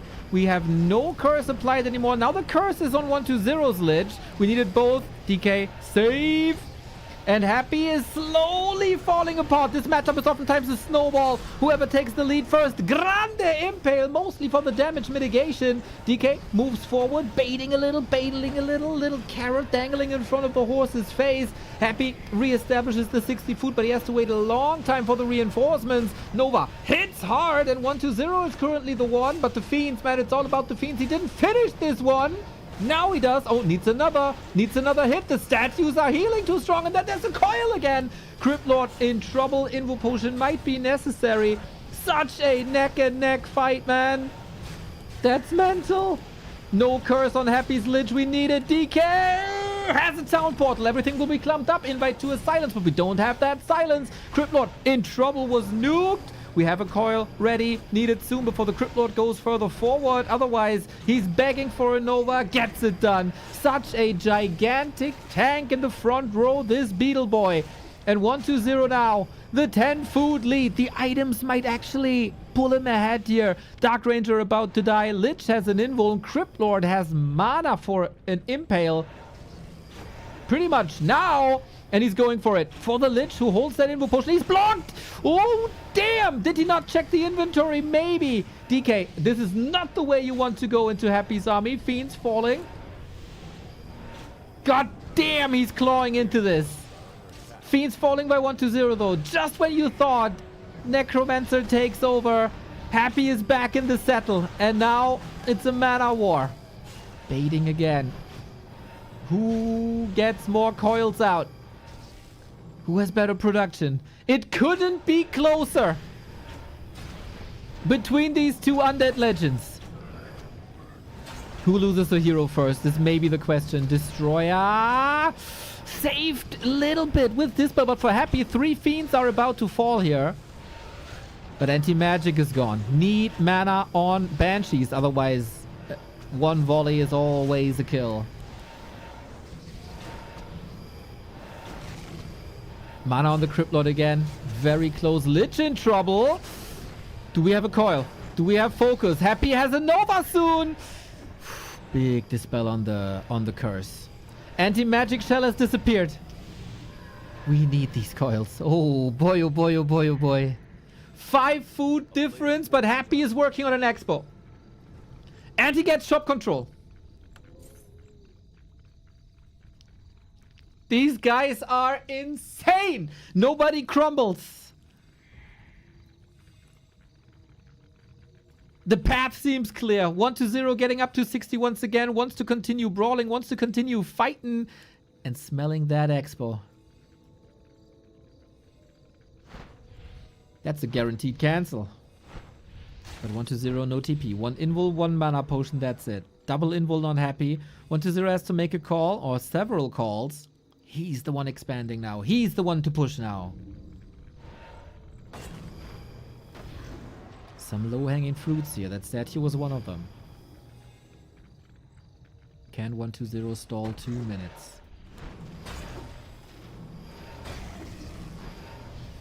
Yeah, lots of hearts on the YouTube chat. Love it, love it, love it. More hearts.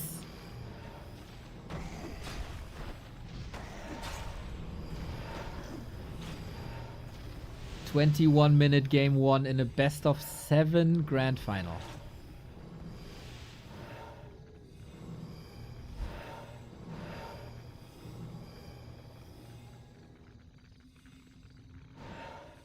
Who's close to big upgrades? No one really, right? Happy's army is 6 Banshees, 4 Fiends. Maybe 6 Banshee is a little high. He can, worst case, always eat them. 30 seconds till expo. The main bases are expired. Happy sells the main. That's 500 gold.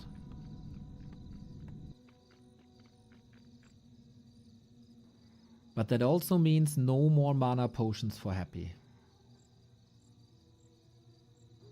This looks like an all-in. We're summoning, unsummoning, everything. Going for a sacrificial pit against burrowed fiends.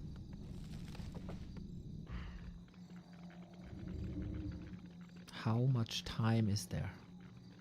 There is another invul potion left-hand side. There is more items here. Will the mana potions be more important?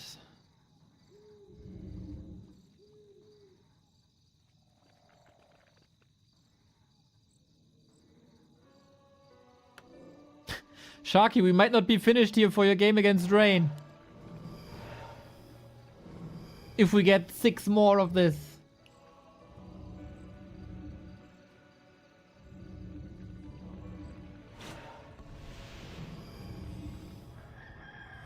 I got a Diablo Immortal sponsored stream at 9. Hopefully we're back there where we're finished then. We gotta do that. Full mana. What can we do? What are the plays? Impale on the Fiends as so often. This would actually be an opportunity for possession, no? But we don't see it just yet. Fiend for Happy falling, that's number one. The income for 120 will result in more units. We got illusions in the mix as well. Mana's looking good. Who makes the first mistake? Happy loses the Destro and 120 saves it. Uh-oh, we don't have more money for another destroyer for Happy. He can't dispel the curse at the moment, but 120, the DK! The DK! Behind enemy lines, he's out of the fight for so long! Gotta move all the way around. Is that the knockout punch then? Is that the momentum for Happy? No coil. No coil for 20 more seconds? But Happy's out of mana soon. And reinforcements should kick in. 120 is getting rich. We get reveal against the Fiends. DK. My man. It's so close. Ledge! Happy got the invuln up. Oh boy, the madman. But what about the supply? The coil is ready. The last coil is ready at the very last second. Brute force 120. Lich out. It's now easy pickups for these Banshees. So fragile. And it looks like 120 is destined to win game 1 now. Happy's out of options. One nasty Hail Mary maybe. Level 5 Lich. He needs a hero kill. A big one. DK or Lich. No Nova! Invuln! You crazy man! Okay. That was the Hail Mary. I don't think there's a follow-up, is there? He wants to kill this Lich now as well. It's so close. Out of the fight for now. DK by Happy. Almost surrounded. Crypt Lord! No coil this time. 30 down, but at what cost? The Lich has been chased. He gets him! Level 5 on the DK. This is mental. 120. With the win in this war. Undead Mirror War. Crazy invul potions. Oh boy. And this was just the start. This was just the start of hopefully 7 more.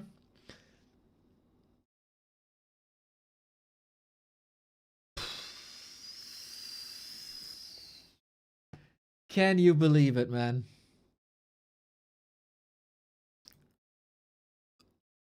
These matches are so goated, dude.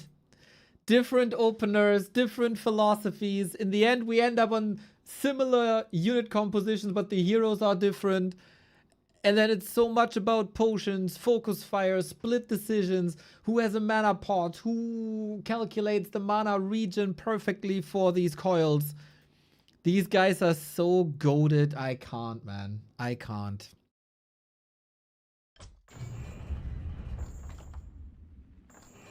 One to 0 was able to punish that expo. Happy wasn't. 1 to 0 eat his Wheaties this morning. I do know now what Wheaties are, and I agree.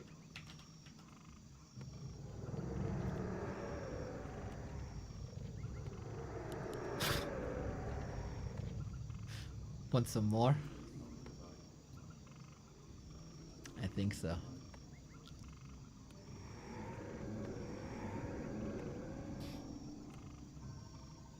Undead Mirror is indeed a lot like Federer, Nadal, and Djokovic.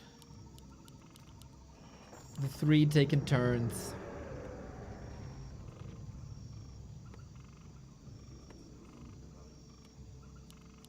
Interesting to see that both are going Banshees again. Haven't had that in a while. 1-2-0 with the 1-0 lead. First he defeats 40. Now he defeats Happy. Another player whose performance spiked prior to Super League.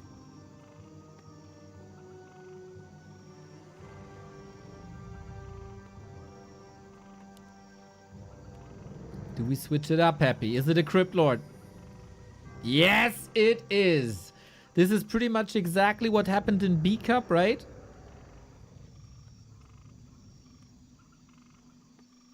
And now 1-0 gotta show us that he has a solution to this.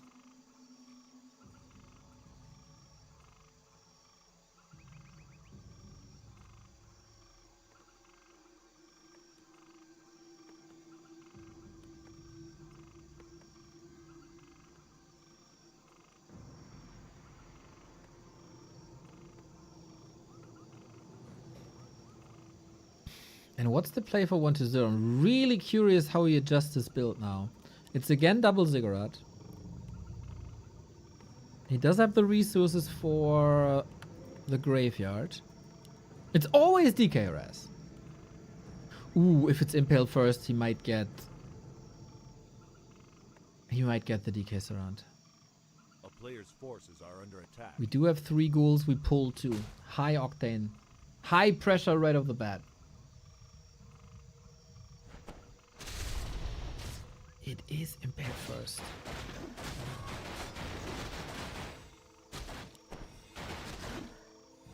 Coil for the steal. Easy. Way too easy. Oh, this might prevent Happy's level 2 for a bit. Alrighty, we got skeletons. That's telegraphing an Impale. He got surrounded! He got surrounded! No way! Is that another game that Happy loses in 2 minutes? Damage mitigation via Impale. He's still stuck. That Crypt Lord has been beaten. And 1-0. He got bodyguards. He's free. An amazing harass. Oh, Happy in shambles. Only a level 1 hero. But he's not... He sold the altar, right? Oh, Tavern Revive on a level 1 hero. Tavern Revive on a level 1 hero is a disaster.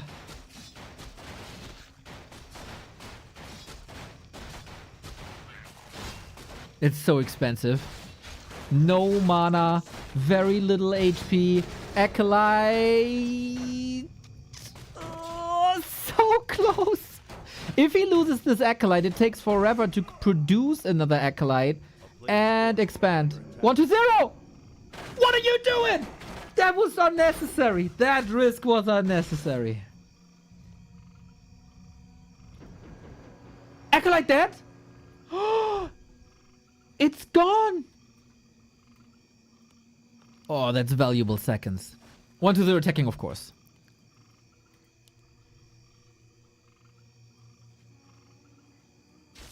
Okay. This is a little different. A player's forces are under attack. DK low HP.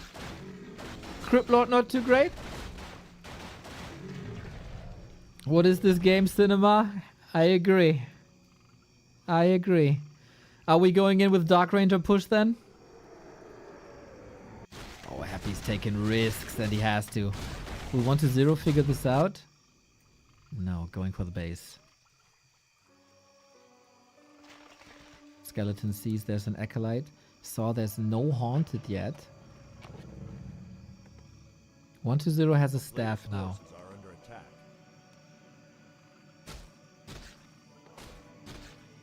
The town is under siege. This ghoul was destined to fall. This ghoul will not be part of the defense. Happy is banking everything on that second base.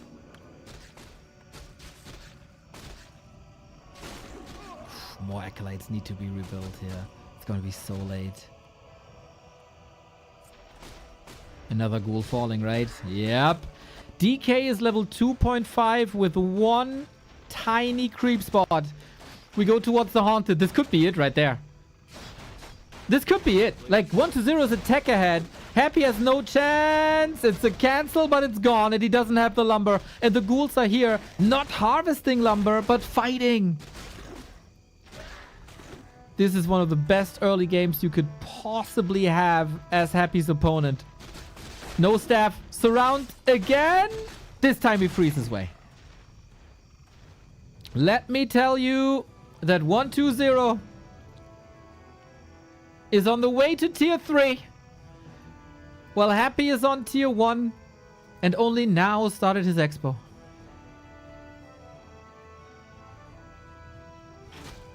Dark Ranger. snap! Do you really want to fight this, brother? Skeleton coming up. This could be an undead bone blood ghoul, so fragile. Dark Ranger, every kill she gets is a skeleton. But so far, Happy does a good job microing against this. Labby tried the same, and it fell flat on its face.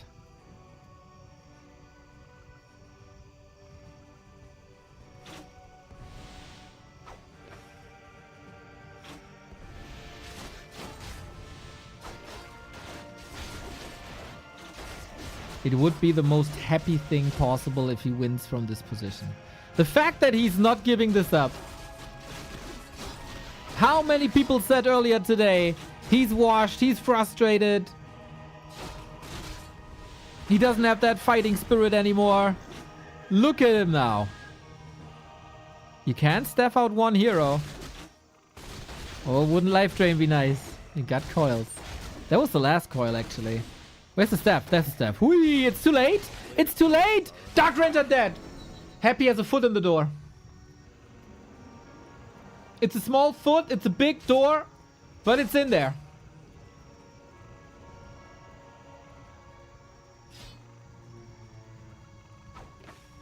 DK still can level to level 3 though. He's still got the staff, no cooldown.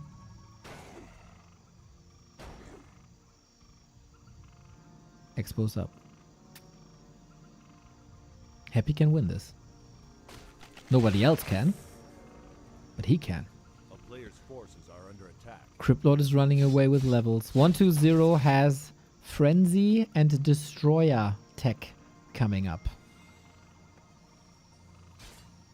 Against the tier 1 undead.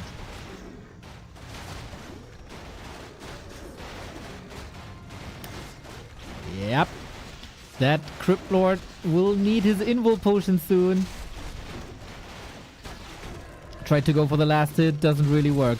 We have a lot of stuff here that's usually a big opportunity. 120 is fighting like 30 seconds too early. 20 seconds maybe.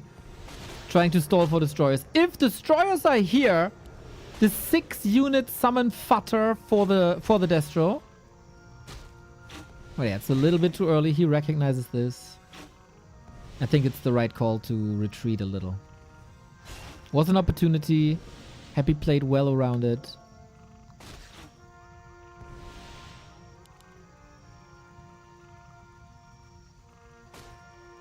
And now you gotta run. Lich out, statue up. Happy, of course, doesn't know. He knows that Frenzy is up now. He sees it. I mean, there's no visual indicator, but come on, it's Happy. He knows what a Frenzy Ghoul is. Player's forces are under attack. And he's distracting a lot. Lich comes in. Try hero versus single hero. DK coming. A town is under No way after this early game this is competitive.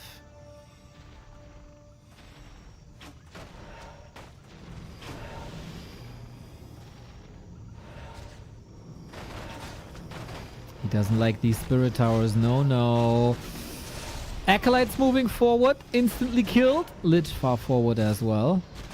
120 can't really fight a great position. He doesn't have a destroyer yet. Nasty Nova. Oh, there's so many targets. This position seems a lot better with the back line of Lich and Dark Ranger. If they attack the same target, these ghouls will all disappear. And it's so many skeletons. And it's so hard for Happy. That's the Destro. Lovely, lovely dispel. And soon these acolytes will all turn into dust. But there's towers. And it's Happy.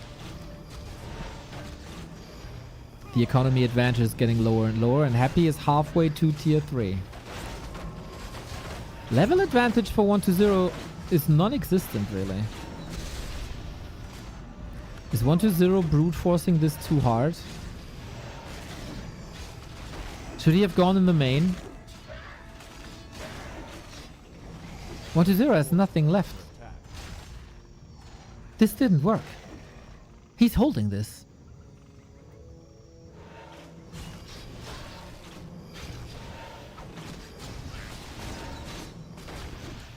Happy is not built normal.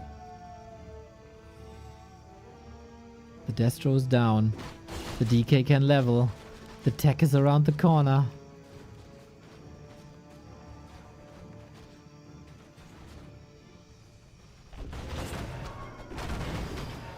Uh-oh.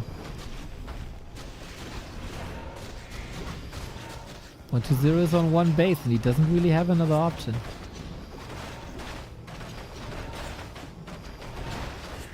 But we got big level ups now. And we got that synergy of skeletons and Dark Ritual unlocked.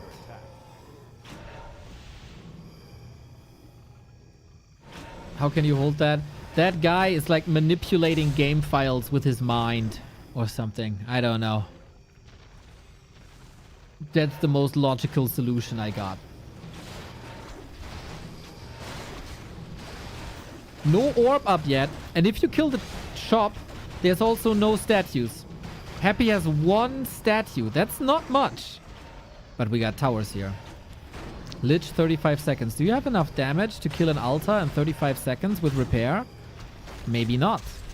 We go into Fiend Mirror. Happy has twice the income. Happy has the supply lead. DK got the Sobi mask, by the way.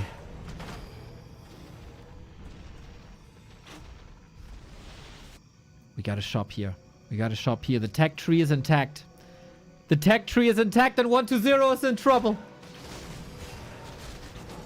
He can't beat the Crypt Lord.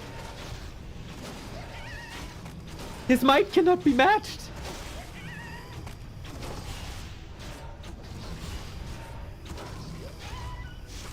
No way.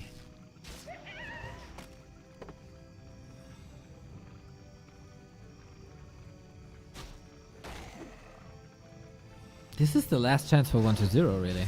This is the last time they fight on even food. A player's forces are under attack. Lich.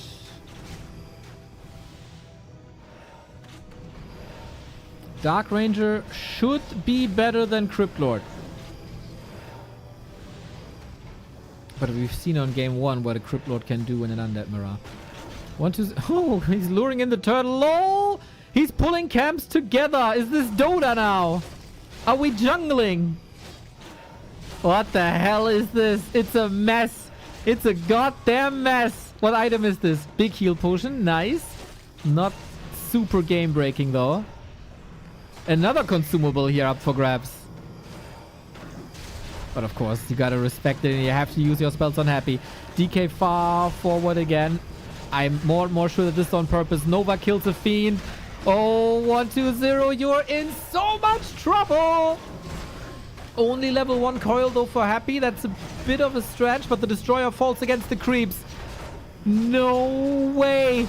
15 food lead. Happy was on 1 HP.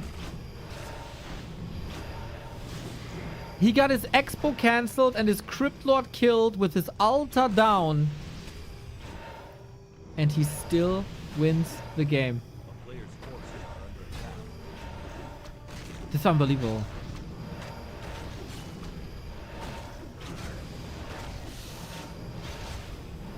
That he had these towers up when 120 hit him with the timing. Surreal. Surreal. This is a victory lap. You can't win against 2 bases. I very, very much respect 120 and his micro ability. This is impossible.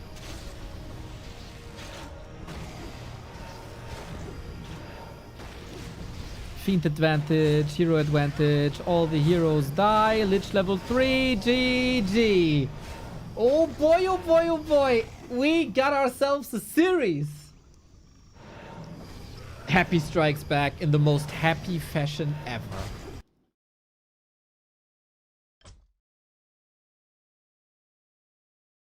Defies physics.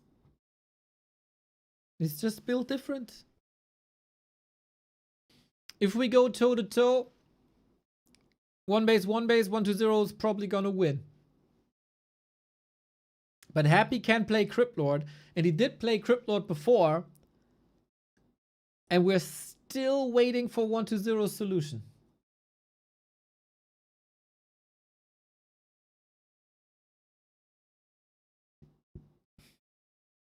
I also think the base was too fortified.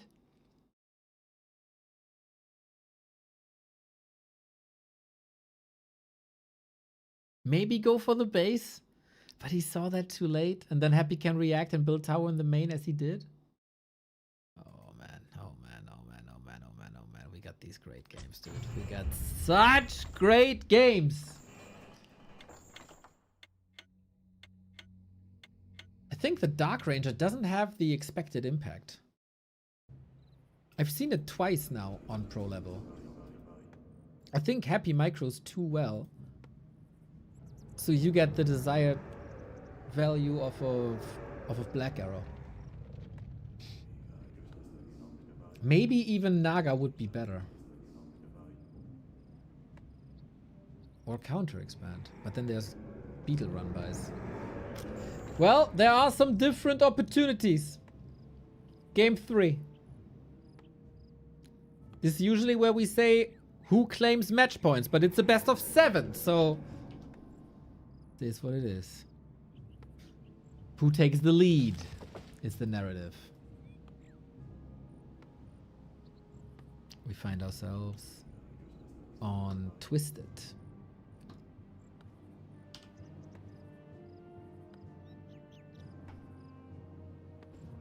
The biggest map, the best map.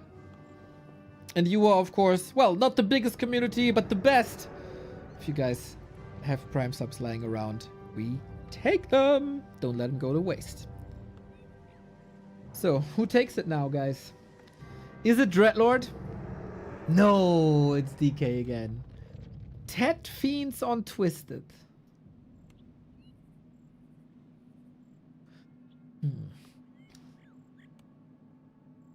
I gotta say, I half expected a Dreadlord. I've seen some sick 1-2-0 Dreadlord games.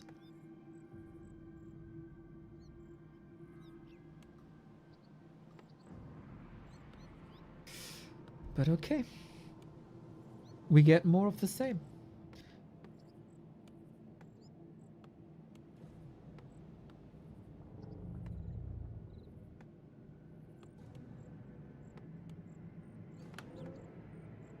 It is a DK, and he's going to harass. And there's nothing you can do about it except maybe impale kills. The best map in Warcraft? Hell yeah. Well, Lost Temple made a good point this week. It's contesting.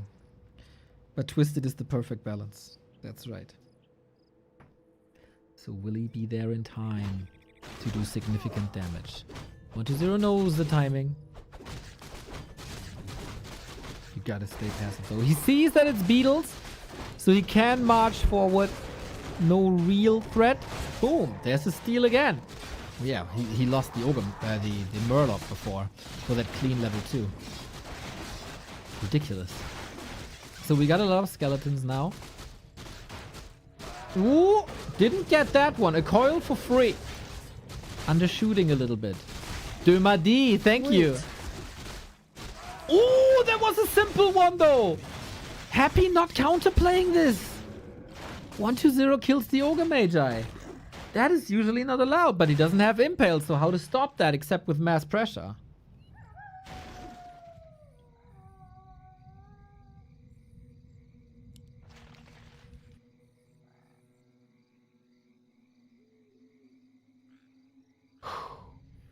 Is that enough though?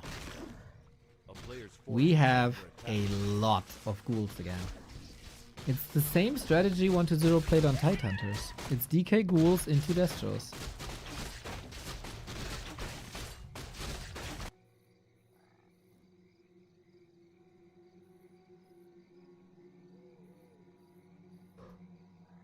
And Happy by having this delayed impale is not going for the Haunted yet.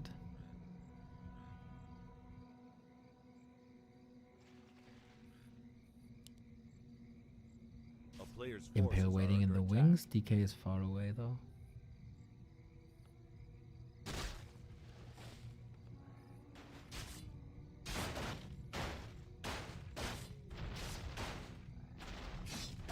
Now you can only buy time.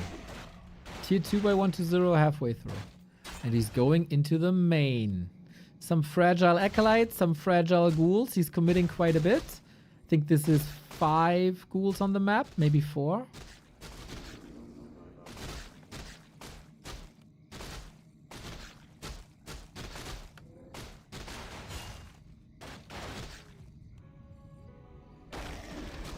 Player's forces are under attack. Rotating these acolytes is always loss of income. If he loses an acolyte, it's a good delay.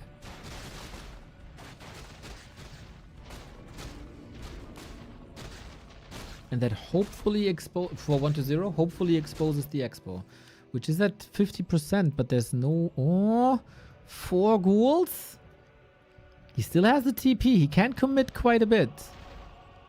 Is it too late? Is it too little? He says yes.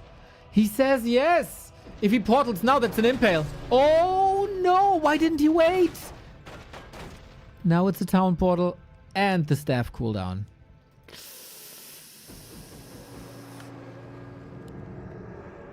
Is Happy's Crypt Lord too good for 1-0?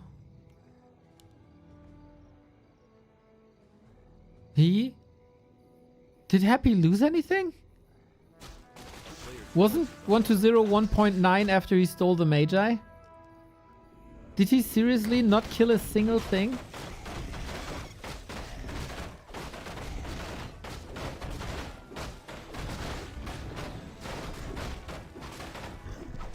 Okay. To those of you who are new to the channel, Happy is a good player.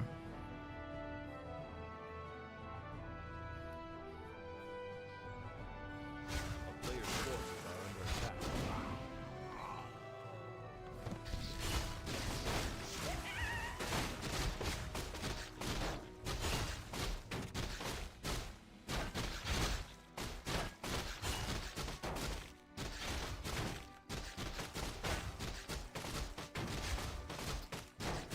It's oftentimes the case that an expansion is cancelled out by a tech. And that's pretty much exactly the case. Happy is a base up, 1-0 is a tech up. Lich this time. Sobi, Mask, and Vamp Aura. Lemao! Lemao. That's some...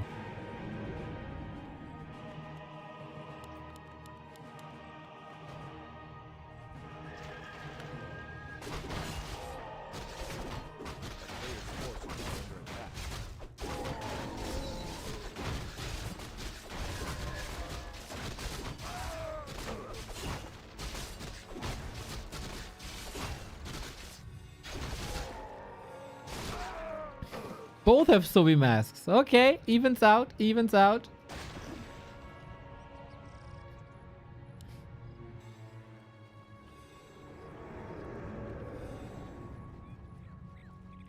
A player's forces are under attack.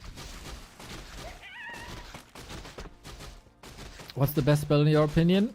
Farsight. Knowledge is power. With Farsight you gain the most knowledge out of all spells. And that means you gain the most power. Nasty, nasty, nasty impale. Oh, surround! He got an invuln. Can he hold this for 7 seconds? This is a bit gnarly with the golem here. Wait, wait, wait, wait. He didn't even use his invuln yet. He didn't even use his invuln yet. The Lich is in trouble, needs a coil. Happy. Lets it die. Makes the assessment that it's not worth the invuln and he's gonna get it back from the tavern. That was a lot of gold. Level 4 dieback. I don't know if this puts 1-0 up front, but it comes at a nice timing. Just when you get your DK, want some items, want your statues. And that also accelerates the Lich to level 6. Level 6? Level 2.6. But how do you crack these bases?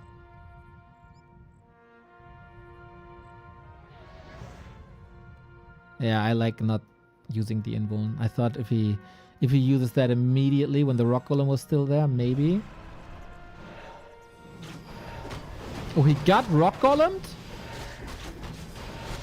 Haha! That was expensive. But 120 only has 50 food. Goes for the one big red spot. Super easy to creep. Level 3 on the lich. This time, unlike the last game where it was pressure, 120's levels are a lot better. It's gonna be level 4, 3, 1, right? Yeah. And Pendant of Mana. This DK has 550 mana and a Subi Mask and statues? Are you kidding me?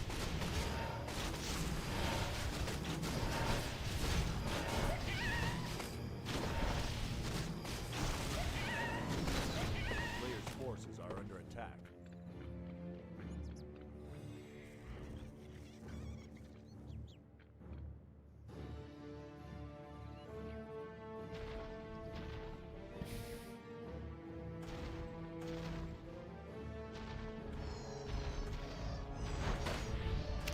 Three towers again. Can the heroes help? Can the additional fiends help? Scroll of the Beast used, but in tower range. Very, very defensive happy. How do you deal with that now? You can't attack, can you? DK can go for another town portal if you pendulum into the main. A player's forces are under attack. Happy just has the mass. But 120 is expanding. We're just holding here. We're distracting here. Does Happy has the presence of mind to realize this is not an all-in? The coil misses. Whoops. We don't have a third hero yet. That's about to change. We don't have an orb yet. That's about to change. 120 backs up. He lost a lot.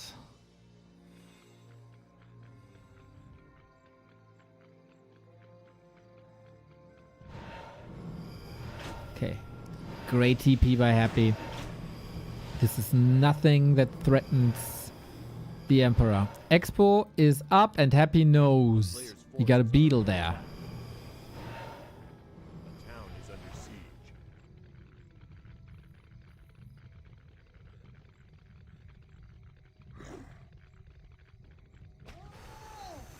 But no tower yet. Happy is still up in supply. There's no real home turf advantage except Blight if you can force a fight here.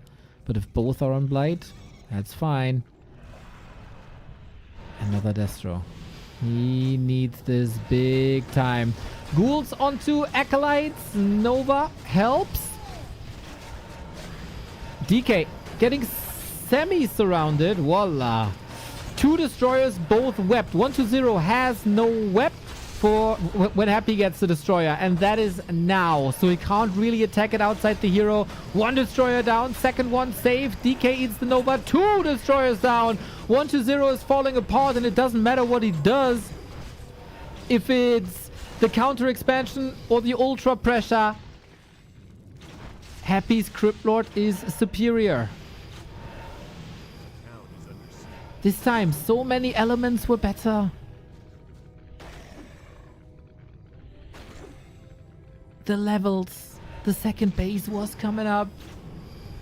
But while 120 in DK vs Lich, at every second of the game he knows what to do. He got the perfect calls. His strategy doesn't match that well against the Crypt Lord. A player's And then what's your next option? Go Crypt Lord against Happy? Then you're dead. There's no way.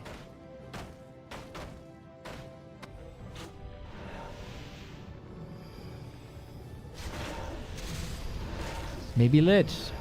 But we'll see about that.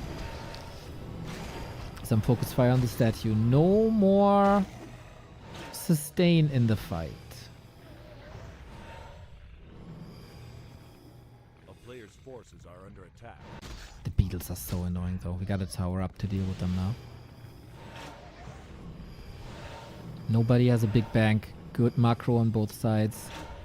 Both are in low upkeep. Nasty impale. Two heroes up for grabs! if there's a Nova sooner, one of them would have fallen. Guaranteed. But I think it doesn't matter that much, does it? These fiends, 3 of them, about to die. Nasty Nova here, but 1-0 realized it as well. Happy with Crypt Lord is still unbeatable for him. And Happy takes control of this grand final. This switch changed everything. The Crypt Lord switch.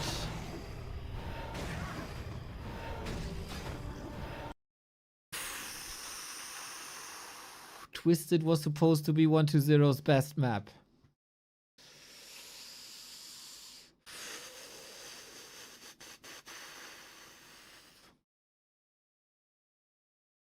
I don't know. I'm running out of ideas too.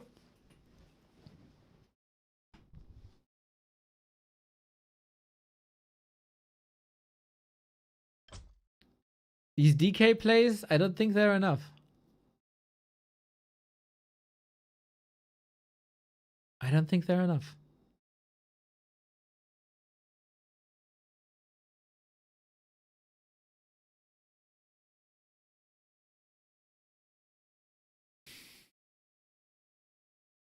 Jesus Christ.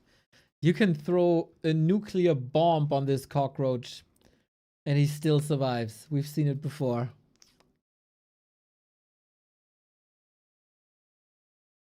Well.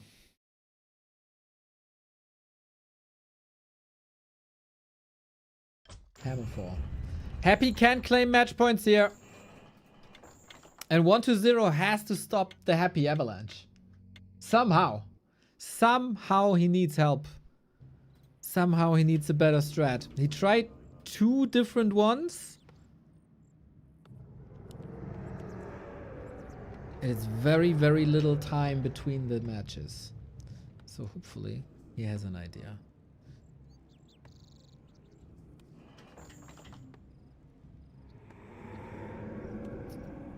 You enjoy the early game. I'll be back in 20 seconds.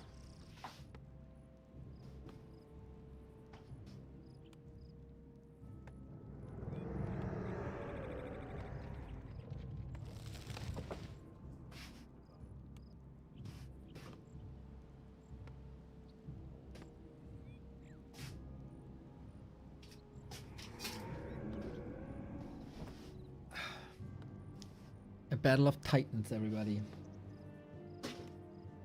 Game 1, the craziest one by far. How far can he push this?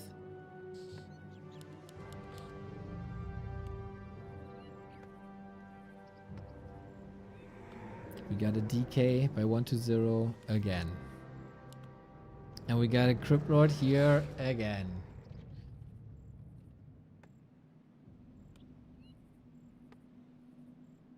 Dude, he must love this Crypt Lord so much.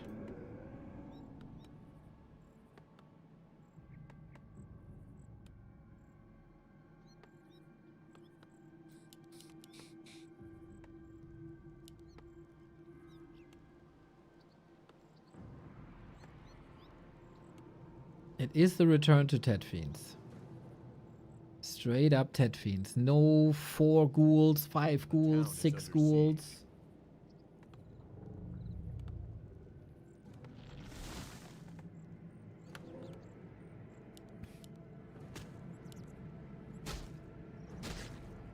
We had, like, usually it would be the easiest job for a caster to say, oh, these DK harassers, what are they supposed to do? Happy stops them so easily, yada yada, but he doesn't. He gets so much value off of this. He did get the big creeps. But in the end, it doesn't even matter. Player's forces are under attack.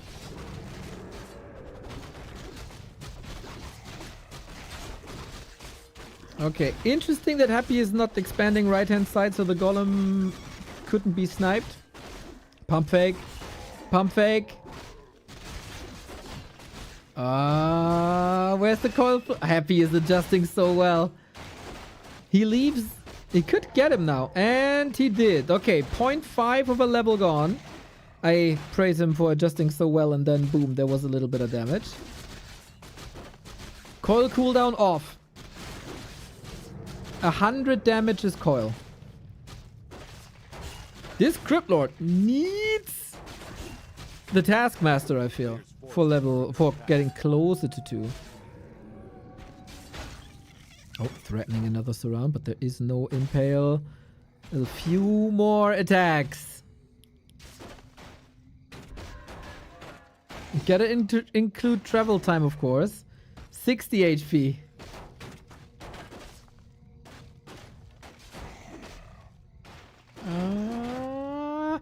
If he goes close and attacks the Taskmaster himself, it's of course a big risk of being surrounded. Well, the ghoul is on stop, so he doesn't attack the Taskmaster. And doesn't give 120 the chance to steal it. And in the meantime, DK is suffering. Now we got the Fiend. 140, 120, 101. Got the kill at level 2. Big steal. Big steal.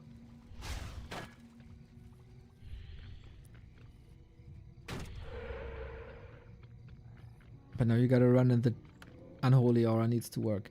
This is now pretty much exactly how 120 plays against the Lich.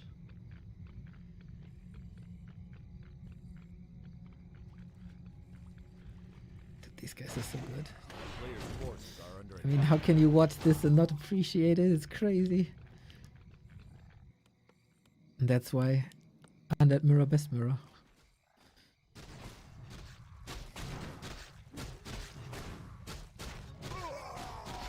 We get the same situation as before. 120 big steals, fast tech. It is different though, because we don't have ghouls. We build a Fiend army.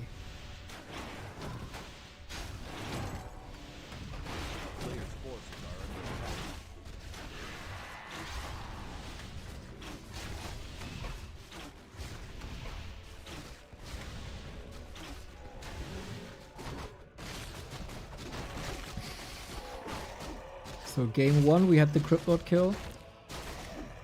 Game 2 we had the Ogre Magi snipe. Game 3 we have the Kobold and Troll snipe. It's Dark Ranger again. With Fiends you get way better volleys than with Ghouls. Maybe that was the secret. Pair the Dark Ranger with Fiends. The Skeletons are your blockers. The DK is your blocker. But you need crazy damage uptime. Happy starts to outlevel him.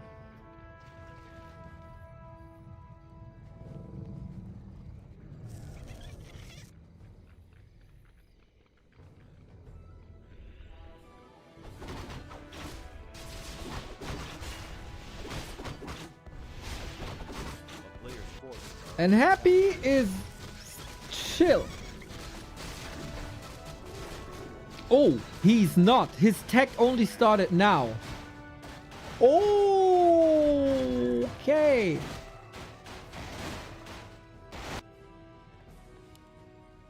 One to 0 will be faster with his tier 3 than Happy is with his tier 2.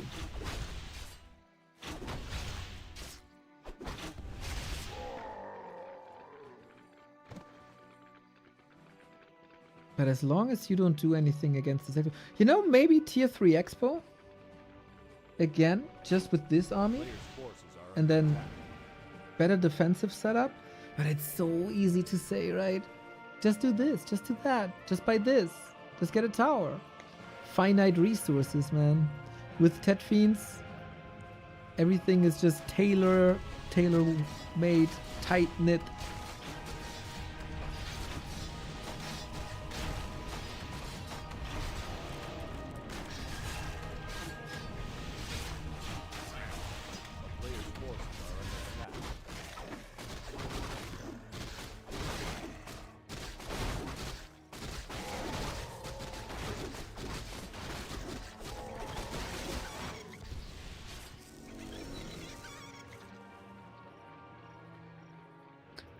We got a big mana potion. We got a level 2 Dark Ranger.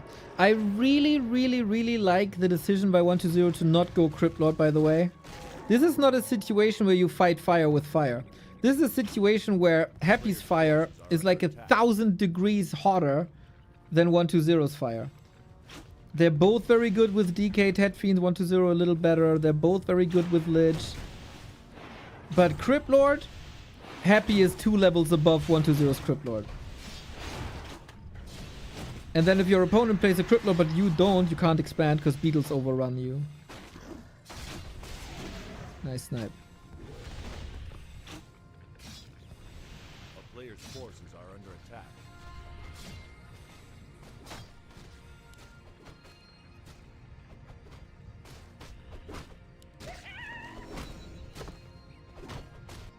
Lich out, big push. Okay, 50 food, tier 3. DK's second hero has just started and he finds an open fight. No TP on Happy. If not now, when? Destro upgrade ready. This is the most powerful 50 food that you can get. This spell here is grande. Trying to get rid of the orb. Shop dead. There's no slaughterhouse. Wait a minute. It's only double crypt. There's no slaughterhouse. No statues. No orb. Can Happy do it with only Crypt Lord and Fiends? There's not even WAP yet. Not quite agree with 1-0 not going for destroyers. Impale on 1. Oh, there's one. There's one. Sorry, I didn't see the destroyer. It just morphed.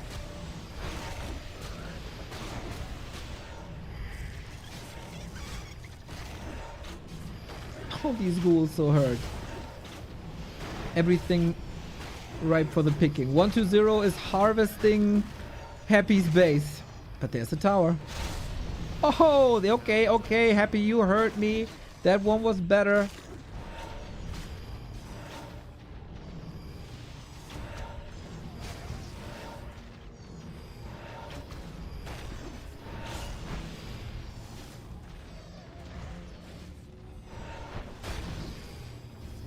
But is this critical damage?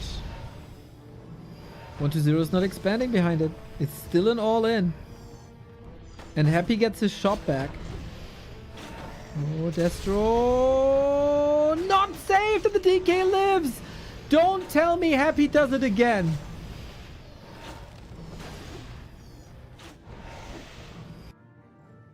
The slaughterhouse is here. The statues can be built. He is banging his head against the wall. Kingdom for a Nova. Might get close. Good chip shots, but that's about it. The Crypt Lord is too tanky. And Happy's too resilient.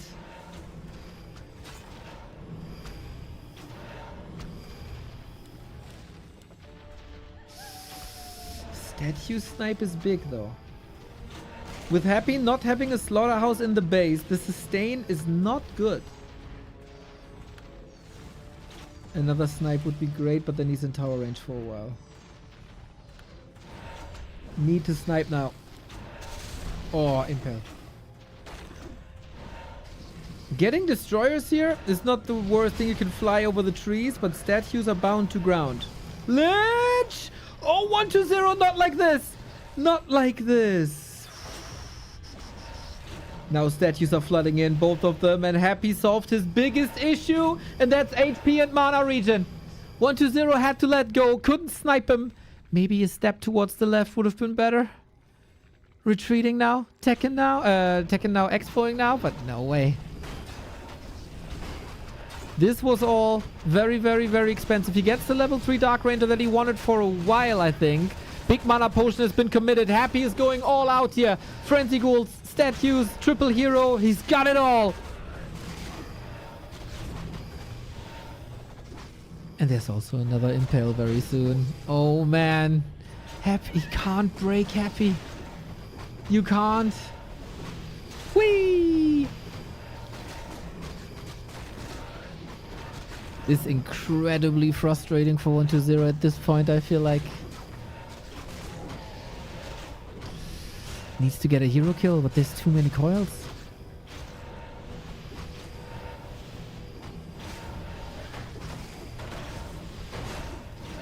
At least we take care of the ghouls. But Happy is also leveling.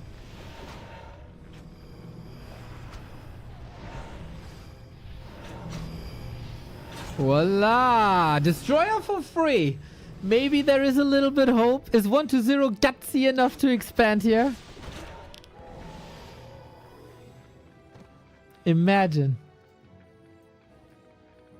He's not though.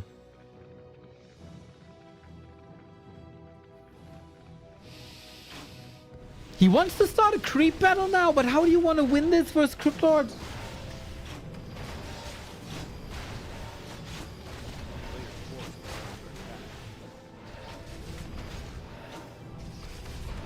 Mana potions everywhere, Invo potion in control, Lich also parry-apt, sturdy, red spot.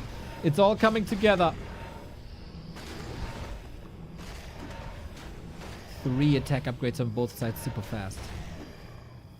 120 is still on a competitive supply.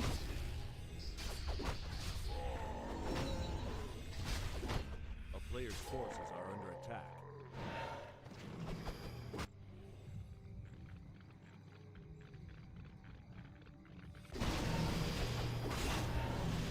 But not for much longer.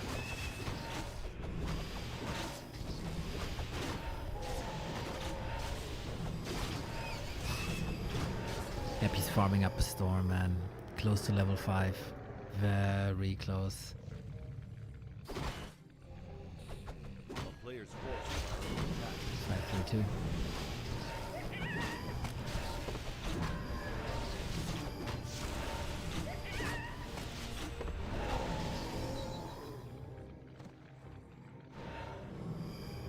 Happy has the perfect read, doesn't he?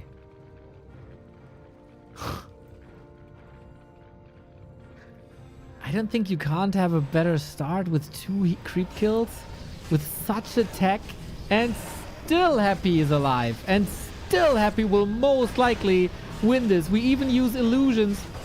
The hero focuses don't land. The army by Happy is bigger. 120 needs to micro his heart out, but the destroyer is too late. Good Nova onto that fiend, but Burrow is in again, and we don't have a shade, and we don't have dust. This is bad. This is real bad for all the 120 fans out there. Burrow, Burrow, Burrow, Burrow. The second time today that Happy benefits massively from his opponent not having Burrow.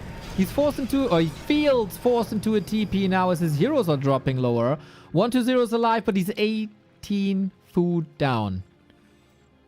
A player's forces are under He attack. got that base up?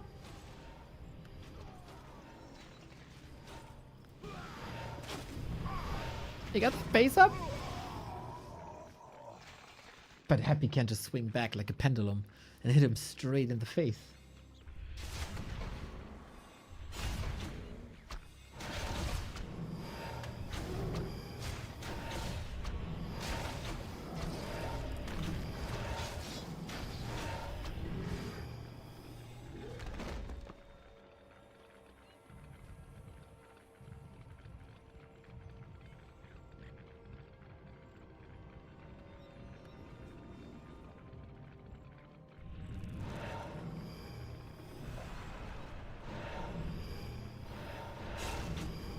Lich nuke, maybe?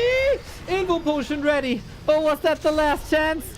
Was that the last chance? Impale hits so hard. You can't heal all the fiends. It's impossible. Lich on the other side catches a coil. Lich. It's all about the Lich. One has an invo, the other doesn't. What about a coil? Ready. Oh, Happy.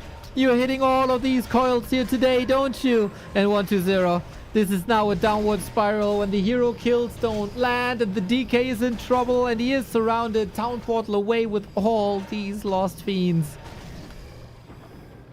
It's too much. It's too much. There's no fortification. There's no hope. And again, it remains true. His might cannot be matched. 3-1 for Happy. 3 match points now.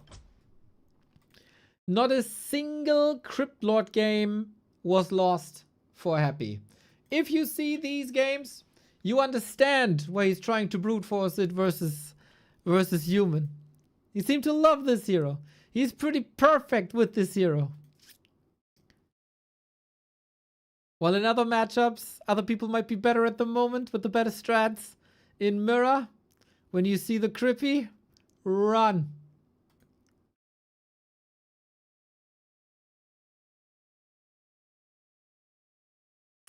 One more. One more. 1-2-0 needs a solution now. Just as we need more download for Doomsday, everybody. The holidays are coming closer and you'll spend time with your boring, boring families, probably in boring, boring trains or buses. And you need something to kill crowds. Crowds? No, to kill time, to procrastinate a little bit. It's there for you. Just download it on your phone. Scan the QR code when it pops up. Exclamation mark Doomsday is there for you. And now we move on to maybe the last map. Is Happy gonna reclaim a title? Ancient of Wonders wasn't his. Yutiao Cup wasn't his. He was defeated in semis before. Twice. Was defeated by Sok. Was defeated by 40.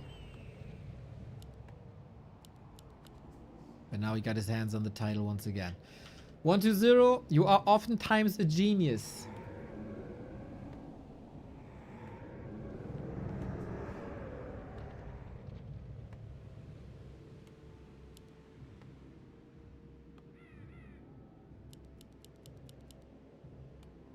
You gotta show it now.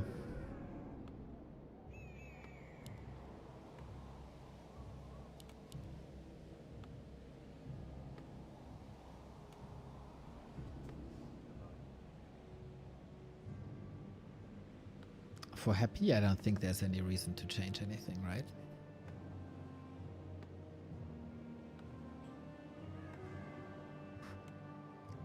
Guys, what about a Fire Lord opener? Infi showed it's possible.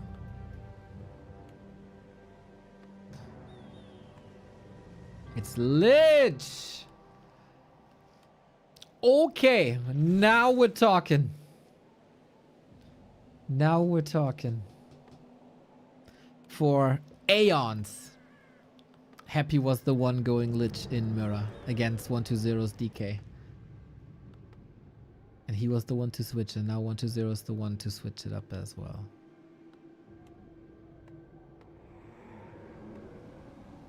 Can 1-2-0 save the final with Happy's previous favorite weapon?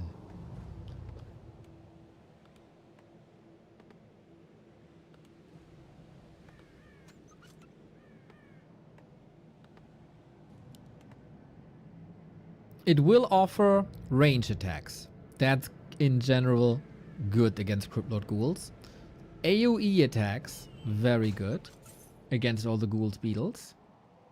He is very fragile. For steals, Nova is hitting harder than Coil, and the target is instant. The player's forces are under attack. 3 ghouls. Double Crypt Lich Ghoul Rush. Oh my god. Either 1-2-0 is super Omega triggered, or he really thinks the double Crypt Ghoul Rush is the way to victory. Oh snap. This could be a short one. If this falls flat... But hey, I like this better than trying the same thing over and over and over and over. He showed a different variation in every single game. Nothing worked. Happy puts a lot of damage on this Lich though. The downside of Lich, of course, no healing. This is known as a cheese strat, but we gotta say that cheese so far tastes good. Full B-net mode. Fight B-net with B-net. Kind of. Player's forces are under attack. Kind of. The goal is to overwhelm Lich didn't get too much experience here. Crypt Lord is very hurt. The Sasquatch is still there. Isn't the Crypt Lord dead? He should be dead. Little bit of healing. Can you reach? Nova range has been changed, and he doesn't want to go into that surround. Crazy save by Happy. But okay, we got ghouls here. They were all clumped up. They were all affected. A player's forces are under attack.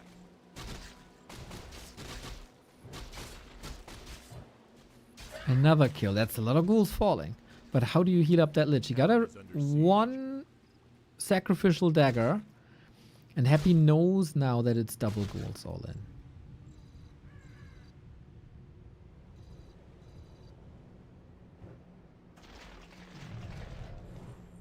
1-0. Give me more. I want more of this undead mirror into my veins. Surround. The Lich is not paying attention. He's running away to heal a little bit more. He wants the boots and the staff as well. He only got the circlet. Wow, this is all in.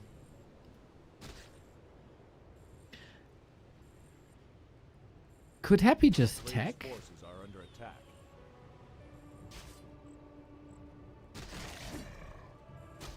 The town is under siege. Hit, and he got him. Okay, level 2 Lich. Dark Ritual unlocked.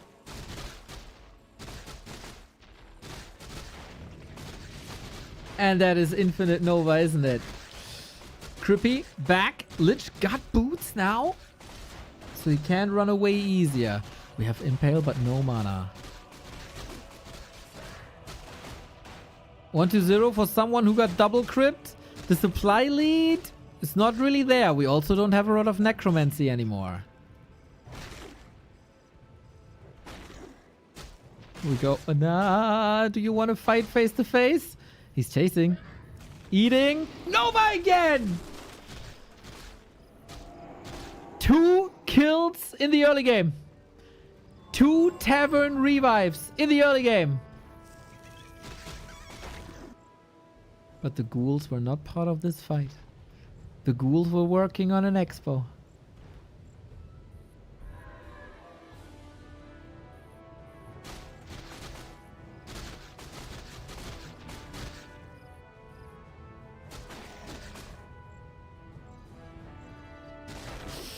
Ah.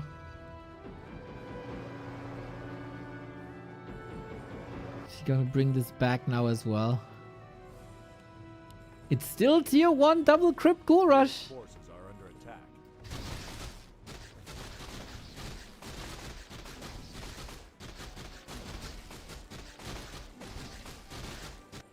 Happy didn't expand yet. He didn't have the gold for a long time. Now he does.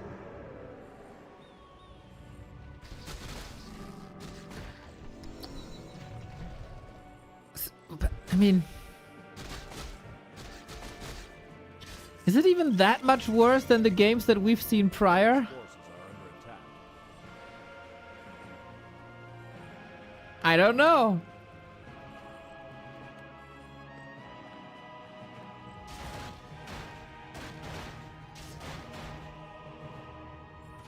It's just more ghouls. Once the towers are up, Happy could feel safe, but unlike before, we don't have a graveyard. We don't have spirit towers. We only have a narrow. It feels like 1-0 is just running around back and forth, not doing much. He's so committed now with Scroll of Healing. This is all in. 40 food ghouls all in.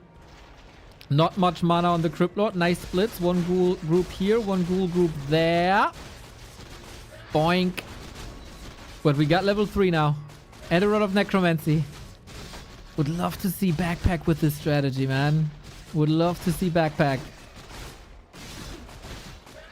More Nova, more destruction. 3,400 damage on that Lich.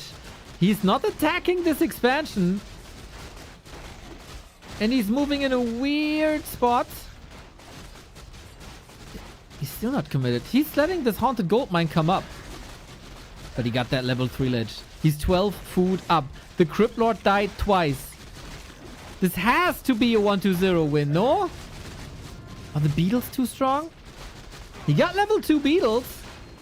They're really good. He's starting to mine now, but it's still also a lot of skeletons. Level 4! What if he runs out of Rod of Necromancy? The heal scroll's gone too. Happy's cleaning this up. Is he not? We only get ghouls, but they run into this meat grinder. 1-0 is about to lose everything.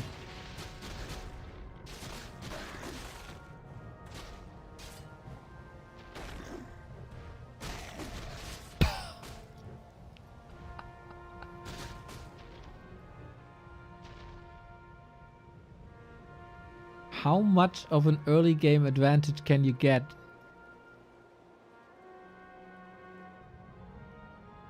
Happy still didn't tech, and Happy still doesn't have a second crypt.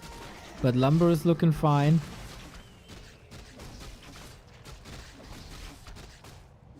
It's still a Lich level 4. Imagine this with backpack, dude. One more rod. One more dagger. It should be easy to afford this. 6,000 damage. Individual micro on the beetles, of course. That's the last ditch effort. He powered up once again to 40 food. He got that infinite mana lich, mostly. But yeah, no reinforcements anymore, really. Happy only has one production building. Chip damage on the... If the Crypt Lord falls now, this has to be it. Come on. Come on. Don't. He got the cloak. He's safe. You need to go to the lab. And in the meantime, the ghouls are falling. They're getting out of position. The Crypt Lord might be safe.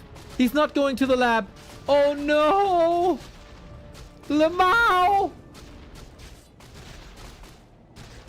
Players' forces are under attack.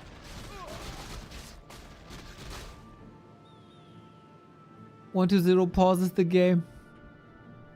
He probably smashed his keyboard square onto his desk.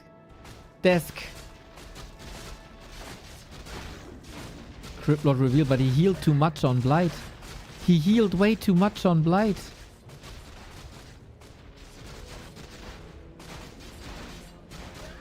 Oh my god. Happy does it, man. Happy does it. Happy did it. Second crypt into Fiends. Players' forces are under attack. He can go Spirit Tower soon. Crippy is healthy. Oh my god. That's crazy. The early games that we've seen and the turnaround that we've witnessed are unreal. Both are still on tier 1. Kinda reminiscent of the old Happy vs. Vortex games that were so freaking awesome during DreamHack.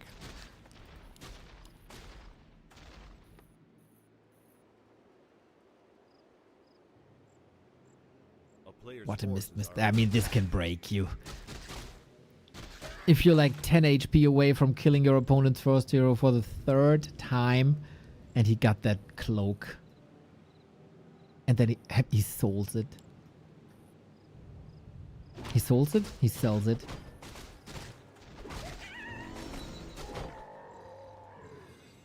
Heal scroll again. Used already. Heal scroll for Happy now. Okay, mana is fine for Impale. Whee! Off we go. And there's no more heal scroll left on the Lich. He needs to spam that mana. Dark Ritual and mana. Spam, spam, spam, spam, spam. But there's not much HP left. And if there's not too much HP left, then how much value do you really get off of Dark Ritual? Needs to eat the skeletons. Needs to eat the skeleton on hot rotation. Does it? I think it's too little. And I think it's too late. I mean, Lich level 5 is a monster, but so is a Crypt Lord. Beetles 3. Impale 3, whatever you pick, it's fantastic.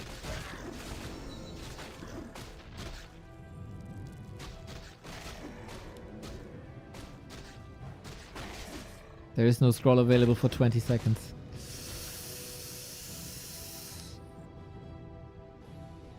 1-0 in the ropes. 2 black eyes. Player's force Face all swollen. For all the happy fans, something else is swollen, I'm sure.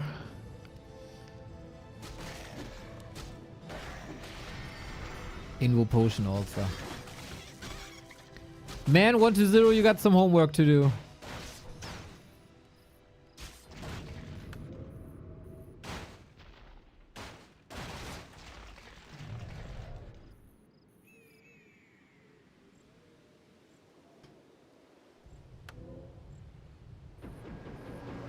player's forces are under attack. We gotta raise the question, how does Lich work with like attack behind? When you get the double kill, maybe tech then? Counter expand? I mean, this, especially on this map with the middle. And Undead Mirror though, Happy could have sent wave after wave after wave. Speaking of waves, we got another, but that's the Spirit Tower, like no way. No way, no way, no way he'll beat the Spirit Tower. No chance. Happy is done with the tech. He got a base more, he got a tech more.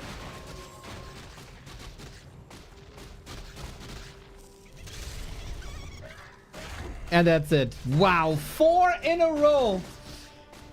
1-0 was the better player in that classic Lich vs DK setup. But once we moved to Crypt Lord, it was all ogre. And man, Happy looked freaking scary with the Crypt Lord there. It's not a slump. What is it?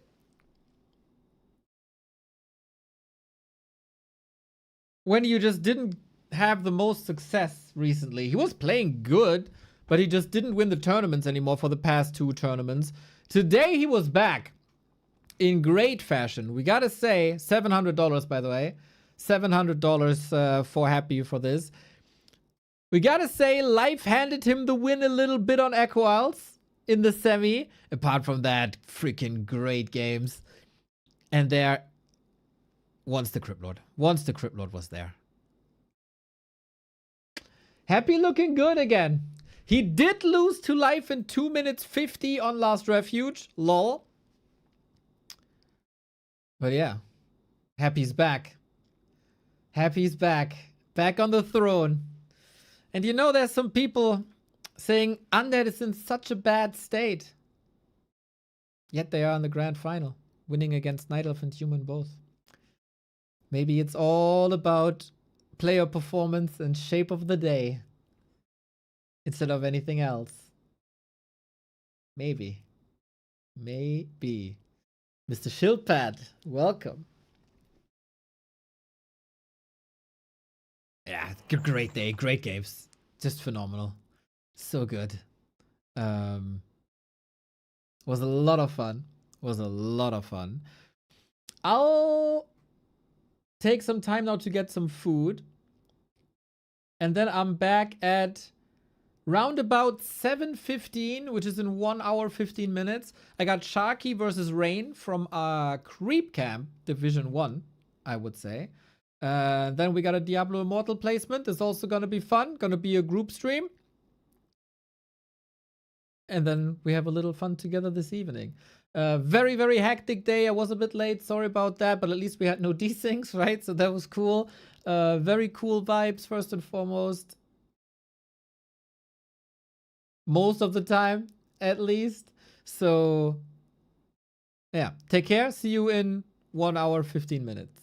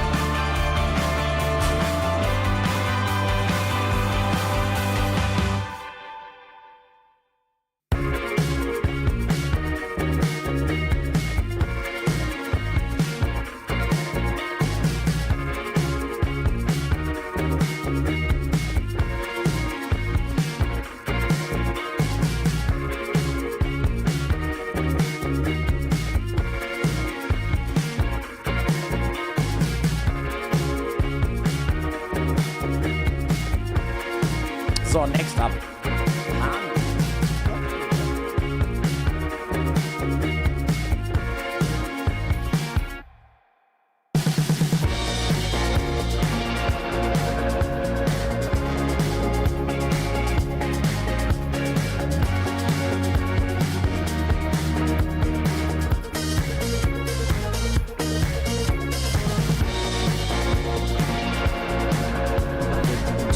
Die Erbarmungslosigkeit des Spiels sei teilweise aber auch frustrierend. Etwas Feinschliff fehlte zu Release noch, trotzdem sondern die auch redaktionsintern bewertet wurden. Und da wird die finale Video also mit einsortiert werden, nicht nur unsere Redaktionsnote dann einfließen zu 50%, sondern wir haben ja auch den Chat dann für die Leute, die online zuschauen, mit dabei mit den entsprechenden Chat-Kommandos, wie ihr es kennt aus den unterschiedlicher Sendung, dass ihr mit dazu voten könnt. Allerdings, jetzt kommt noch was Spezielles dazu, denn euer Voting aus dem Chat wird diesmal mit 25% eingehen. Die Leute im Publikum haben auch die Möglichkeit, diesmal abzustimmen, auch mit jeweils 25% quasi Voting gerecht da dran. Und wenn ich es richtig gesehen habe, euch wurde schon erklärt, wie das funktioniert mit den Apps, die das nicht, oder? Ja? Okay, ich höre ein paar Ja's aus dem Publikum. Also, ja, wenn entsprechend dann das Voting eröffnet ist, habt ihr die App abzugeben und bei uns die dann Zauberer in der Regie werden dann Mathematik machen und dann entsprechend den Durchschnitt ausrechnen. Wir werden dann Spiel für Spiel dann einreihen und dann auch Spiele sagen, versammelt hier, also nicht wundern, denn wir haben nicht alphabetisch oder irgendwelche Reihenfolge, sondern die Ratings sind natürlich erkennbar. Je nachdem, wie es gemacht ist, sondern je nachdem, wie es jetzt ist. Natürlich Spiele, die alle im Jahr 2020 rausgekommen sind, die sind mit den Nachzügler, die dann jemand noch in diesem Jahr gespielt hat. Nein, nicht. Seid ihr bereit, dass wir dann anfangen? Ja, bereit. Los geht's. Ach, das macht nichts. Ja, wir haben alle ein bisschen Angst, da müssen wir alle einmal durch, da ist es Spaß, wenn wir einfach fertig sind. Leute, lasst uns dann mit Spiel Nummer 1 starten, das Spielejahr 2025. Ich bin bereits mit einem ganz großen Rollenspiel. Das aber viel Games, die ihr Voting-Seiten gelandet ist. Und dann ist es um ein Sequel einer großen Rollenspiel. Schauen wir doch mal in die Masse. Bereits im Februar erschien mit Kingdom Come Deliverance 2 ein absolutes Rollenspiel-Schwergewicht. Der Beispielspieler Sicherlich aus RPG und Mittelalter-Simulation begeisterte schon bei Teil 1 aus dem Jahr 2019 die große Spielerschaft, war aber noch etwas unausgereift. Seitdem ist Studio Warhouse auf fast die doppelte Größe gewachsen und das merkt man auch am Endprodukt. Kingdom Come 2 ist riesig. 2,2 Millionen Wörter Dialog sind mehr als doppelt so viel wie in Teil 1 und wahrscheinlich den Spielrekord. Die riesige Sandbox kann abschreckend wirken, übt aber laut vieler Fans ein einzigartiges Potenzial aus, darin abzutauchen. Und mit über 4 Millionen verkauften Einheiten zeigt sich wieder einmal, dass sich Komplexität auch bezahlt machen kann. Das betont auch Arlene Dames von 4Players in ihrem Test. Kingdom Come Deliverance 2 ist kein Spiel zum Abschalten, doch wenn man sich darauf einlässt, sei die Immersion überwältigend. Die Erbarmungslosigkeit des Spiels sei teilweise aber auch frustrierend. Etwas Feinschliff fehlte zum Release noch, trotzdem gab es dafür bei 4Players eine Wertung von 8,5 Punkten. Carlo Siebenhühner von der PC Games lobt die Quests für deren Inszenierung und Design. Auch die deutsche Synchro sei besonders gut gelungen. Lediglich die Animation der Gesichter wirken enttäuschend. Alles in allem sei das Spiel aber technisch in einem deutlich besseren Zustand erschienen als Teil 1 und wurde deshalb bei der PC Games mit 9 von 10 Punkten bewertet. Und John hat bei Game 2 auch große Lobeshymnen auf das Spiel verfasst, bemängelte aber vor allem das Kampfsystem, das zwar einsteigerfreundlicher ist als beim Vorgänger, trotzdem aber direktes Trefferfeedback vermissen lässt.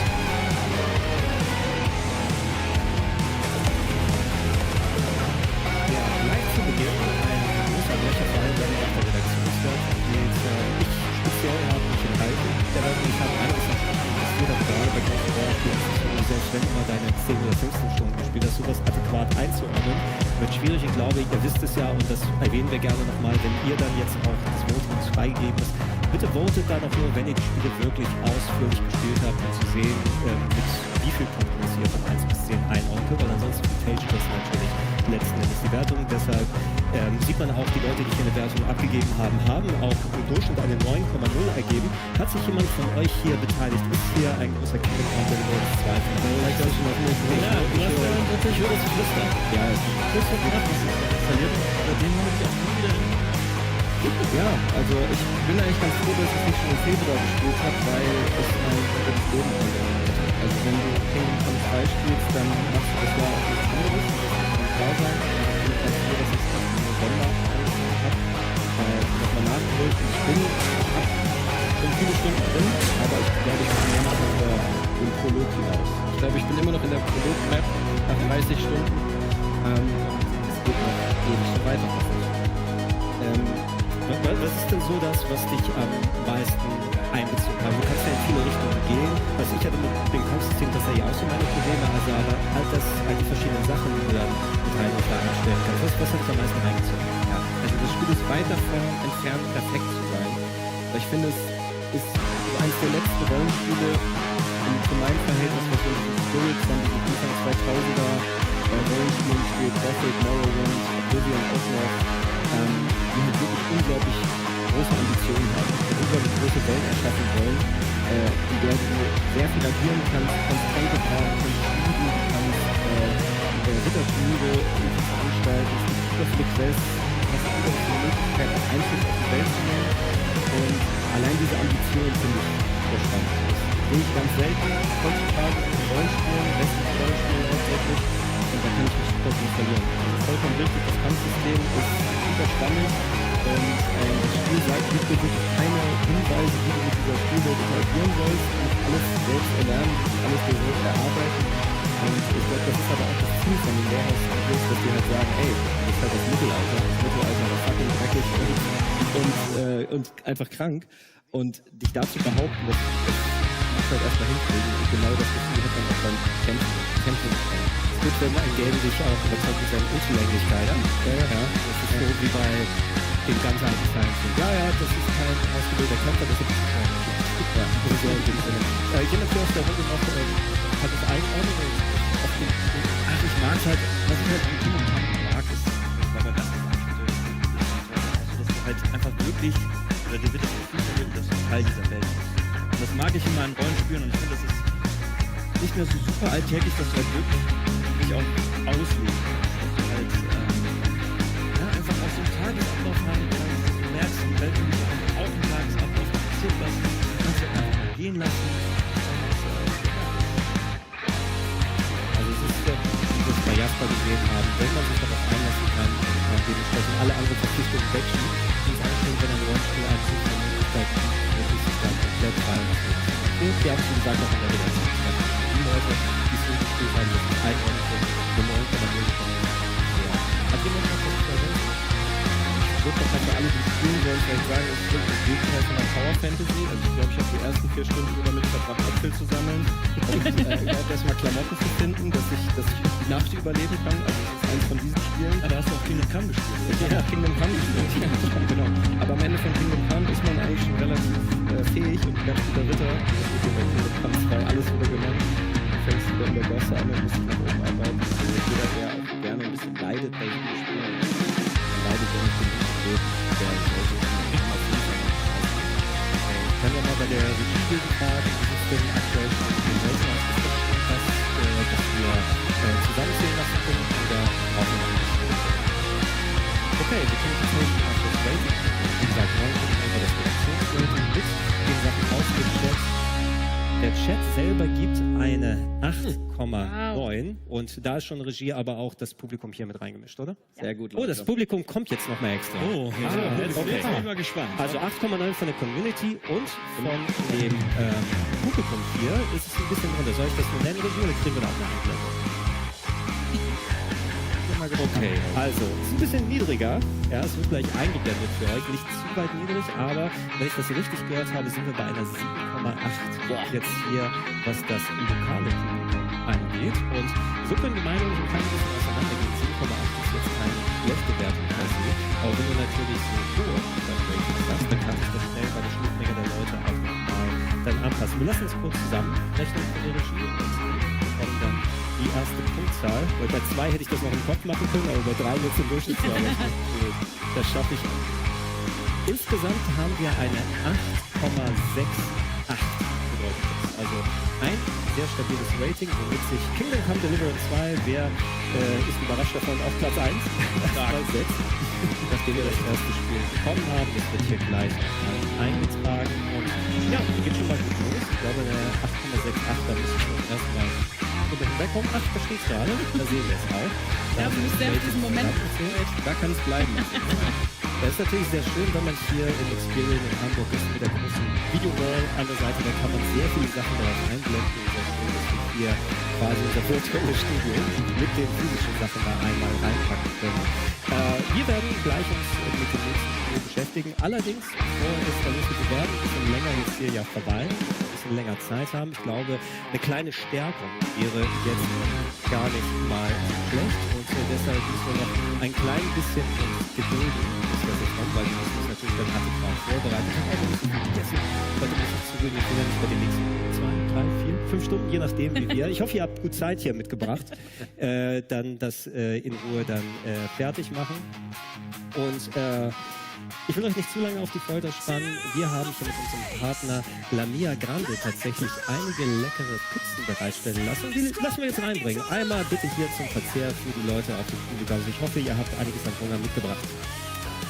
Die Pizza kommt, die Lamia Grande.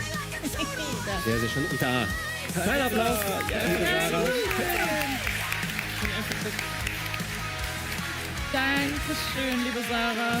Ich glaube, wir haben hier 2 Varianten Lamia Grande. Einmal vegetarisch und wir kriegen auch noch was mit Fleisch. Wer mag denn primär, ist das Margarita oder Wir haben Pizza? Margarita. Eine Margarita. Will jemand von euch ein Stück Margarita haben? Ey, Hauptsache Pizza. Hauptsache Pizza. Also einmal Lamia Grande Margarita, bitte sehr. Bedient euch gerne. Wer noch ein bisschen was mit Fleisch haben will, das kommt gleich nach. Mit was soll ich gleich anfangen? Erstmal den Gästen hier den Vorzug lassen natürlich. Das war die Frage, entschuldige. Achso, nein, ich weiß, bei lauter Essensgenuss kann man ab und zu mal natürlich nicht so klar darüber. Ich habe mehr laut mit mir gesprochen. Ich weiß nicht, ob ich jetzt schon zuschlagen sollte oder kurz aufwarten. Ja, dann mag ich auch. Gregor, die Zeit haben wir. Die Zeit haben wir. Das Der Abend ist lang. aber dann essen wir alle, dann kann keiner mehr reden. Ist aber auch okay. Ja. Ist das dieses Social Eating, von dem die Leute sprechen? Ne? Also ein bisschen Mukbang hier. Lamia gerade Mukbang. Scheiblettenkäse. Ich bin mir nicht sicher. Das weiß ich, wovon du redest. Also natürlich nicht die fantastische Lamia Grande, aber falls ihr euch erinnert, guckt das mal. Gregor, RBTV, Scheiblettenkäse. Ich glaube, ich habe damit Social Eating durchgespielt. Wie viel hast du geschafft? War nicht ganz 100. Es war nicht ganz 100, aber es war sehr optimistisch. Ich hätte mich nicht einfach an alten Simpsons-Gag orientieren sollen. Das war das 64 Slices of American Cheese. War bei irgendwas unter 20, aber mir hast du gegessen? Ich hab's versucht. Wie viel hast du geschafft? Irgendwas um die 20 waren es gewesen. Ja. Aber ich habe da auch, es war mitten im Hochsommer. Und ich habe dazu die Mondscheinsonate, glaube ich, im Hintergrund spielen lassen. Natürlich. Genau. Und der Chatroom, also es war schon ein Experiment. Sagen wir mal, essenstechnisch, auch sendetechnisch. Ich mir die beiden Teile wünschen auf jeden Fall. Ich glaube, das war der Moment, in dem ich entschieden habe, mich bei RBTV zu bewerben. Ja. Wenn die das machen dürfen. Ich glaube, es war auch der Moment, wo viele sich dagegen entschieden haben, bei RBTV zu bewerben. So ist aber natürlich durchaus auch mal ein klein bisschen leckerer. Ihr seid fertig, Jungs. Ja, hat euch gut. Ja. Mag jemand noch hier? Also die nächste Lamia Grande wird gleich kommen. Ganz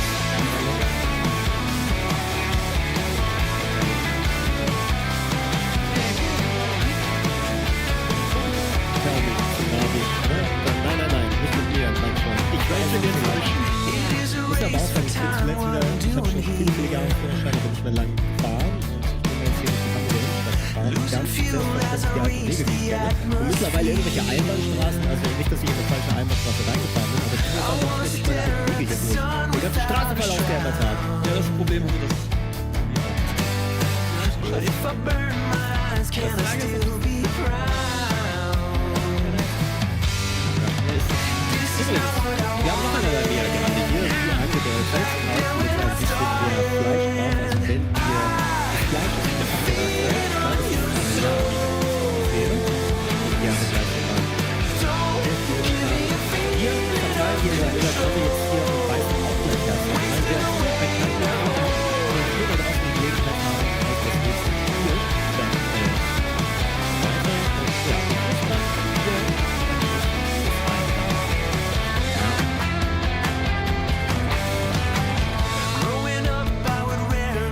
wird's spannend, denn der Release von Monster Hunter Wilds war deutlich kontroverser, als man bei einem beliebten Franchise wie diesem vermuten könnte.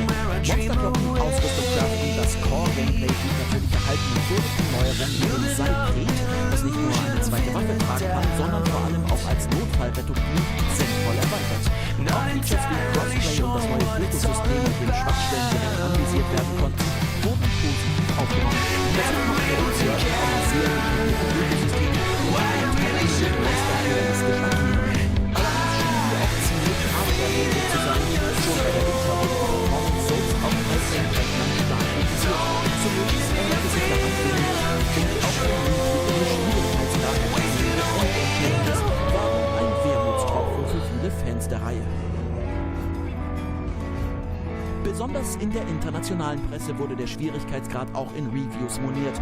Hierzulande war man sich aber größtenteils einig, dass Monster Hunter Wilds trotzdem ein fantastisches Spiel ist und die Einsteigerfreundlichkeit eher als etwas Positives verbucht. So verlieh Annika Menzel von der PC Games dem Spiel das Prädikat Meisterwerk. In ihrem Fazit heißt es, Monster Hunter lebt von den Jagden und die sind mehr als gelungen.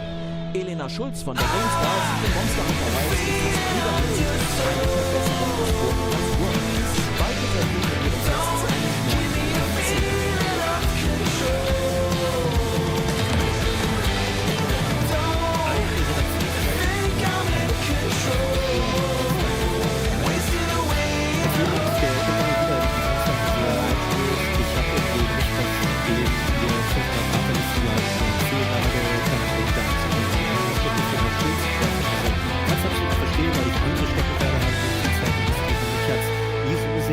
dass ich die vielen Kritiken so nachvollziehen kann. Ich habe auch in Wilds mal reingespielt und gerade, wir haben ja auch relativ viel dann Kritikpunkte gehört von langjährigen Fans, was wahrscheinlich auch dafür gesorgt hat, dass wir kein so hohes internes Rating wie bei Kingdom Come Deliverance hier hatten, was es Endgame und so weiter angeht. Capcom will natürlich die Serie ein bisschen noch mehr erfüllen, nachdem uns mal der World so ein Riesenhit geworden ist. Aber anscheinend ist es doch ganz leicht falsch abgebogen. Wie sieht es hier denn in der Runde aus? Ich würde nicht sagen, dass Capcom falsch abgebogen ist. Ich glaube, das größere Problem ist eher, dass halt davor Monster Hunter World erschienen ist. Also dazu kann noch Rise, aber das ist ja eher so ein Handheld Monster Hunter. Und der Sprung zu Monster Hunter World ist halt einfach gigantisch gewesen. Monster Hunter Wilds ist jetzt halt einfach in Anführungsstrichen nur eine Fortsetzung von World. Ich finde trotzdem aber, dass das Spiel konsequent weiterentwickelt wurde im Gameplay. Also mir macht das richtig viel Spaß, dass die gleiche Silence, right click, oh this is the right... Bisschen abgeschafft. Aber das ist für mich auch der große Kritikpunkt. Wenn man sich halt das Spiel anschaut, und vor allem was halt released passiert ist, die Updates, da ist nicht mehr so viel passiert, auch viel auf Kritik eingegangen. Zum Beispiel über die die können jetzt auch optisch verändern, was die Kritikpunkt war. Und das war ja auch etwas, was glaube ich erst bei Monster Hunter World Iceborne, so ein Transmog-Waffensystem. Ich muss sagen, ich glaube, ich habe kein Spiel länger gespielt.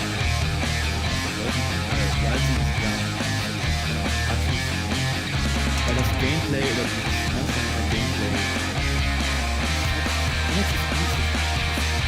als langjähriger Fan, also es ist hier jetzt nochmal wirklich konkret diese Aufteilung, diese separaten Gebiete mit Ladenzonen, dass die das jetzt ja wirklich ganz rechtlos ausgehebelt haben, zu sehr wie ich sagen, das Antigrus immer noch diese Ranke hoch oder jeder Menge durch. Fühlt sich das für dich irgendwie anders an, dass man diese künstlichen Kommen aufgereicht hat? Es fühlt sich nicht großartig anders an. Es ist auf jeden Fall ein nettes Gimmick, aber es ist nicht großartig Gameplay. Aber es ist auf jeden Fall nett und ich vermisse auf jeden Fall nicht nur die Zeiten, wie in den früheren Monster-Dateien, wo du innerhalb einer Karte in die verschiedenen Regionen gegangen bist, die mit Ladepause verbrochen waren, dass du halt so, das Monster ist in der nächsten Zone, kommst rein und wirst direkt irgendwie von so einem Feuerschwall getroffen, wirst zurückgetroffen, gehst wieder durch die Ladezeit und bist wieder in deinem alten Gebiet. Also das ist, ich finde es schön, dass es ist nicht mehr so hardcore sperrig wie ein Monster Hunter 2 oder das technisch 2 Spieler aus dem Leben. Weil der Spielspaß ist immer noch gut. Ich glaube, wir werden noch mal weiter bestimmt. Der eigentlich fast immer noch etwas zu ergänzen. So, was meinst du, ist die Capcom jetzt noch angehen, sich dann längerfristig nochmal wieder zurückzuholen? Also jetzt haben wir jetzt im nächsten Jahr nach Release und Monster Hunter World hat sich auch Ewigkeiten gehalten. Ist es ein Add-on, das dazu kommen muss, oder sind das so Detailarbeiten? Technik natürlich klar, aber was ist vielleicht Ja, also ich freue mich und erwarte natürlich auch eine große Erweiterung, die Monster Hunter World mit Iceborne dann ein Jahr später bekommen hat. Ich hätte auch vermutet, dass man auf den Game Awards mindestens was nicht passiert ist. Aber ja, es ist natürlich halt die große nächste Erweiterung zu Monster Hunter World, dann mit dem Meisterrang, dann auch hoffentlich mit unserem Housing-System, das halt Monster Hunter World Iceborne auch hat, wo du dann vielleicht auch die ganzen Käfer, die du sammeln kannst, auch nochmal ausstellen kannst, dass du das gut fest machen kannst. Dann will ich halt einfach viel mehr Monster, viel mehr Crossover, das Ganze jetzt echt hervorragend war. Davon will ich einfach mehr. Also wäre natürlich sicher angeboten, wenn die zeigt, wie die Reittiere, ja, die schon so ein bisschen mit anderen Namen waren. Ganz ehrlich, wir haben alle unsere Reittiere angemalt. So wie sie es gehört, wie Schokomonster angemalt. Hier jemand in der Runde, was Monster Hunter meint? Also ich glaube, ich habe einfach die krasse Perspektive, was das Erfahrungswerte angeht. Ich habe die Reihe lange Jahre beobachtet und immer wieder so ganz kleines Fehler reinzugucken. Und es hat irgendwie noch nie so richtig funktioniert, weil ich habe selber Schuld und Zeit dafür übernommen. Aber Monster Hunter World war für mich der erste Franchise. Auch der hat die Hilfe und das Googlen mit Freunden und dem Internet quasi so ein bisschen bedarft, um wirklich einen Einblick darin zu kriegen, was ich hier jetzt gerade tue und warum. Aber es hat funktioniert. Also wenn ihr sagt, das ist das Einsteigerfreundlichste, dann war es für mich genau das Runtersetzen von der Hürde, das es für mich gebraucht hat, um eine schöne Story zu haben, um ein cooles Kampf-Gameplay zu haben, um dann wirklich im Februar zu Release tatsächlich allerdings auf der Xbox mit sehr, sehr gute Zeit zu haben. Ich bin niemand, der sich mit dem ganzen Rahmen nach der Story groß auskennt. Und dann geht das Spiel los. Ich weiß. Aber dann kam ja Spiel 3 raus dieses Jahr. Aber ja, ich habe also neben all den vielen anderen Titeln, die auf meiner Liste sind, habe ich natürlich auch Bock, noch mehr Monster Hunter Wilds zu zocken. Mir fehlt mir einfach die Zeit. Also die Zeit, die ich investiert habe, habe ich sehr gut gemacht. Ich weiß nicht, dass vor einiger Zeit in der Team ich glaube aktuell schon.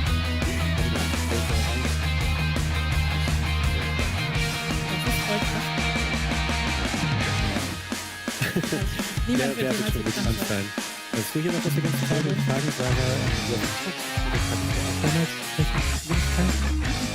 Ich erinnere mich, ich habe es auf W5 damals gespielt.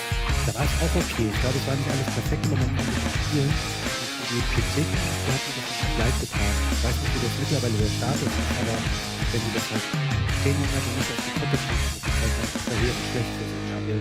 Weil irgendwann sagen die Leute auch mal, ja gut, das Spiel hack ich jetzt ab und warte da nicht drauf, ob dir irgendwann die Abstürze oder Framerate einstellen oder was das wird irgendwie ganz verbessert. Am Rande verfolgen das aber es ist dann auch so Unreal Engine 5 oder sowas, hat mir ja häufig gehabt, dass die vom Handspiel gerade auf dem PC, was für eine Hardware du brauchst, um da vernünftig die ganzen Blumen und was auch immer da durchzupushen, dass die häufiger mal Probleme haben. Ich weiß natürlich nicht, ob dann jetzt Monster Hunter Wilds von uns erzählt. Die RE. Ja, RE-Engines, okay. Die Reach for the Moon Engine. Ja, die wir nochmal notieren lassen. Stimmt. Aber gut, wir wollen mal einen Blick auf das Rating werfen und wir hatten das Rating bei einer 8,5, wenn ich es richtig im Kopf. Der Chat war sehr viel kritischer und hat eine 6,5 dann gegeben für Monster Hunter Wilds und da haben die Hardcore-Fans abgestimmt. Ja, das Publikum lag diesmal ein klein bisschen drüber und wir hier jetzt eine 7,4. Das lassen wir dann wieder mal zusammenrechnen und so kann es auch nochmal auseinandergehen. Wie gesagt, der Hinweis ja auch nochmal darauf, gerade im Chat auch hier abstimmen, wenn ihr das einschätzen wollt. Und gerade bei Monster Hunter Wilds waren wir viele, die noch zum Hardcore-Wahl erzählen, die von das Problem, die wir angesprochen haben, ein bisschen mehr betroffen waren. Zusammengenommen eine 7,73, wenn ich es richtig gesehen habe, und damit wie in der Reihenfolge hier vorgestellt landet auch ganz weit den zweiten Platz. Sarah, du hast erwähnt, da kamen schon die nächsten Spiele wieder raus. Ich glaube, wir haben alle ein klein bisschen was zu sagen, aber je nachdem, mit welcher Person wir das gemeinsam gespielt haben. Wir gucken mal in die Mats für Spiel Nummer 3 an. Studio Hazelight hat sich mit A Way Out und vor allem dem hochgelobten It Takes Two einen Namen als erste Adresse für kreativen Koop-Spaß gemacht. Ihr neuestes Werk Split Fiction bleibt diesem Motto treu. Im Zentrum stehen dieses Mal die beiden Autorinnen Leo und Zoe, die durch die Sci-Fi und Fantasy-Welten ihrer Vorstellungskraft reisen. Etwas weniger Rätselfokus, dafür mehr Action. Damit mussten Fans der Vorgänger erstmal warm werden. Genau wie die beiden Protagonistinnen miteinander. Gegen Ende wurde es dafür umso emotionaler und in den Wertungen überholte Split Fiction mit einer 91 der Metacritic sogar seinen formidablen Vorgänger um 3 Punkte. In der Presse wurde mit Superlativen nicht gegeizt. Für Natalie Schillmann von der GameStar führt Split Fiction die größten Fußstapfen von It Takes Two größtenteils aus. Und bei einem Meisterwerk wie It Takes Two sei das alles andere als leicht. Michael Grünwald geht noch einen Schritt weiter und schreibt, Split Fiction schafft das schwer Schaffbare und hebt das Niveau im Vergleich zu It Takes Two. Für mich ist das Koop-Abenteuer jetzt schon das Spiel des Jahres und meine erste 10er-Wertung bei PC Games. Bei Liga sind It Takes Two und Split Fiction mit jeweils einer 9,2 auf einer Stufe. Im Ende wird im Test von Olaf Ries nur der austauschbare Bösewicht ohne Tiefgang und die ein oder andere Gameplay-Variation, die nicht immer aufgehen.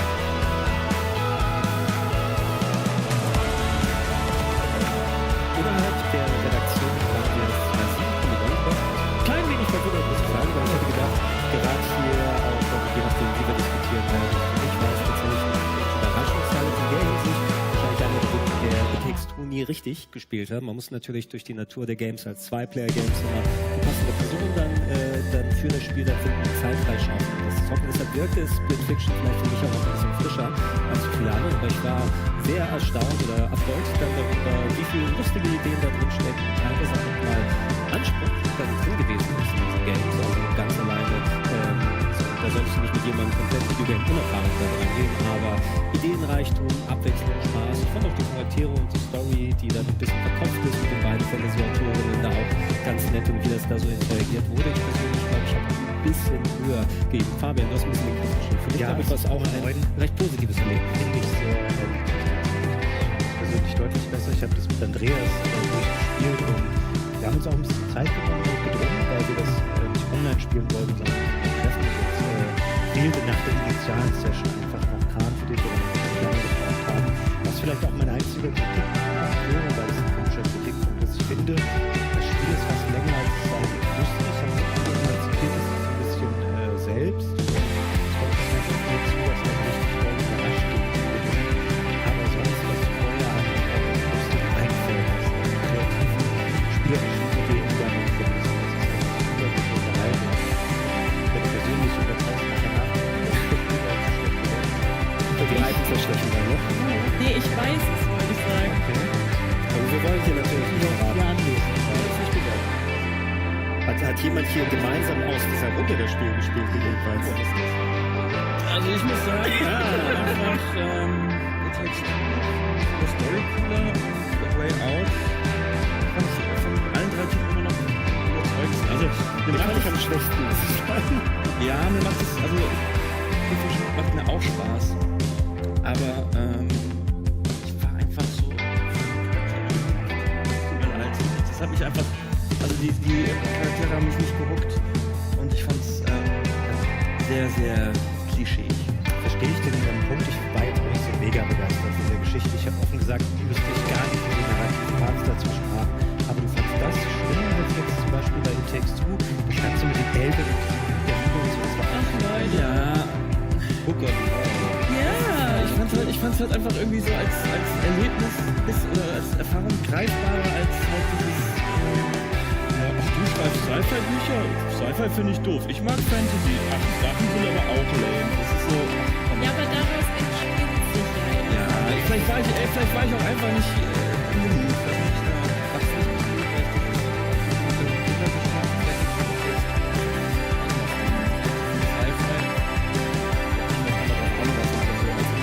Gedanke, dachte ich, vielleicht müssen wir das dann nochmal gemacht, müssen wir das nochmal spielen. Ich würde mir wünschen, wenn Hazelight mal ein bisschen düsteres Setting oder eine düstere Story erzählen würde in diesem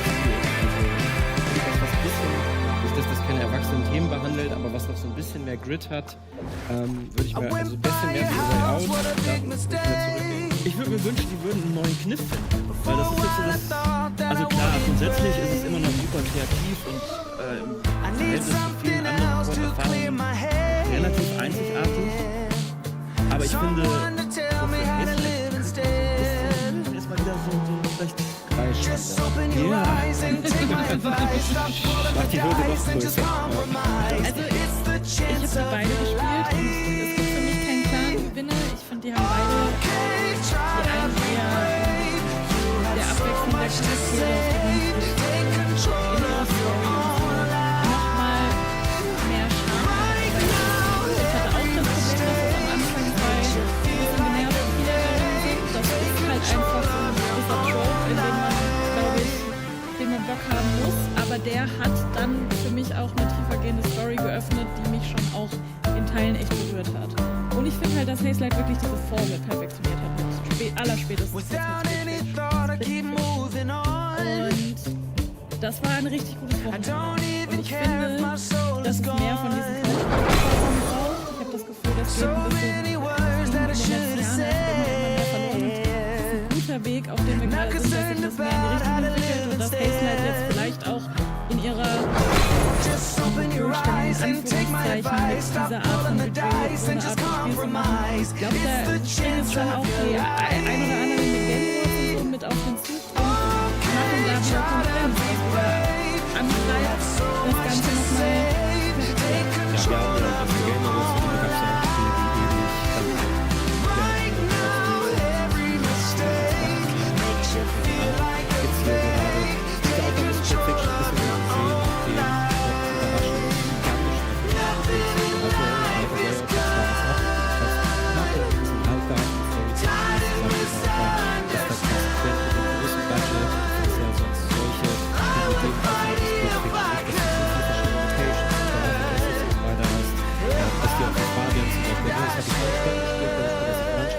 bisschen zu lang den Part oder hier hätte eine Sequenz knackiger sein können. Also kurz vor dem Gefühl, jetzt kommt der Boss, ich bin nicht ganz überrichtig, zum Glück in den meisten Fällen dein Animation-Wechsel, dein Gameplay-Wechsel. Das hätte man ein bisschen knackiger machen können, wenn wir jetzt 2 Spiele reingepackt haben. Das gucken wir das Spiel. Man sitzt vielleicht auch mal draußen, außerhalb der Gaming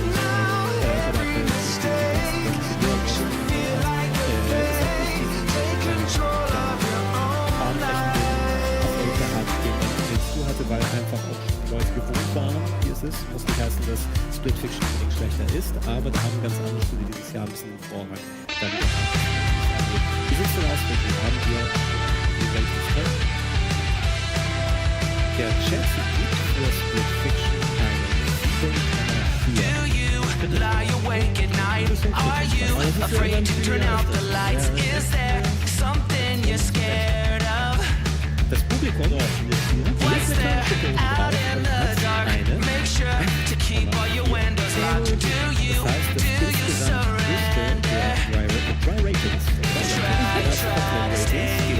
These walls you can't escape.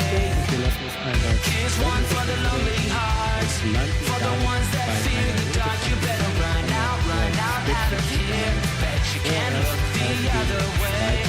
Here's one for the broken road. That's the only one you know. You better run out, truth or dare. Get me out, take me anywhere but here. Anywhere but here. Ein Spiel dieses Jahr musste vorab wohl mit so viel Druck und Willen wie Wanting something good to come, waiting for things to run away from. Are you just hiding? Walking into the fire, talking like you never died, like you're immortal. Try, stay away. These walls you can't escape. Here's one for the lonely hearts, for the ones that feel the dark. You better run out of here. Bet you can't look the other way. Here's one for the broken road. That's the only one you know. You better run out, truth or dare. Get me out, take me anywhere but here.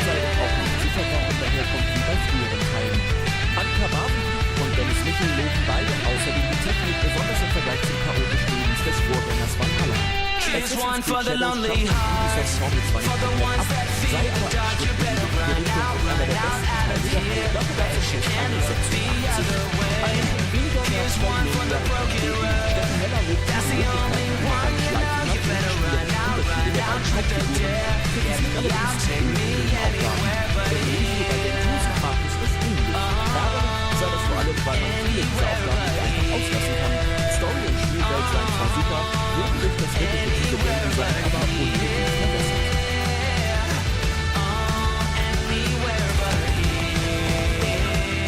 Redaktionsintern insgesamt, ja, und der Max wurde schon erwähnt, viel Diskussion im Vorfeld. Das Spiel hat natürlich selbst dann nochmal dafür gesorgt, dass man es einordnet. Ich kann mich an den Fabian, wir haben es auch sehr ausführlich im Game-Talk diskutiert. Du hast es ja durchgespielt, wo wir dann deine Meinung sind. Wir haben das Spiel, war ja richtig verstehen, und dann gab es verschiedene Redaktionen, das eigentlich immer ganz gut falsch ist, wenn man weiß, okay, wir sind wahrscheinlich schon wieder bei mir gewesen sein. Das war auch irgendwie fehlt oder irgendjemand das Spiel von West, um das anzuschauen. Ich fand das schon gut. Ich war auch froh darüber, weil ich natürlich will ich nicht irgendwie, dass das einfach kaputt geht, und ich glaube, das war für mich schon ein sehr dramatisch wichtiges Spiel. Und es war alles in allem damit sehr zufrieden. Alles unterschreiben, was man hat auch gesagt, und das hat diese Marke jetzt nicht komplett neu erfunden. Es hat mich auch in keinerlei Hinsicht komplett vom Hocker gehauen. Ich finde aber, dass das Spiel ist, was ein bisschen fokussierter wieder war, als es teilweise zu überbrochen ist, Vorgänger, die auch so dann war, dass es ein bisschen zurückgefahren ist, hatte dann die Zeit. Ich fand einige Entscheidungen etwas seltsam, zum Beispiel, dass der zweite Charakter dann der Charakter ganz am Anfang kurz auf, dann kriegst du es nicht mehr, dann kommt er wieder und dann so, aber jetzt will ich mich eigentlich auch schon mal umstellen, mal dann so eingespielt ist, ich finde, dass Nari, also die Protagonistin, die auch von den Skills her für mich persönlich interessanter war, weil das ein bisschen schwerer und langsamer ist. Aber alles in allem hatte damit eine gute Zeit und das war auf jeden Fall eine gute Grundlage, die sie aber, glaube ich, mal überarbeiten muss. Oder da muss man irgendwie diskutieren, weil später im Jahr dann noch ein Spiel kommt, was grundsätzlich super ähnlich ist wie Setting, aber einen Zeit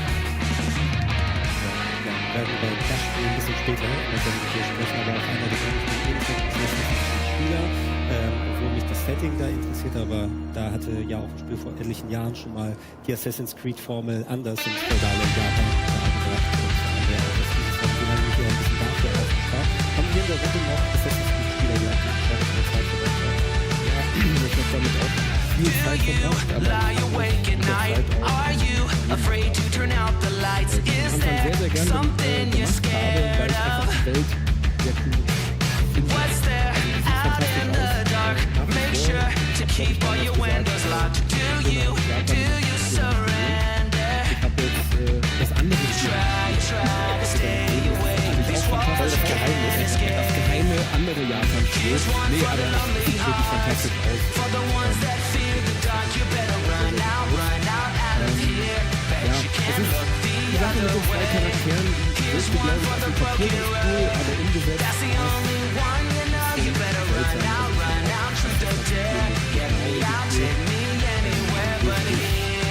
Assassin's Creed-mäßigeres Gameplay. Und das ist ein bisschen schade, dass das nicht so besser verzahnt war, glaube ich. Aber grundlegend leider so, das Japan-Setting, das hat man sich direkt nach dem ersten Assassin's Creed schon gewünscht und man hat so viele Jahre darauf gewartet. Und wäre dieses Spiel ein paar Jahre früher gekommen, hätte man, glaube ich, die Immortal die Reihe so gut wir haben einiges besser gemacht, aber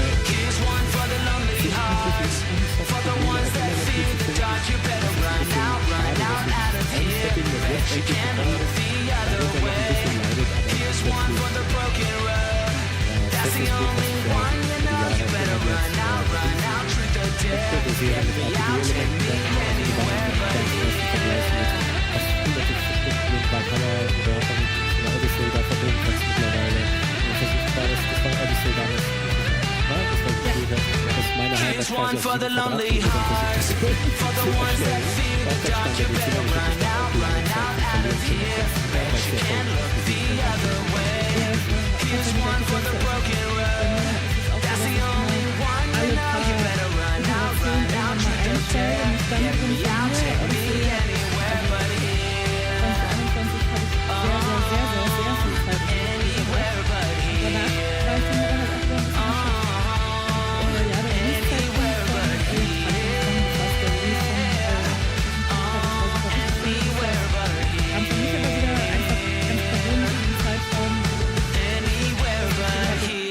für so einen Klopper zu haben. Und ja, dann habe ich mich mit diesem anderen absolut geheimen Spiel, Ghost of Yotei, an Japan. War das große Geheimnis der Sendung?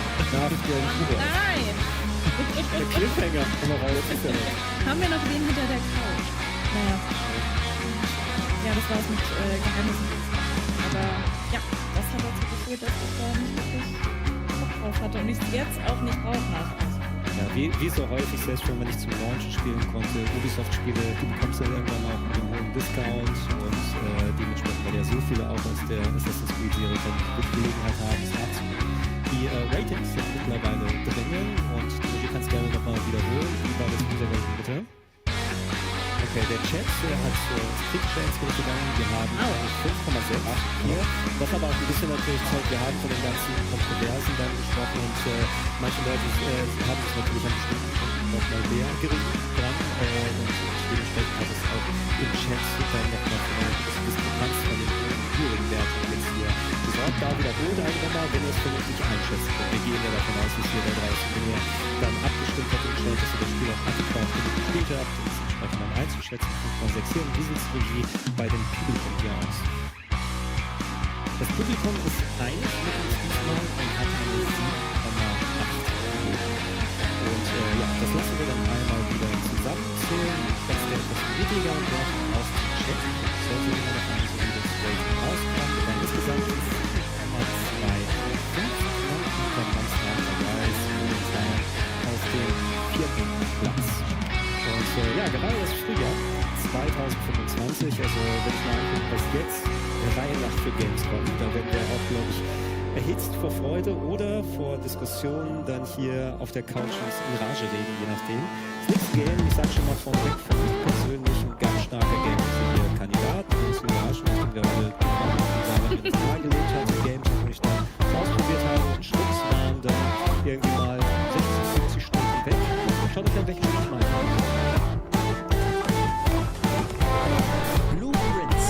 Jahr die allseits beliebte Roguelike-Formel genommen und mit etwas anderen Inhalten gefüllt. Als junger Erbe eines riesigen Anwesens merkt ihr schnell, dass sich hier etliche Geheimnisse verstecken. Vor allem Zimmer 46 gibt Rätsel auf. Um diesem Geheimnis auf den Grund zu gehen, müsst ihr an jeder Tür 1 aus 3 zufälligen Zimmern wählen. Alle haben verschiedene Hilfsmittel oder Eigenschaften, die sich nicht selten hinter mal mehr, mal weniger komplizierten Rätseln verbergen. Je mehr Spielzeit in Blueprints gesteckt wird, desto komplizierter werden die Rätsel und entfalten nach und nach ein größeres Geheimnis, als man sich vorstellen könnte. Als Ressource dienen eure verbleibenden Schritte sowie die Anzahl an Türen. Das alles zusammen macht Blueprints als Videospiel, aber vor allem Roguelike so besonders. Das Genre ist bekannt dafür, einen besonders hohen Schwierigkeitsgrad zu vertreten. Während sich das aber bei anderen Titeln auf die Kämpfe bezieht, gibt es in Blueprints keine Waffen, keine Kämpfe und keine Lebensanzeige. Es wird nicht euer Geschick in den Schlachten, sondern euer Hirnschmalz herausgefordert. Dazu ist Blueprints der erste Titel von Studio Dogubon, die damit nicht nur ein sehr einzigartiges Roguelike hervorgebracht haben, sondern auch eins der besten Rätselspiele jemals. Das nahm sich Achim Fehrenberg von IGN zum Anlass, um Blueprints mit einer unglaublichen 9 von 10 zu bewerten und beschreibt es als eine ausgesprochen tiefe Spielprobe, mit der sogar enorm viel Spaß gemacht hat und nennt das eines der Indie-Highlights des Jahres. Christian Domler von Eurogamer gefällt der Rätselspaß sogar so gut, dass er den Titel mit einer 5 von 5 bewertet und es ein außergewöhnliches Spiel nennt. Auch andere Stimmen scheinen ihm zuzustimmen, denn auf Metacritic hat Blueprints einen beachtlichen Score von 92 und gehört damit zu den 5 besten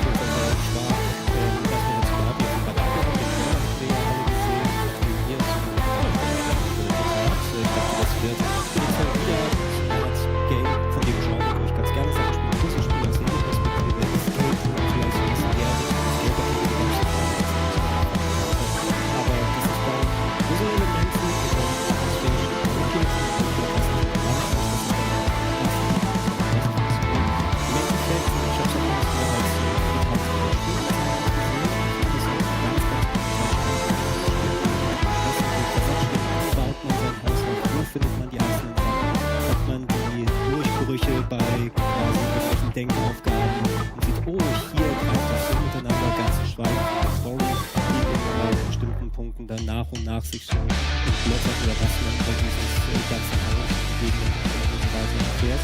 Irgendwie bei mir hat es wirklich schon richtig Nerv getroffen. Ich habe mich auch komplett verweigert, irgendwelche Guides oder andere Sachen mehr anzuschauen.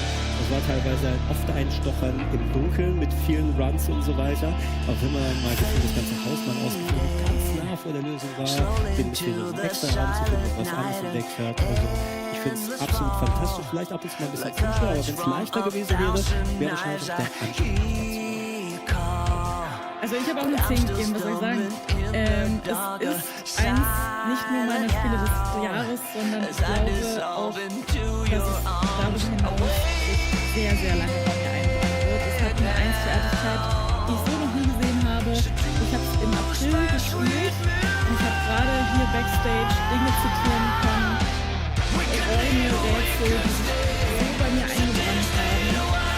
Das war eine einzigartige Spielerlebnis. Ich habe wirklich zu Hause, ich habe einen Blog voll mit Theorien über dieses Spiel. Ich habe meine Kamera voll mit Screenshots. Ich habe dann noch eine Notizliste in meinem Handy und habe jede Tiefe und jedes Detail auseinandergenommen.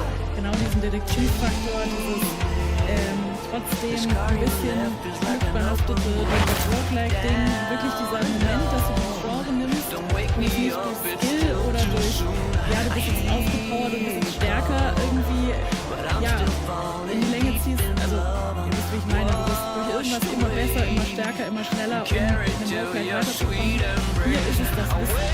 Und das war für mich so einzigartig. Das war für mich das Spiel, was wir in der Firma auch am allerhäufigsten besprochen haben. Es gab so viele Mittagessen, wo wir da saßen und überlegt haben, wie kann ich dir spoilerfrei abfragen, ob du das und das schon hast. Da sind wir jetzt gerade, wie du hast auch angefangen, die halbe Showredaktion hat angefangen, dieses Spiel zu spielen und mit denen auch über Gaming geredet, was der Natur halt häufig, weniger häufig vorkommt. Aber wir waren irgendwann so in einem Fokusmodus drin, was dieses Spiel angeht. Es hat so Spaß gemacht. Das werde ich so vergessen. Ja, wir sollten gleich mal zustimmen, weil von Leuten an, das ist der Anfang. Wir hatten aber auch jetzt auch wieder Backstage mal ein bisschen gesprochen. Und das Markus, du hast das Spiel zu lernen. Du warst jetzt so klein, das ist nur leicht andere Perspektive. Ja, jetzt fängt an das. Ja, also muss man dazu sagen, was vollkommen legitim ist. Ja. Also meine erste Frage an Lisa zum Beispiel, die hat das Spiel auch sehr, sehr gefeiert, war, wann fängt das Spiel denn an Spaß? Gleich mal passiv aggressiv. Nachdem du dein erstes vollgeschrieben hast, dann ist langsam alles aufgeschrieben und gesehen habe, nee, also ich habe das Spiel in Vorbereitung auf diese Sendung angeschaut und ich bin ungefähr bei Tag 8 und habe 4 bis 5 Stunden gespielt. Und in diesen 4 bis 5 Stunden war dieses Spiel nur ein okayes Puzzlespiel. Also anscheinend lag es an dem Zufallsfaktor, aber das Spiel hat mir jetzt noch nicht zu verstehen gegeben. Guck dich mal ein bisschen genauer um, guck dir die Räume an. Ich habe bis jetzt nicht wirklich nur daran orientiert, wie mit Räumen kann interagieren. Und es gibt Rätselräume, die auch so gekennzeichnet sind. Und das Spiel hat mir an keiner Stelle noch gesagt, dass ich mehr machen muss, dass ich aufmerksamer sein muss. Was spielst du? Auf welcher Konsole? Ja. Auf der PlayStation. Okay, weil für mich war der erste Hammer-Moment, ich spiele es auch auf der PlayStation auf meinem Fernseher zu Hause. Und mir ist was aufgefallen an meinem großen Bildschirm auf dem Fernseher, dass ich aufgestanden bin, hingegangen bin an den Fernseher und mir dachte, what the fuck, da ist eine zweite Ebene. Und ab da war ich so. Ja, auf diesen Moment warte ich noch. Also ich will das Spiel überhaupt nicht schlecht reden. Ich vermute aber mal, dass es sehr, sehr zufällig ist, wann man auf die Genialität dieses Spiels stößt. Ich bin leider nach 4-5 Stunden noch nicht drauf gestoßen. Und es ist schon schwierig, finde ich, mich zu motivieren, weil ich jetzt weiß, weil ich nicht weiß, wann passiert das. Wann entdecke ich was, wo dieser Aha-Moment kommt. Was macht das Spiel? Bis jetzt sind es nur zufällig generierte Räume, wo ich fast nichts machen kann. Wo ich teilweise mir denke, okay, da ist eine Statue mit einer Hand in der Rückenzeit. Die Bilder sehen ja interessant aus, aber was mache ich damit? Nix. Also ich habe noch keine Notizen im Spiel gefunden, die sagen, guck dir das mal oder vielleicht guckst du mal in die Ecke. Ich finde das grundsätzlich mein Stand des Spiels. Ich möchte gerne noch mehr erfahren und ich hoffe, dass das bald einmal Klick macht. Aber zumindest bei mir bis jetzt ist noch nichts. Ich finde das voll okay. Und ich glaube auch, Teil, okay, wenn du jetzt noch 1-2 Stunden spielen würdest und sagen würdest, nee, das Spiel ist per se, weil ja, das kurz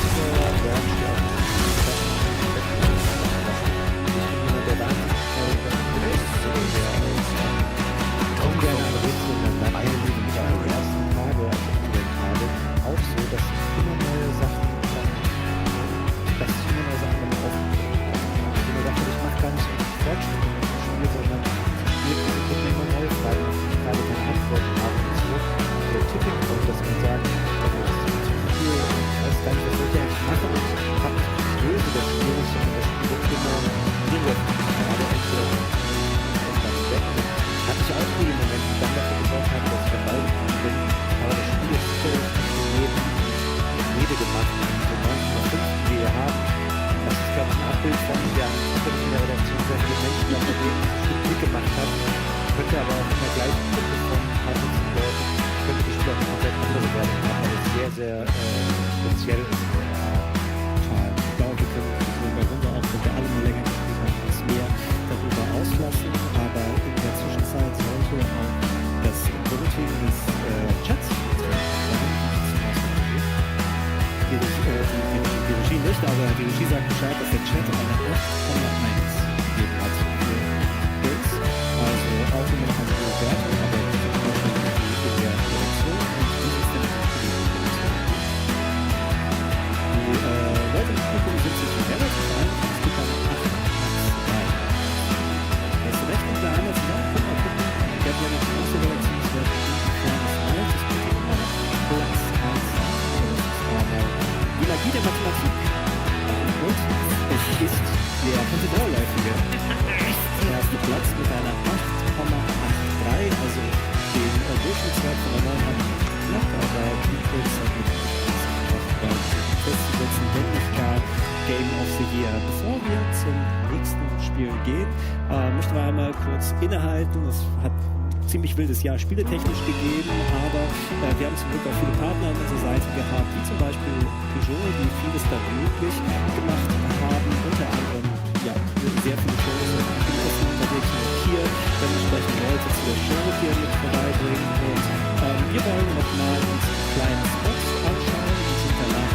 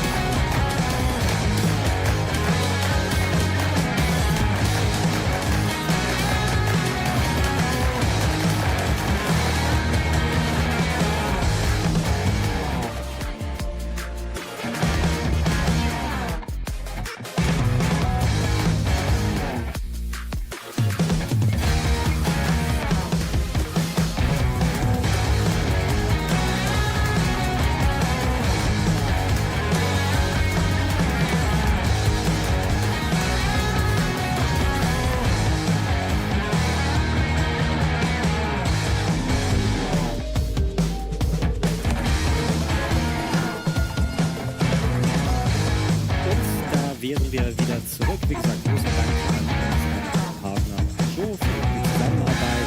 Wir wollen uns jetzt den nächsten Spielgruppen anschauen.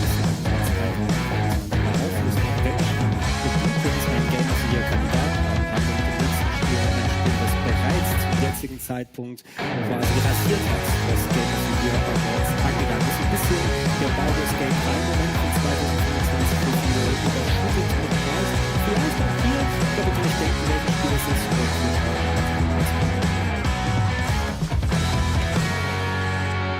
Als absoluten Überraschungshit kann man wohl Rare Obscure Expedition 33 verbuchen. Wenn man sich im Stunden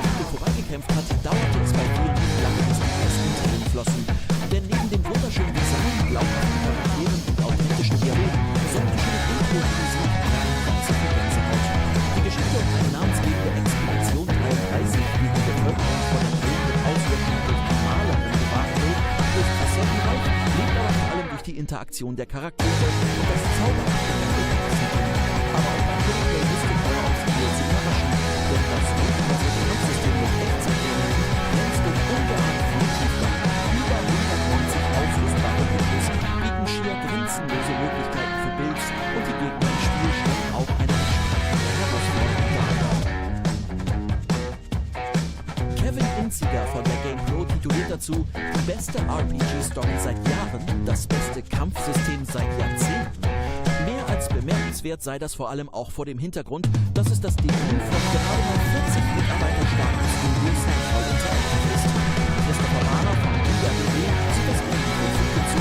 Jeder Spieler, der auch nur eine kleine Veränderung hat, sollte in die wunderschöne Welt von Warcraft Expedition werfen. Hier ist es nicht. Dafür gibt es eine 8,8 Test, bei der GamePro sogar eine 8,9. Denn unser Alex von der Tour war von den Konfiguren zwar etwas verwirrt, hilft aber besonders den philosophischen Tiefgang des Spiels. Welchen Sinn hat das Leben eigentlich noch, wenn wir auf ein immer schnelleres Ende hinten sind? Sesam oder verpiss dich!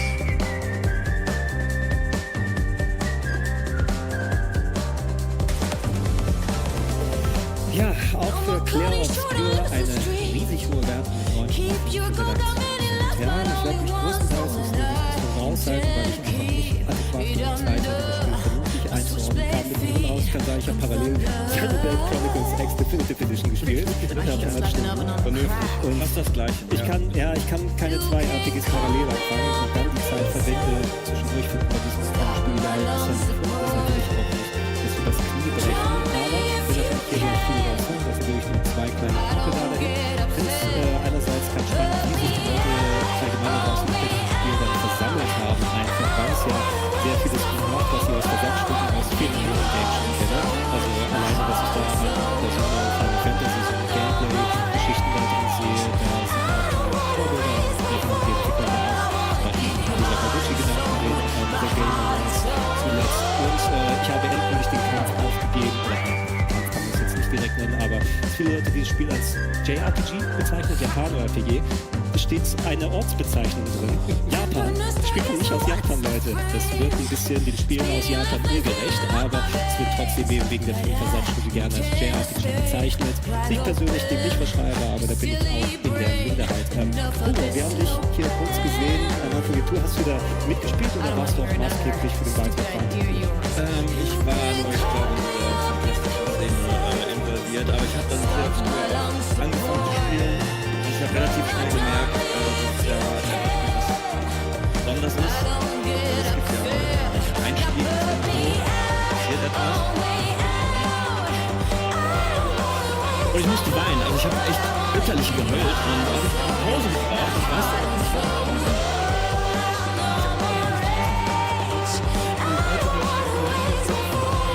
Beim Videospiel spielen auch und es liegt nie an diesem und es ist auch passiert, ich habe wieder geheult. Das ist mir insgesamt 3-mal passiert. An dieser Einstellung, dass ich dachte so, ja, ich habe nur geheult in diesem Spiel. Und dann beendet man das erste Kapitel und ich habe wieder geheult. Und dann dachte ich mir, ja okay, das macht schon irgendwie erzählerisch was richtig. Und spielerisch finde ich es auch wirklich fantastisch. Das Einzige, was das treibt das Spiel so ein bisschen auf die Spitze. Gegner, die wirklich man denkt sich so, ja okay, das kennt man. Will eigentlich angreifen, aber der macht nochmal so eine Finte und wird absolut jeden gottverdammten Angriff. Aber nicht nur einmal, sondern irgendwie auch 3 bis 4 Mal. Das war, wenn man dann halt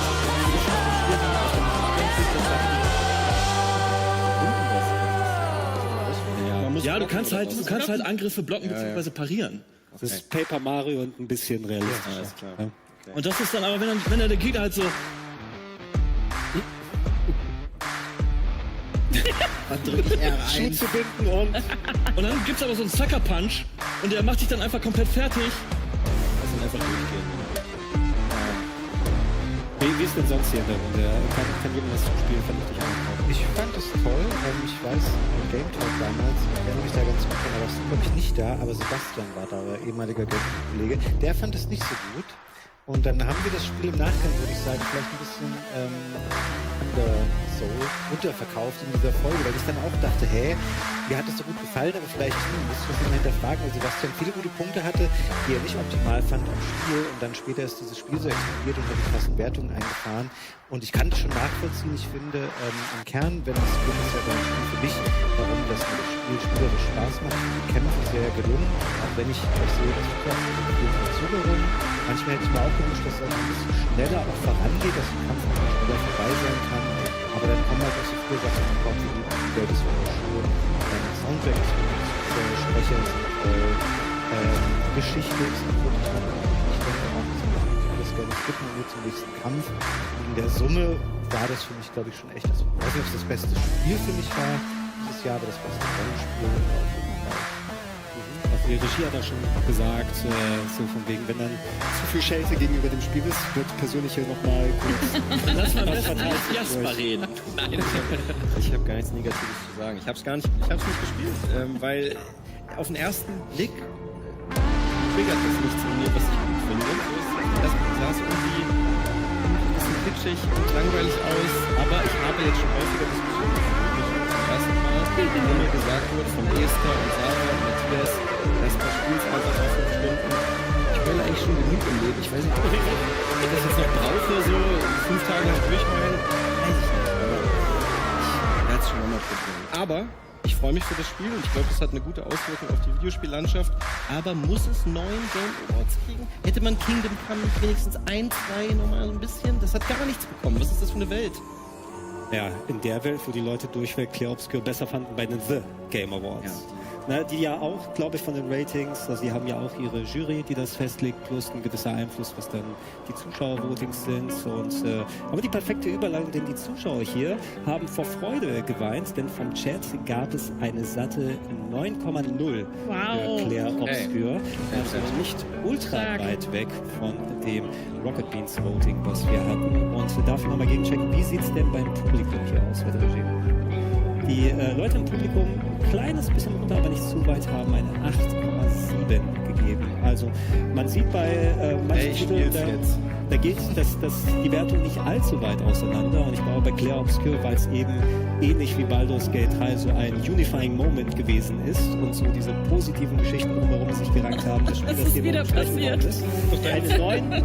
Deine 2 Lieblingsgames. 9,18 bringt Clair Obscur Expedition 33 erstmal vorläufig auf den ersten Platz vor Blue Prince und Kingdom Come Deliverance. Ob das nächste Spiel dem gerecht werden ist einen der Game of the Years ist der aus den vergangenen Jahren, nämlich Elden Ring, aber nicht das klassische Elden Ring, sondern ein bisschen was anderes mit Multiplayer-Action.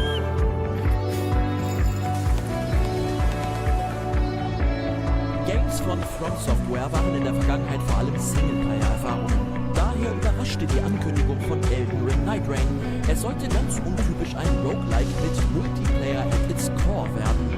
Vor allem in Dreiertrupps können gewillte Abenteurer in das sich ewig wandelnde Limgrave ziehen. Bedroht von einem sich ausweitenden Regen gilt es sich am Tag ordentlich hochzuleveln und auszurüsten, um eine Chance gegen die nächtlich auftauchenden Bosse zu haben. Die müssen geschlagen werden, um überhaupt gegen die große Bedrohung der Nachtlords antreten zu können. Darüber hinaus hatte das Ding auch wieder einiges, was auch das Original Elden Ring ausgemacht hat. Ein vielseitiges Kampfsystem, spannendes Gegnerdesign, eine kryptische und versteckte Story und einen knallharten Schwierigkeitsgrad. Und für alle, für die das noch nicht genug Anreiz war, sich immer wieder und wieder in die Schlachten zu stürzen, gibt es seit kurzem sogar noch den DLC The Forsaken Hollows. Der kommt nochmal mit neuen Charakteren, frischen Bereichen und Leerbossen, von denen einer sogar Dark Souls 1 Liebling Artorias ist daher. Auch wenn die einschlägige Gaming-Presse dem Multiplayer-Ansatz skeptisch gegenüberstand, konnte sie letztlich größtenteils überzeugt werden. So schreibt Kevin Pinao bei IGN Deutschland von einer beispiellosen Spielerfahrung mit hervorragender Sogwirkung, bemängelt aber beim kompromisslosen Grundkonzept vor allem das fehlende Crossplay. Das reichte für eine 8 von 10. Elena Schulz schreibt für die GameStar, dass das im Vergleich zu Elden Ring ungewohnt hohe Tempo nicht ihr Fall ist und dass sie sich eine flachere Lernkurve und mehr Flexibilität gewünscht hätte. Für sie zündet das Konzept entweder komplett oder gar nicht und sie vergibt gibt eine 71. GamePro passte ihre ursprüngliche Wertung noch einmal an und korrigiert im Oktober um 10 Punkte nach oben auf eine 75. Dennis Müller begründet dies mit genügend Patches, die nicht nur technische Mängel beseitigt, sondern neben mehr Content auch das Balancing verbessert haben. Und dadurch fühlt sich dann sogar auch der Solo-Modus durchaus fair an.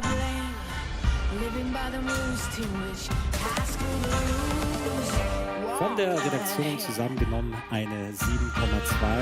Ich sagen, kann mich auch nicht zu sehr da beteiligen, weil ich einfach keinen Mehrspieler oder die Multiplayer-Funktion in den Souls-Titeln auch nicht wirklich aktiv nutze. Mit 200 Stunden Elden Ring, ich habe ein paar Runs gemacht in Night Rain und ich sehe auch die Faszination da drin, dass im Gegenzug Leute wie die liebe Annabelle, die bei uns im Game Talk auch von ihren aktuellen Erlebnissen auch in Night Rain erzählt und dort Stunde um Stunde und noch viel mehr dann investiert und machen kann. Hat sich jemand hier in den Night Raiden gestört? Ja, als jemand, der 80 Tage am Stück gebraucht hat, um Elden Ring durchzuspielen, war ich einerseits erstmal so, okay, das ist ein bisschen komisch. Braucht es das überhaupt? War auch so eine Frage. Aber als ich es dann gespielt habe, gerade mit 2 Freunden, habe ich relativ schnell gemerkt, dass das Spaß macht. Also im Gegensatz zu Elden Ring ist absolut fantastisch. Aber ich finde Elden Ring Night Rain ist so ein bisschen snackiger. Wenn ich Elden Ring spiele, muss ich mich darauf okay, wo bin ich gerade, wo bin ich denn? Pause, keine Ahnung. Und bei Night Rain ist es einfach nur so ein Run. Es macht mir spielerisch sehr viel Spaß. Das hat was halt Elden Ring ausmacht.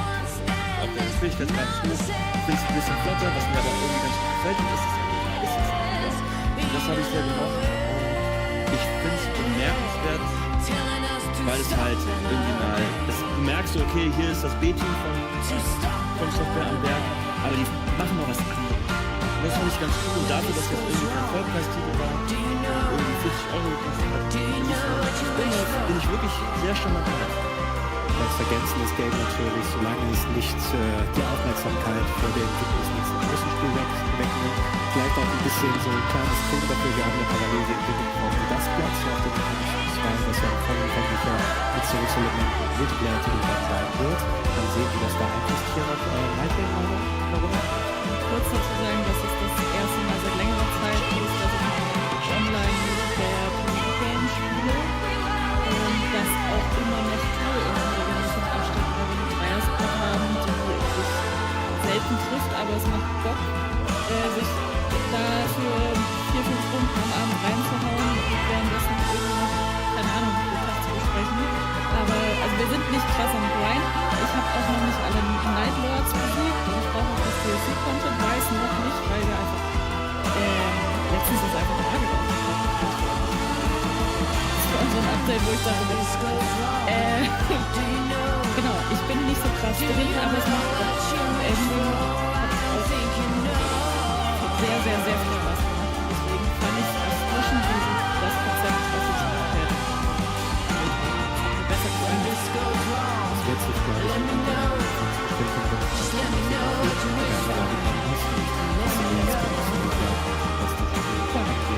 ich hätte gerne auch das jetzt gerade sagt, dass das dann noch Frage gekommen ist und dann geil, du also spontan trifft auf so einer Wiese, weil er da rumsteht.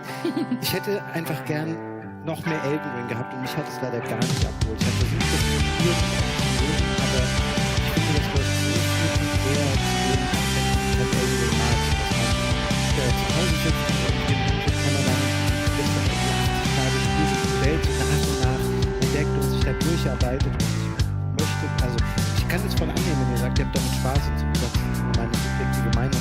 Ich möchte gar kein From Software haben, was uns snackable ist. Ich verstehe, warum man das macht, aber läuft mir voll zuwider und ich finde auch, dass persönlich, wenn ich da jetzt so durchgehe und dann gehe ich da hin und dann ist da so ein Riesenboss und da wieder, ich finde, das entwertet das voll emotional, dass ich vorher denke, okay, ich habe 10 Stunden da jetzt drauf hingearbeitet, durch diesen Dungeon durch, bis ich bei dem Boss irgendwie ankomme, hat das für mich eine ganz hohe Relevanz, weil aufwendig zu kämpfen.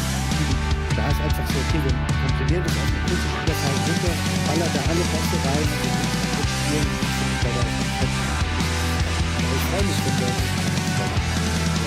80 Tage mit wirklich einmal wenn die Ratings der Chat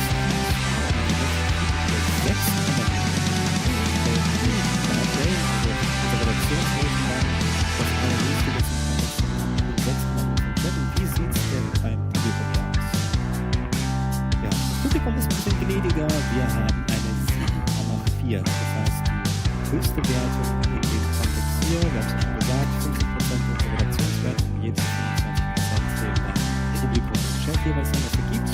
Zusammengenommen was haben wir, eine 6,9, 6,95. Das ist sehr kleiner auf dem Vorschau-Monitor und der drauf, aber hat aktuell dafür gesorgt, dass wir in den Live-Rate momentan auf den supersten Platz führen. Wir gucken mal gleich, wie sich das nächste Spiel einordnen wird. Wir haben eine Pause. Wir sind mittlerweile angekommen in Nintendo Switch 2.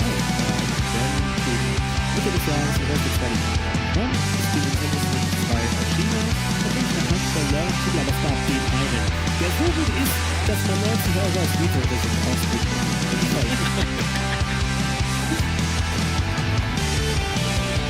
Ein echtes neues Mario. Auf diese Nachricht ist die Fans seit Mario Kart 8 ganze 11 Jahre warten. Dennoch bei der Release der Nintendo Switch 2 wahrscheinlich der perfekte Zeitpunkt dafür, denn einen besseren System-Seller könnte man sich kaum vorstellen. Statt Mario Kart 9 entschied man sich für ein bedeutend schwaches, teureres Titel. Das Feature dahinter ging aber nur bedingt auf, denn wirklich viel zu tun gab es in der offenen Spielwelt nicht.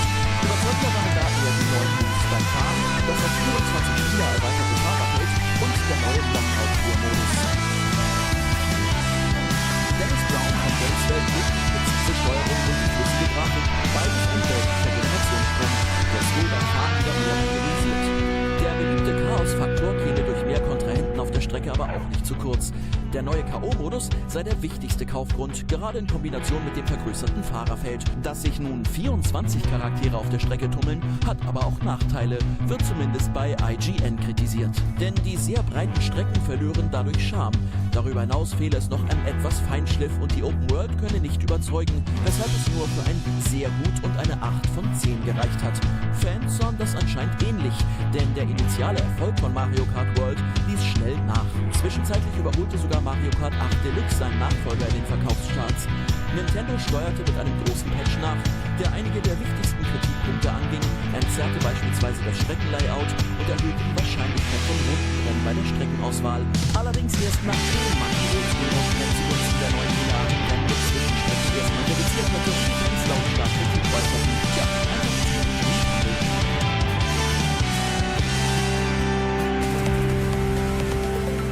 Eine 7,4 hat es von uns gegeben und Mario Kart World natürlich ein schwerer Stand, wenn du dich Mario Kart 8 Deluxe vergleichen musst, was effektiv 10 Jahre lang daran geschliffen und Inhalten alles geführt werden konnte. Und ich als nicht unbedingt der allererste Mario Kart Spieler war zumindest angetan, Gameplay-mäßig was dazu gegeben, Sachen dazu gekommen sind, das World ist ganz insbesondere machen wir jetzt Wege zwischen Strecken zu eigenen Strecken.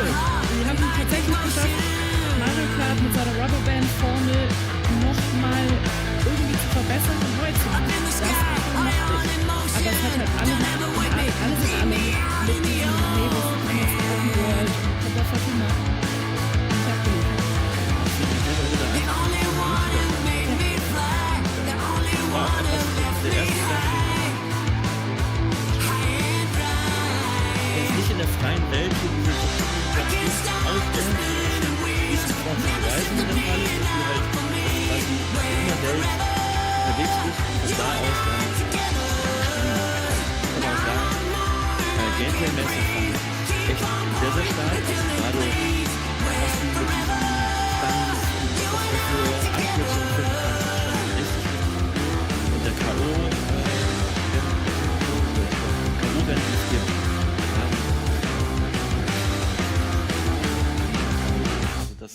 das haben wir, glaube ich, exklusiv gespielt. Also es war vieles egal, aber dieser K.O.-Modus, der ist fantastisch. Habt ihr in der Runde Leute, die sich über Mario Kart auslassen wollen? Krabbel? Das ist ja super. Hä, der Also Pinguin meine ich doch völlig ernst. Nimm meine 100 € und halt die Klappe. Ja. Wir fehlen aber nicht dann, also ist cool, dass man die Crew und solche Figuren, die sonst irgendwie Beiwerk waren, bei Mario Kart reingetan hat, aber wenn du jetzt Smash Brothers oder sowas nimmst, wo du so viele andere Nintendo-Franchises drin hast, oder was weiß ich, Sonic Crossroads, da wird die Charaktere so ein bisschen Zeit geschafft, sie haben sie nicht aufgeblasen, indem sie die bessere separat als Figuren auswählbar machen. So wirkt das Ganze, als würde es irgendwie 100 Figuren geben, aber ist es gar nicht. Also so ein Mega Man wäre von damit gewesen. Ja, aber bestimmt. Was wir jetzt alle gelernt haben, ist das nächste Smash. Auf jeden Fall, ja. Und dann die einzelnen Namen, das zieht sich dann an. Die knallt sich dann aus dem Level raus. Wir müssen aber schon mal nachfragen, wie das denn jetzt die Chat wird. Der Chat hat eine 6,1. Also da war der Lack relativ schnell abgekommen. Wie sieht es denn beim Publikum aus? Publikum hat sogar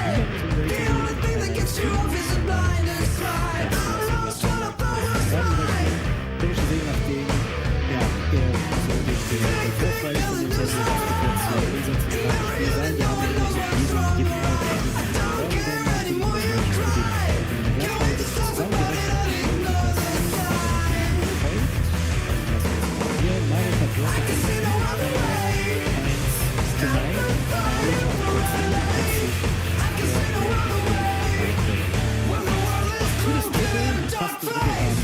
der 25 Spiele des Jahres 2020 in dem Sinne würde ich mal sagen, lass uns mal einen kleinen wenig Pause machen, kurz mal durchschnaufen und geht es weiter mit noch viel mehr Games. Bevor wir dann aber rausgehen, hat es da noch irgendwas anderes? Jetzt ist es weg.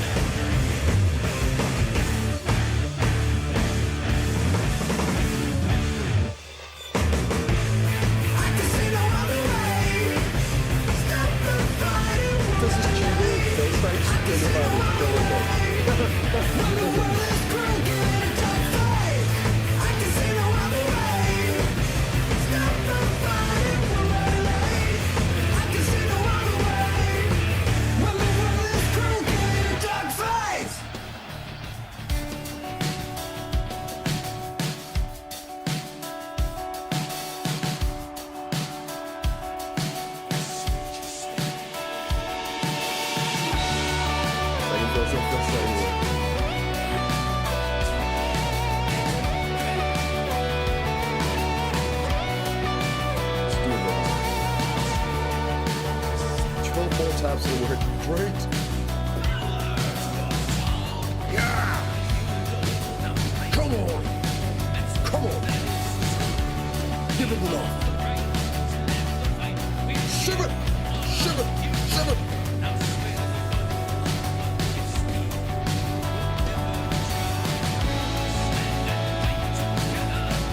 This is cursed. It's action first. It's action first. Come on with the bells like this.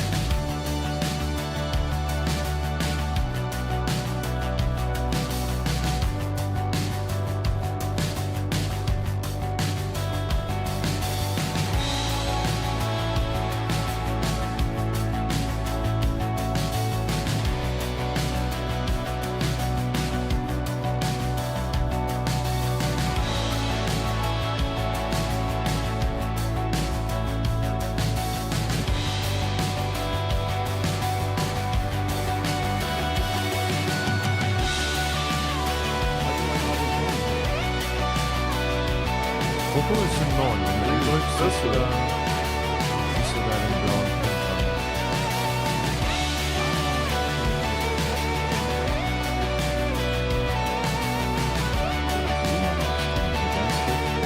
Weißt du, wo hat Diablo? Ach, nein, Problem. Aber jetzt sind wir dran. Ja, ich bin schlimm. So, alles gut. Wir können dir auch Makros vorstellen. Ja. Oder hört doch auf.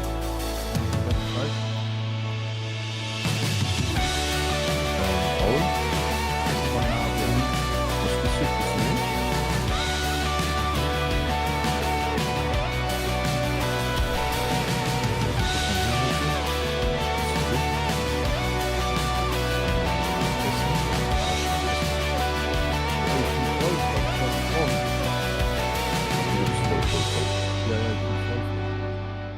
Ja, okay, eigentlich wirst du eh geheilt, ne? Ja. Juckt eigentlich nicht. Okay. Digga, hier sind so viele Leute jetzt.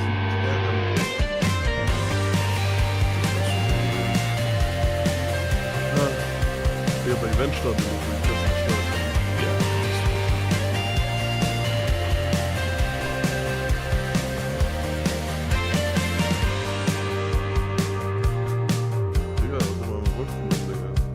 Oh, das bin ich.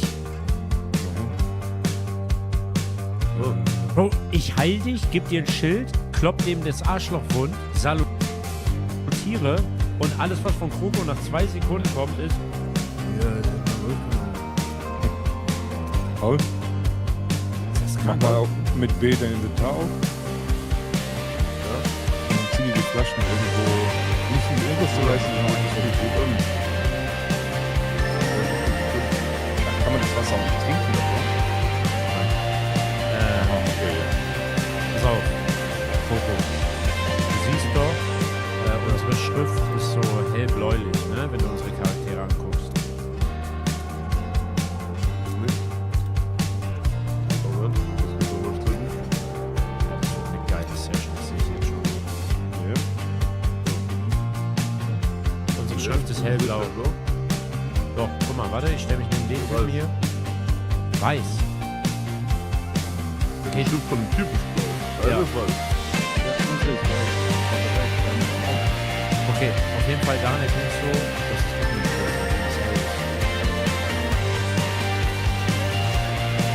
so, habt ihr eine...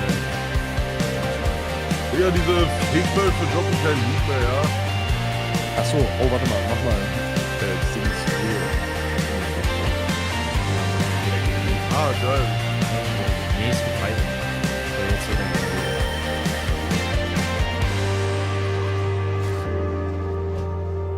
Ja, der droppt kein Loot, weil der schon... Warte, was passiert hier jetzt? Okay, pass auf. Wenn wir in der Gruppe sind, dann passiert es automatisch so, dass wir nacheinander den Loot bekommen, okay? Jeder eins und dann fängst du wieder von vorne an. Wichtig, einmal zur Info für dich schon, wenn ich jetzt hingehe und du musst doch diese roten Bändchen später zum Beispiel suchen, okay? Weißt du noch die Quest? Ja. Wenn wir zum Beispiel die roten Bändchen suchen, dann musst du ein bisschen aufpassen, weil wenn ich meine schon habe, dann lege ich zu meinen hin, ich drücke drauf und ich laufe dann weg. Du musst noch gucken, dann kann bei dir dann, nachdem ich die Runde laufen, dann plötzlich rotes Bändchen. Das wirst du dann sehen, wenn es soweit ist. Ich werde es ja noch nachfragen. Aber jetzt haben wir es umgestellt, jetzt kann jeder alles looten und Gold alles fließt in die Schatzkammer. Wir später zusammen. Just like everyone hat 5 Jahre.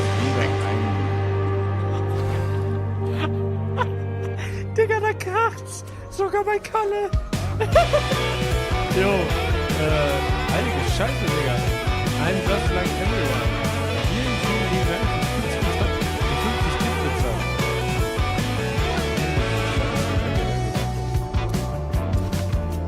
Obwohl, ich will's gut machen. Wir haben einen schönen Stream. Oh, doch, jetzt geben die wieder eine Knutsche, Alter.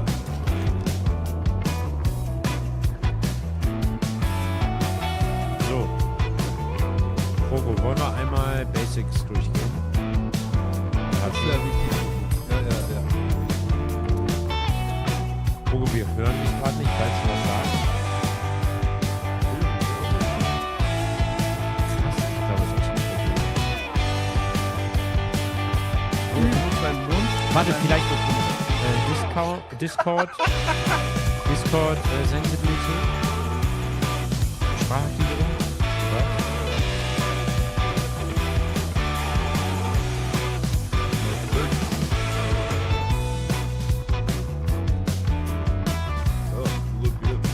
Okay, also die Basics. Also generell mit den Maustasten kann man gut steuern. Wenn du Rechtsklick gedrückt hältst, also mit Linksklick schaust du dich da um. Linksklick gedrückt halten, schaust du dich um. Rechtsklick theoretisch auch. Aber mit Rechtsklick drückst du halt auf deinen Charakter, wenn du den Linksklick hast. Das heißt, diese filigrane Steuerung, gerade wenn du schnell mit dem Charakter einen Sprung machen willst oder so, lohnt es sich mit beiden Maustasten gedrückt halten, zu steuern. Oder beispielsweise, du hältst die ganze Zeit gedrückt und Richtung gibst du an, indem du die rechte Maustaste drückst. Also gedrückt halten und mit rechter Maustaste gedrückt halten zu anpassen. So kann man so ein bisschen feinfühliger steuern und sich umgucken. Generell gilt bei Hardcore schön weit rauszoomen, damit man möglichst viel sieht, auch an Bedrohung. Hast du einen Namensvergleich? Also siehst du, genau, wenn du den hier anreißt, siehst du dann eine Lebensleistung.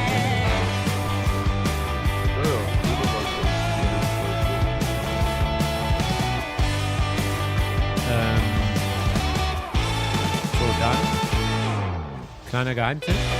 Diese Wölfe greifen uns ja nicht an, auch wenn man neben uns steht. Das liegt daran, wenn du Linksklick mal auf den Wolf machst, siehst du, er hat einen gelben Stift und ist gelb untermalt. Hatschiges Gericht. Dann sind das passive Mobs. Die greifen uns erst an den Busen an. Genau, nur Spaß. Wenn es rot ist, dann greifen sie einen an, sobald man in ihre Reichweite kommt. Muss man sich vorstellen, wie so ein unsichtbarer Bereich. Von so ein paar Metern. So. Manchmal ist es sehr unübersichtlich. Damit man immer nicht mit der Maus den Gegner anklicken muss, um ihn da noch anzugreifen, kann man hier gut Tab drücken. Wenn man so in einer gewissen Reichweite zu einem Mob steht, geht jetzt nicht über etwaige Distanz, aber beispielsweise hier, so, guck mal her. Was machst du, Coco? Coco, erklär dir das. Wenn du hier Tab drückst, wie siehst du Mobs an? Du kannst mehrmals Tab drücken und Ziele durchschalten, die in deinem Sichtradius stehen.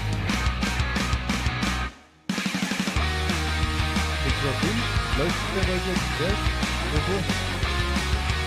Wenn du Tab drückst, ja.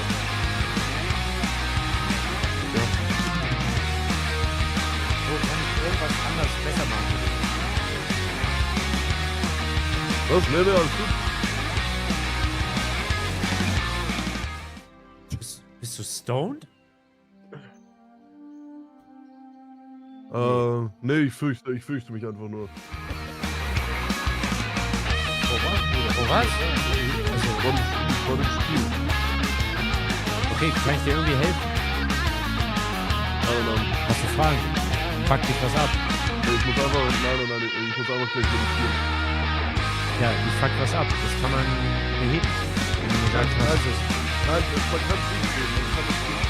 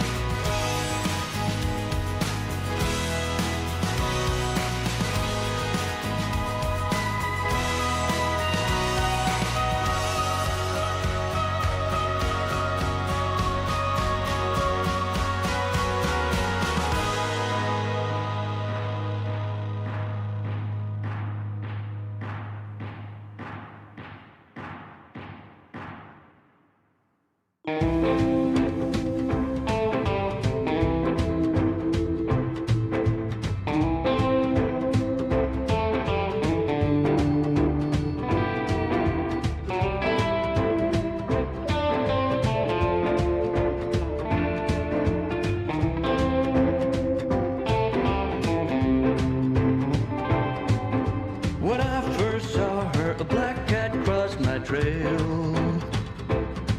Bad news and high heels made me go off the rails. But one look at her, she's oh so fine. I know I've got to make her mine. She's just my kind, I can't get her off my mind. She's my kind of woman, I need a soul. Yeah, my kind of woman, I can't let her go. 5 feet of dynamite will keep me dancing through the night. You know, a black cat got nothing on a lucky man.